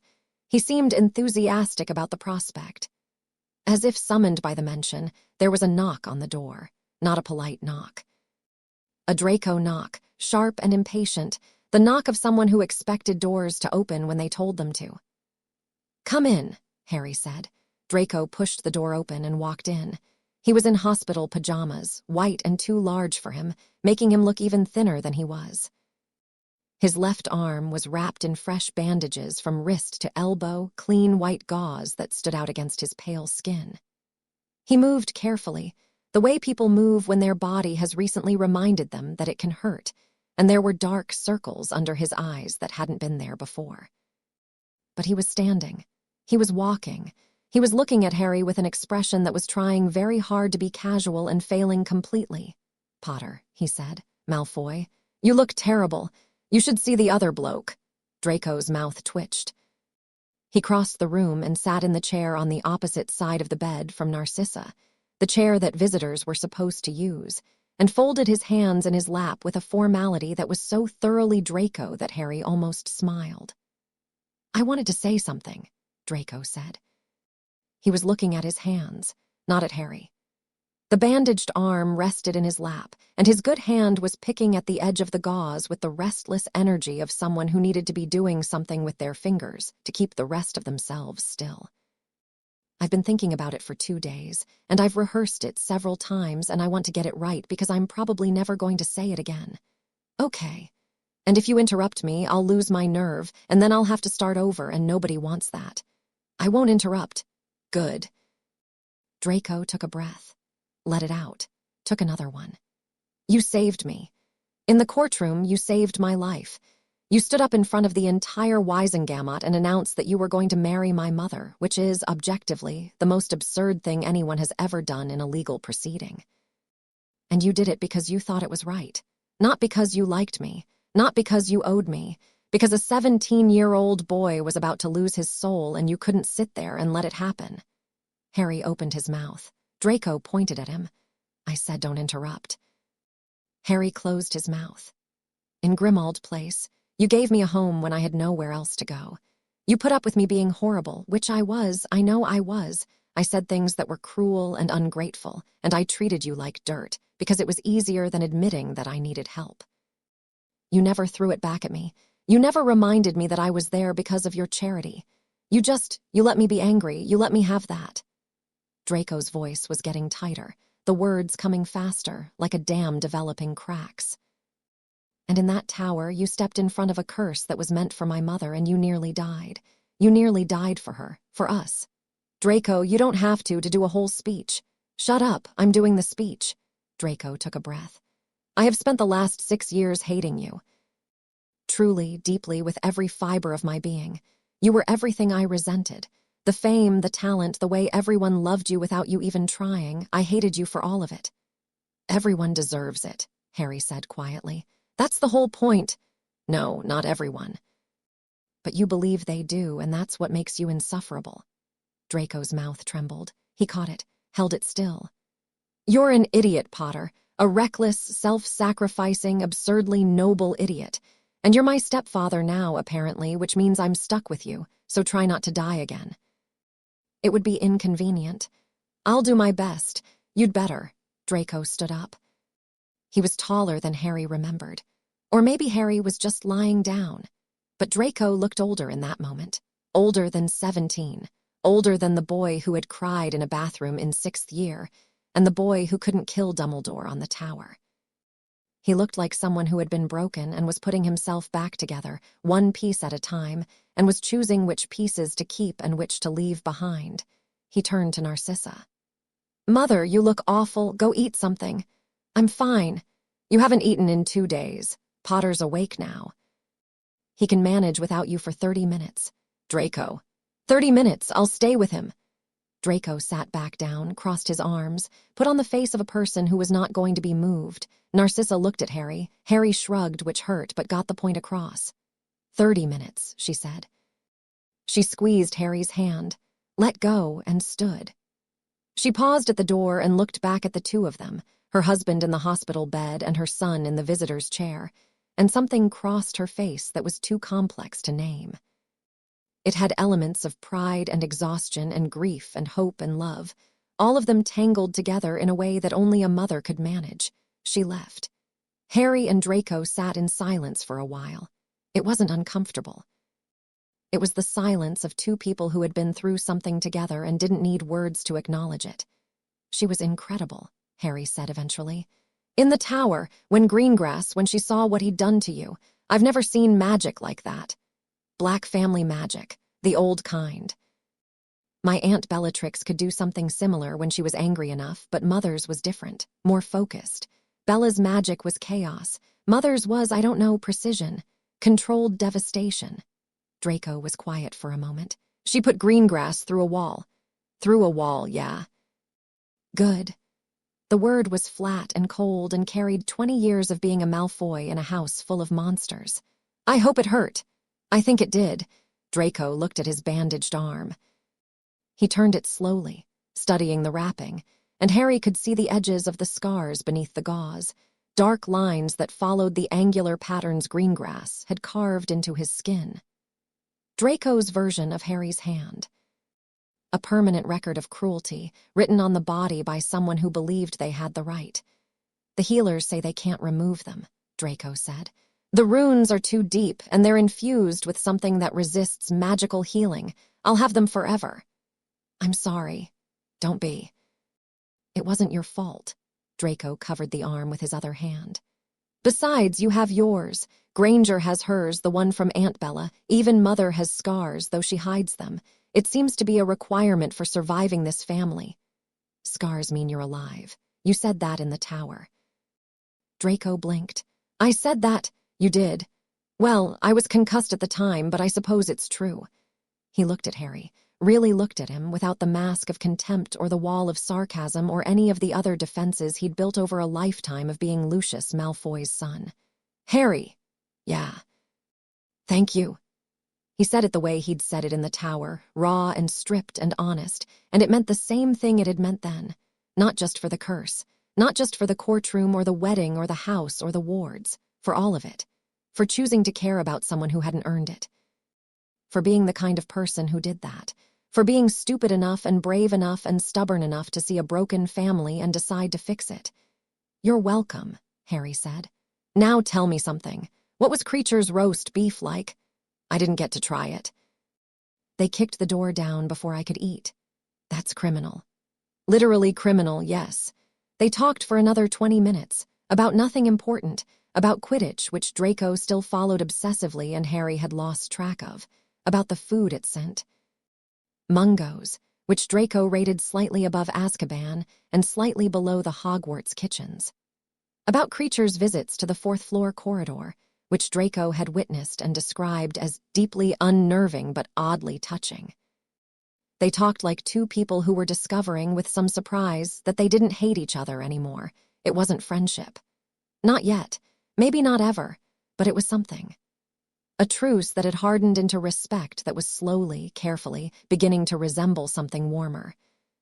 Kingsley Shacklebolt arrived at 3:30, flanked by 2 Aurors that Harry didn't recognize but Narcissa clearly did, because she returned from her enforced meal break at the same moment and positioned herself between the Aurors and Harry's bed with a casualness that fooled nobody. "Minister," Harry said. "Harry." Kingsley pulled up a chair. He looked like he'd aged another 5 years since the ball, the lines around his eyes deeper, the set of his mouth harder. But there was something else there, too.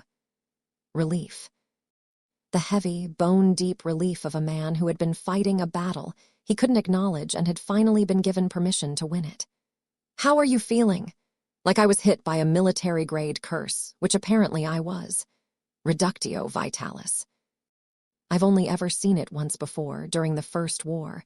Moody was hit by one in 1979. He survived because half of it hit his prosthetic leg. Kingsley paused. "You survived because of a pendant. Black family magic. Black family magic." Kingsley shook his head, the way people shake their heads when reality has exceeded their capacity for surprise. "I've just come from the Martello Tower. And Aldous Greengrass is in custody. As are 11 members of the Office of Asset Recovery, 3 Aurors who were on his payroll, and 2 Wisengamot members who authorized the seizures. The evidence in that room was, to use a legal term, damning." He pulled a folder from inside his robes.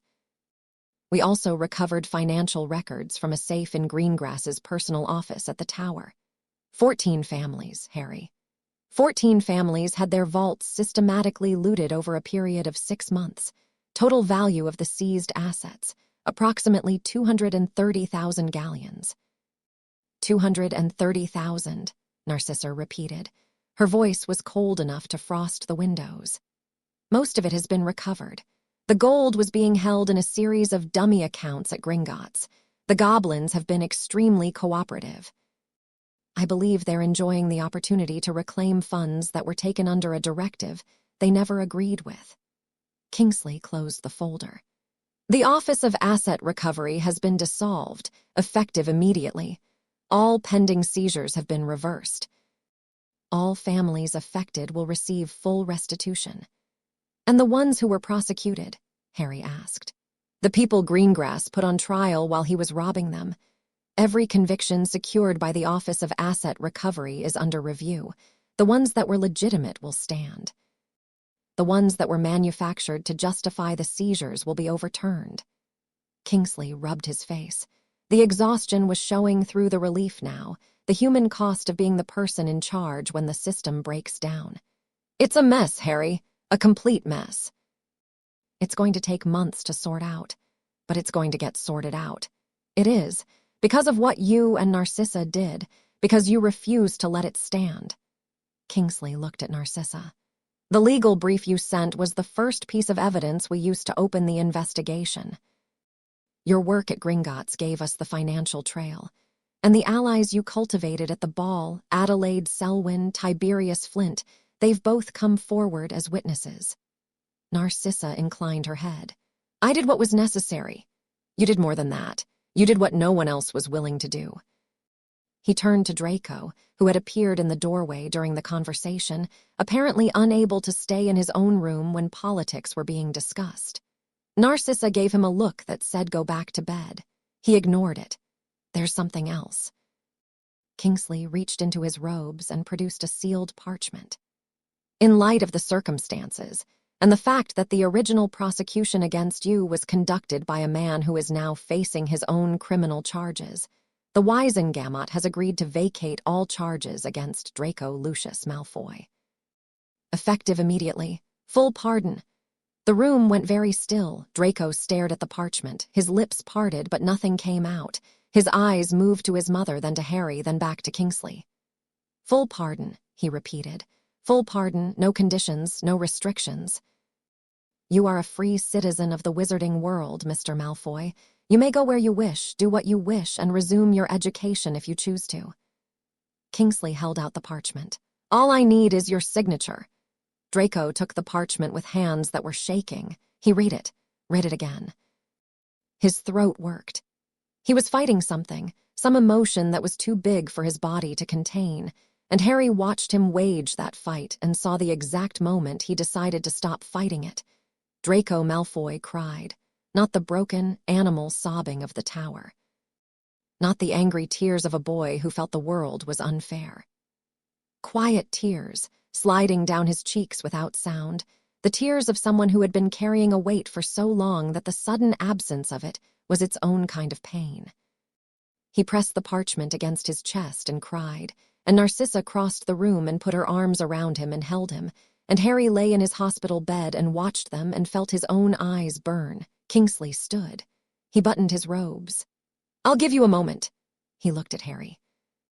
"The wizarding world owes you a debt, Harry. Again. I'm not sure how many more of these we can accumulate before it becomes embarrassing. Don't mention it. I'll mention it to the Wisengamot. They need reminding periodically that the right thing and the popular thing are not always the same." He shook Harry's hand, nodded to Narcissa, left the room, taking the oars with him. The three of them sat in the quiet that remained. Draco wiped his face with the back of his hand and tried to pretend he hadn't just been crying, which nobody believed but everyone had the grace to ignore. Narcissa smoothed his hair back from his forehead, the way she always did, the gesture that said, "I love you and you're safe and everything will be okay," in a language older than words. "It's over," Draco said. "It's over," Narcissa agreed. Draco looked at the parchment one more time. Then he folded it carefully, put it in the pocket of his pajamas, and walked to the door. He paused. "I'm going to Owl Pansy," he said. "She'll want to know." "Of course, darling," he left. His footsteps faded down the corridor. Harry and Narcissa were alone. The afternoon light was coming through the hospital window, warmer than the floating candles, catching the dust motes that drifted between them. Outside, Harry could hear the distant sounds of the hospital, voices and footsteps, and the occasional crack of magical healing. Normal sounds. The sounds of a world that kept going, regardless of what happened inside any given room.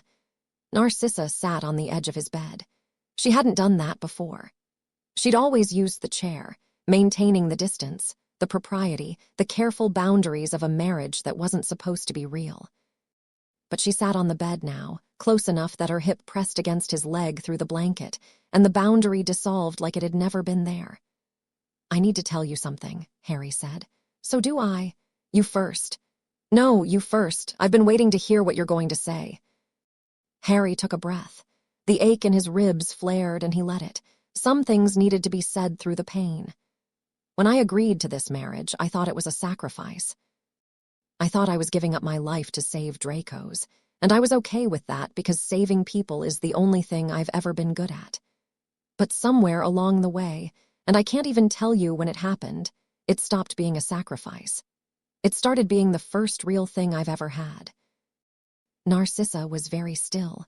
Her hands were folded in her lap, the bandaged one on top, and her eyes were on his face. "You're the first person who's ever treated me like a person," Harry said. "Not a hero, not a weapon, not the boy who lived or the chosen one or any of that rubbish. You looked at me and you saw a messy-haired kid with too many scars and terrible table manners, and you decided to fix my hair and heal my wounds and teach me how to walk into a room without flinching. And somewhere in the middle of all that, I fell in love with you." The words hung in the air between them. Harry's heart was pounding, harder than it had during the fight, harder than it had when he jumped in front of the curse. This was worse. This was the scariest thing he'd ever done, and he'd literally died once, so the bar was high. Narcissa didn't speak. For a long moment, she just looked at him, and Harry couldn't read her expression, couldn't decode it the way he'd learned to decode her almost smiles and her calculated silences and her careful masks. This was something new. Something he hadn't seen before. Then she reached into her robes and pulled out a folded piece of parchment. She held it up so he could see it. "Do you know what this is?" Harry looked at it. Official ministry seal, the formatting of a legal document. "No, this is an annulment contract. I had Hermione draft it last week before the ball, before any of this." She unfolded it and laid it on the bed between them. "The terms of the Sanctum Potentia have been fulfilled. Draco is safe. He has a full pardon. The wardship is no longer necessary.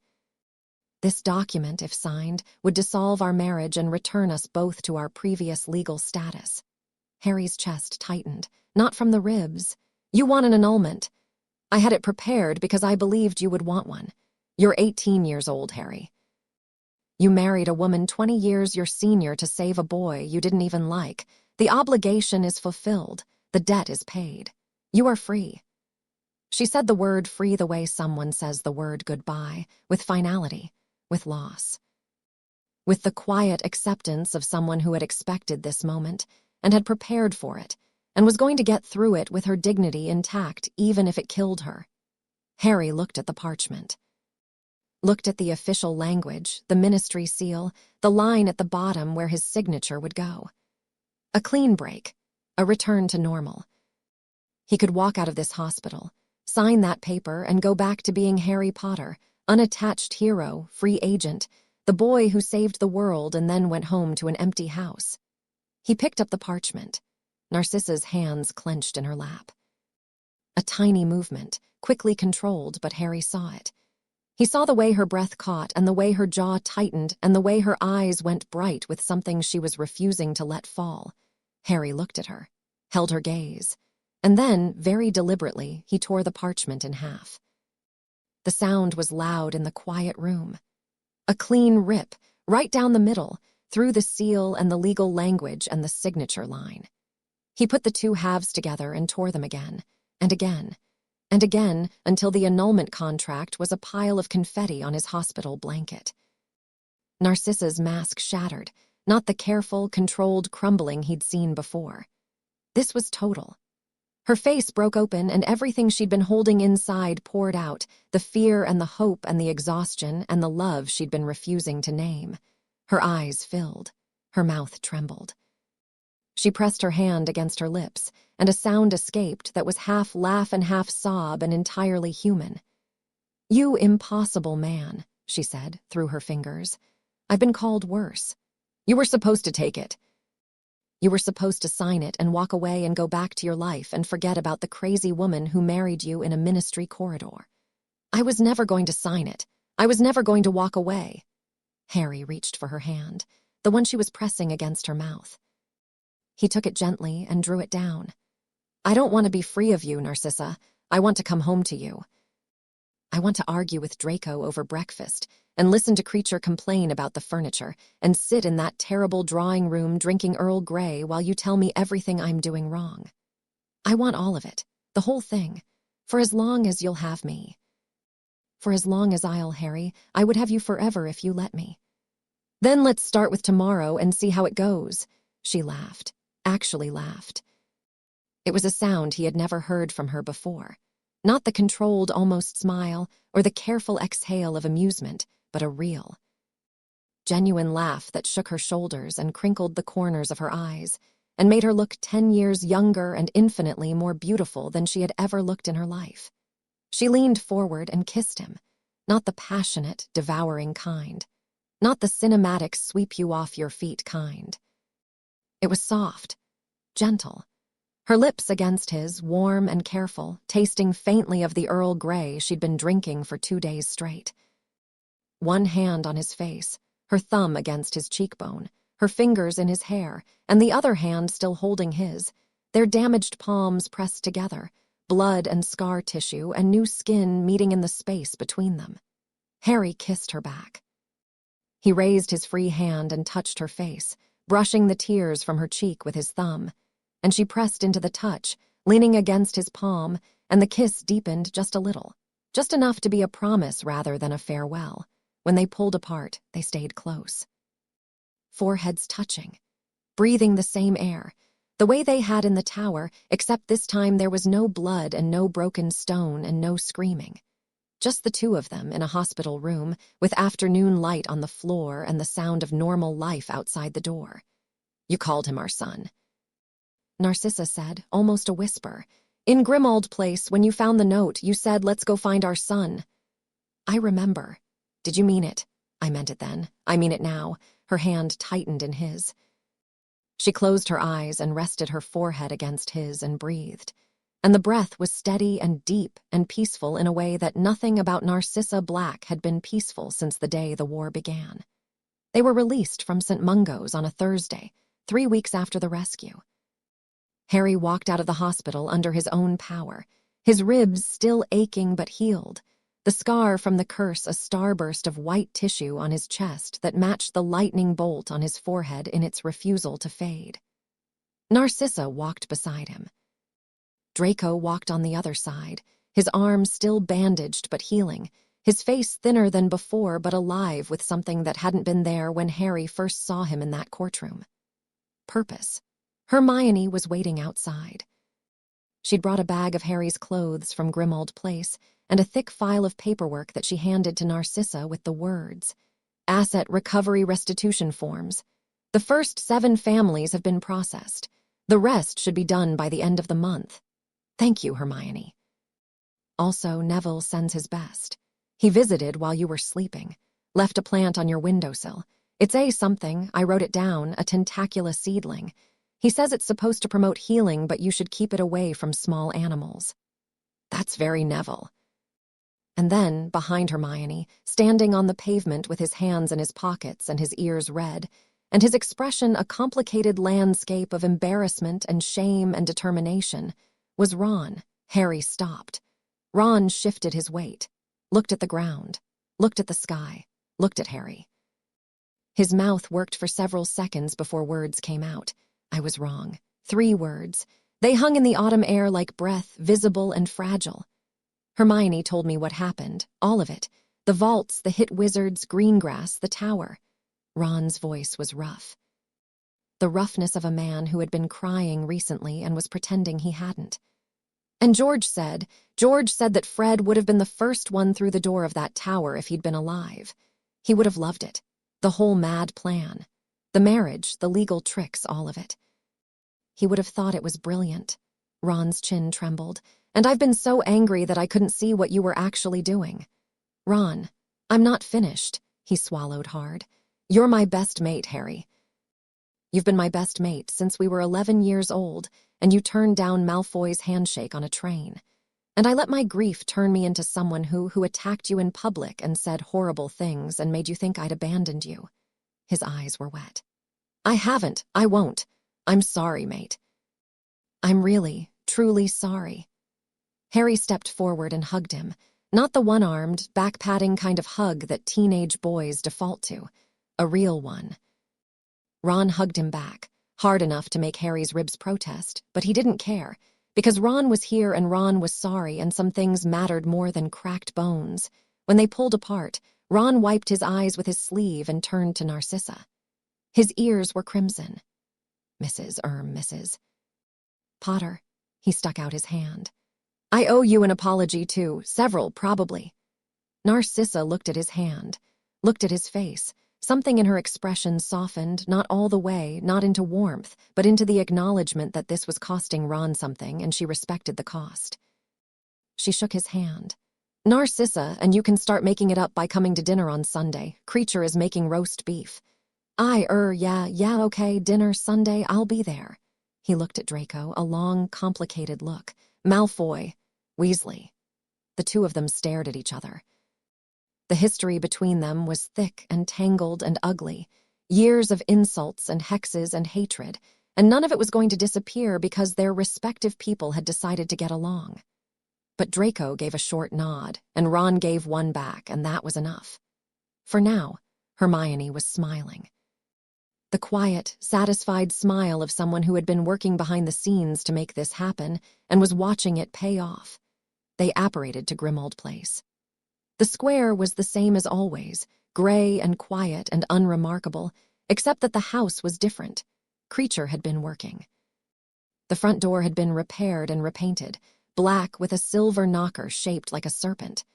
The hallway beyond was clean. Actually clean, not the surface-level tidying that Harry had managed with help and hope, but deep structural clean. The wallpaper had been replaced. The gas lamps had been polished. The carpet was new, dark green with a silver border, and the umbrella stand had been banished to a closet somewhere, presumably forever. Creature, Harry called. The house elf appeared with a crack. He was wearing a clean pillowcase, neatly pressed, with the black family crest embroidered on the front. His enormous eyes were bright and his ears were perked up, and he looked, for the first time since Harry had known him, proud. Master Harry, Mistress Narcissa, young Master Draco. He bowed, low and formal. Welcome home. Creature, the house looks incredible, Narcissa said. Creature has been working while Master Harry and family were away. Creature has repaired the wallpaper in the hallway. Creature has polished the silver. Creature has aired the curtains and cleaned the carpets, and Creature has done something else. He looked nervous. Creature hopes it is acceptable. He led them to the drawing room. The door was open, and the room beyond was transformed, not lavishly, not opulently, but cared for. The dust was gone. The furniture had been arranged with thought, the chairs and tables and lamps placed to catch the light from the windows that Creature had cleaned until they were transparent. The doxies were gone from the curtains. The chandelier had been repaired and polished, and it caught the afternoon light and scattered it across the walls in fragments of gold. But the thing Creature wanted them to see was the tapestry.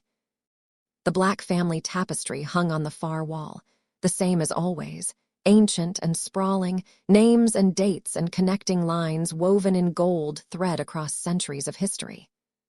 But at the bottom, where Narcissa's name connected to Lucius Malfoy, something had changed. The gold thread linking Narcissa to Lucius had been carefully, delicately severed. In its place, a new thread connected Narcissa to a new name, freshly woven, gleaming against the old fabric: Harry Potter. Below the connecting thread, a second new line ran down to Draco, linking him to Harry through the marriage bond, through the sanctum potentia, through law and magic, and something that no tapestry could capture, but that was woven into the fabric anyway: family. Creature was wringing his hands, watching their faces with the intensity of someone who had spent 3 weeks working on a gift and wasn't sure how it would be received. Creature used the old methods, he said. The thread is enchanted. It will last as long as the tapestry lasts. Creature hopes it is. Creature hopes it is right. Narcissa knelt down and put her hands on Creature's shoulders. The house elf went rigid with surprise. In all his years of service, all the decades of black family masters and mistresses, Harry doubted anyone had ever touched him like this. With gentleness, with respect. It is perfect, Creature, she said. It is absolutely perfect. Creature's eyes filled with tears.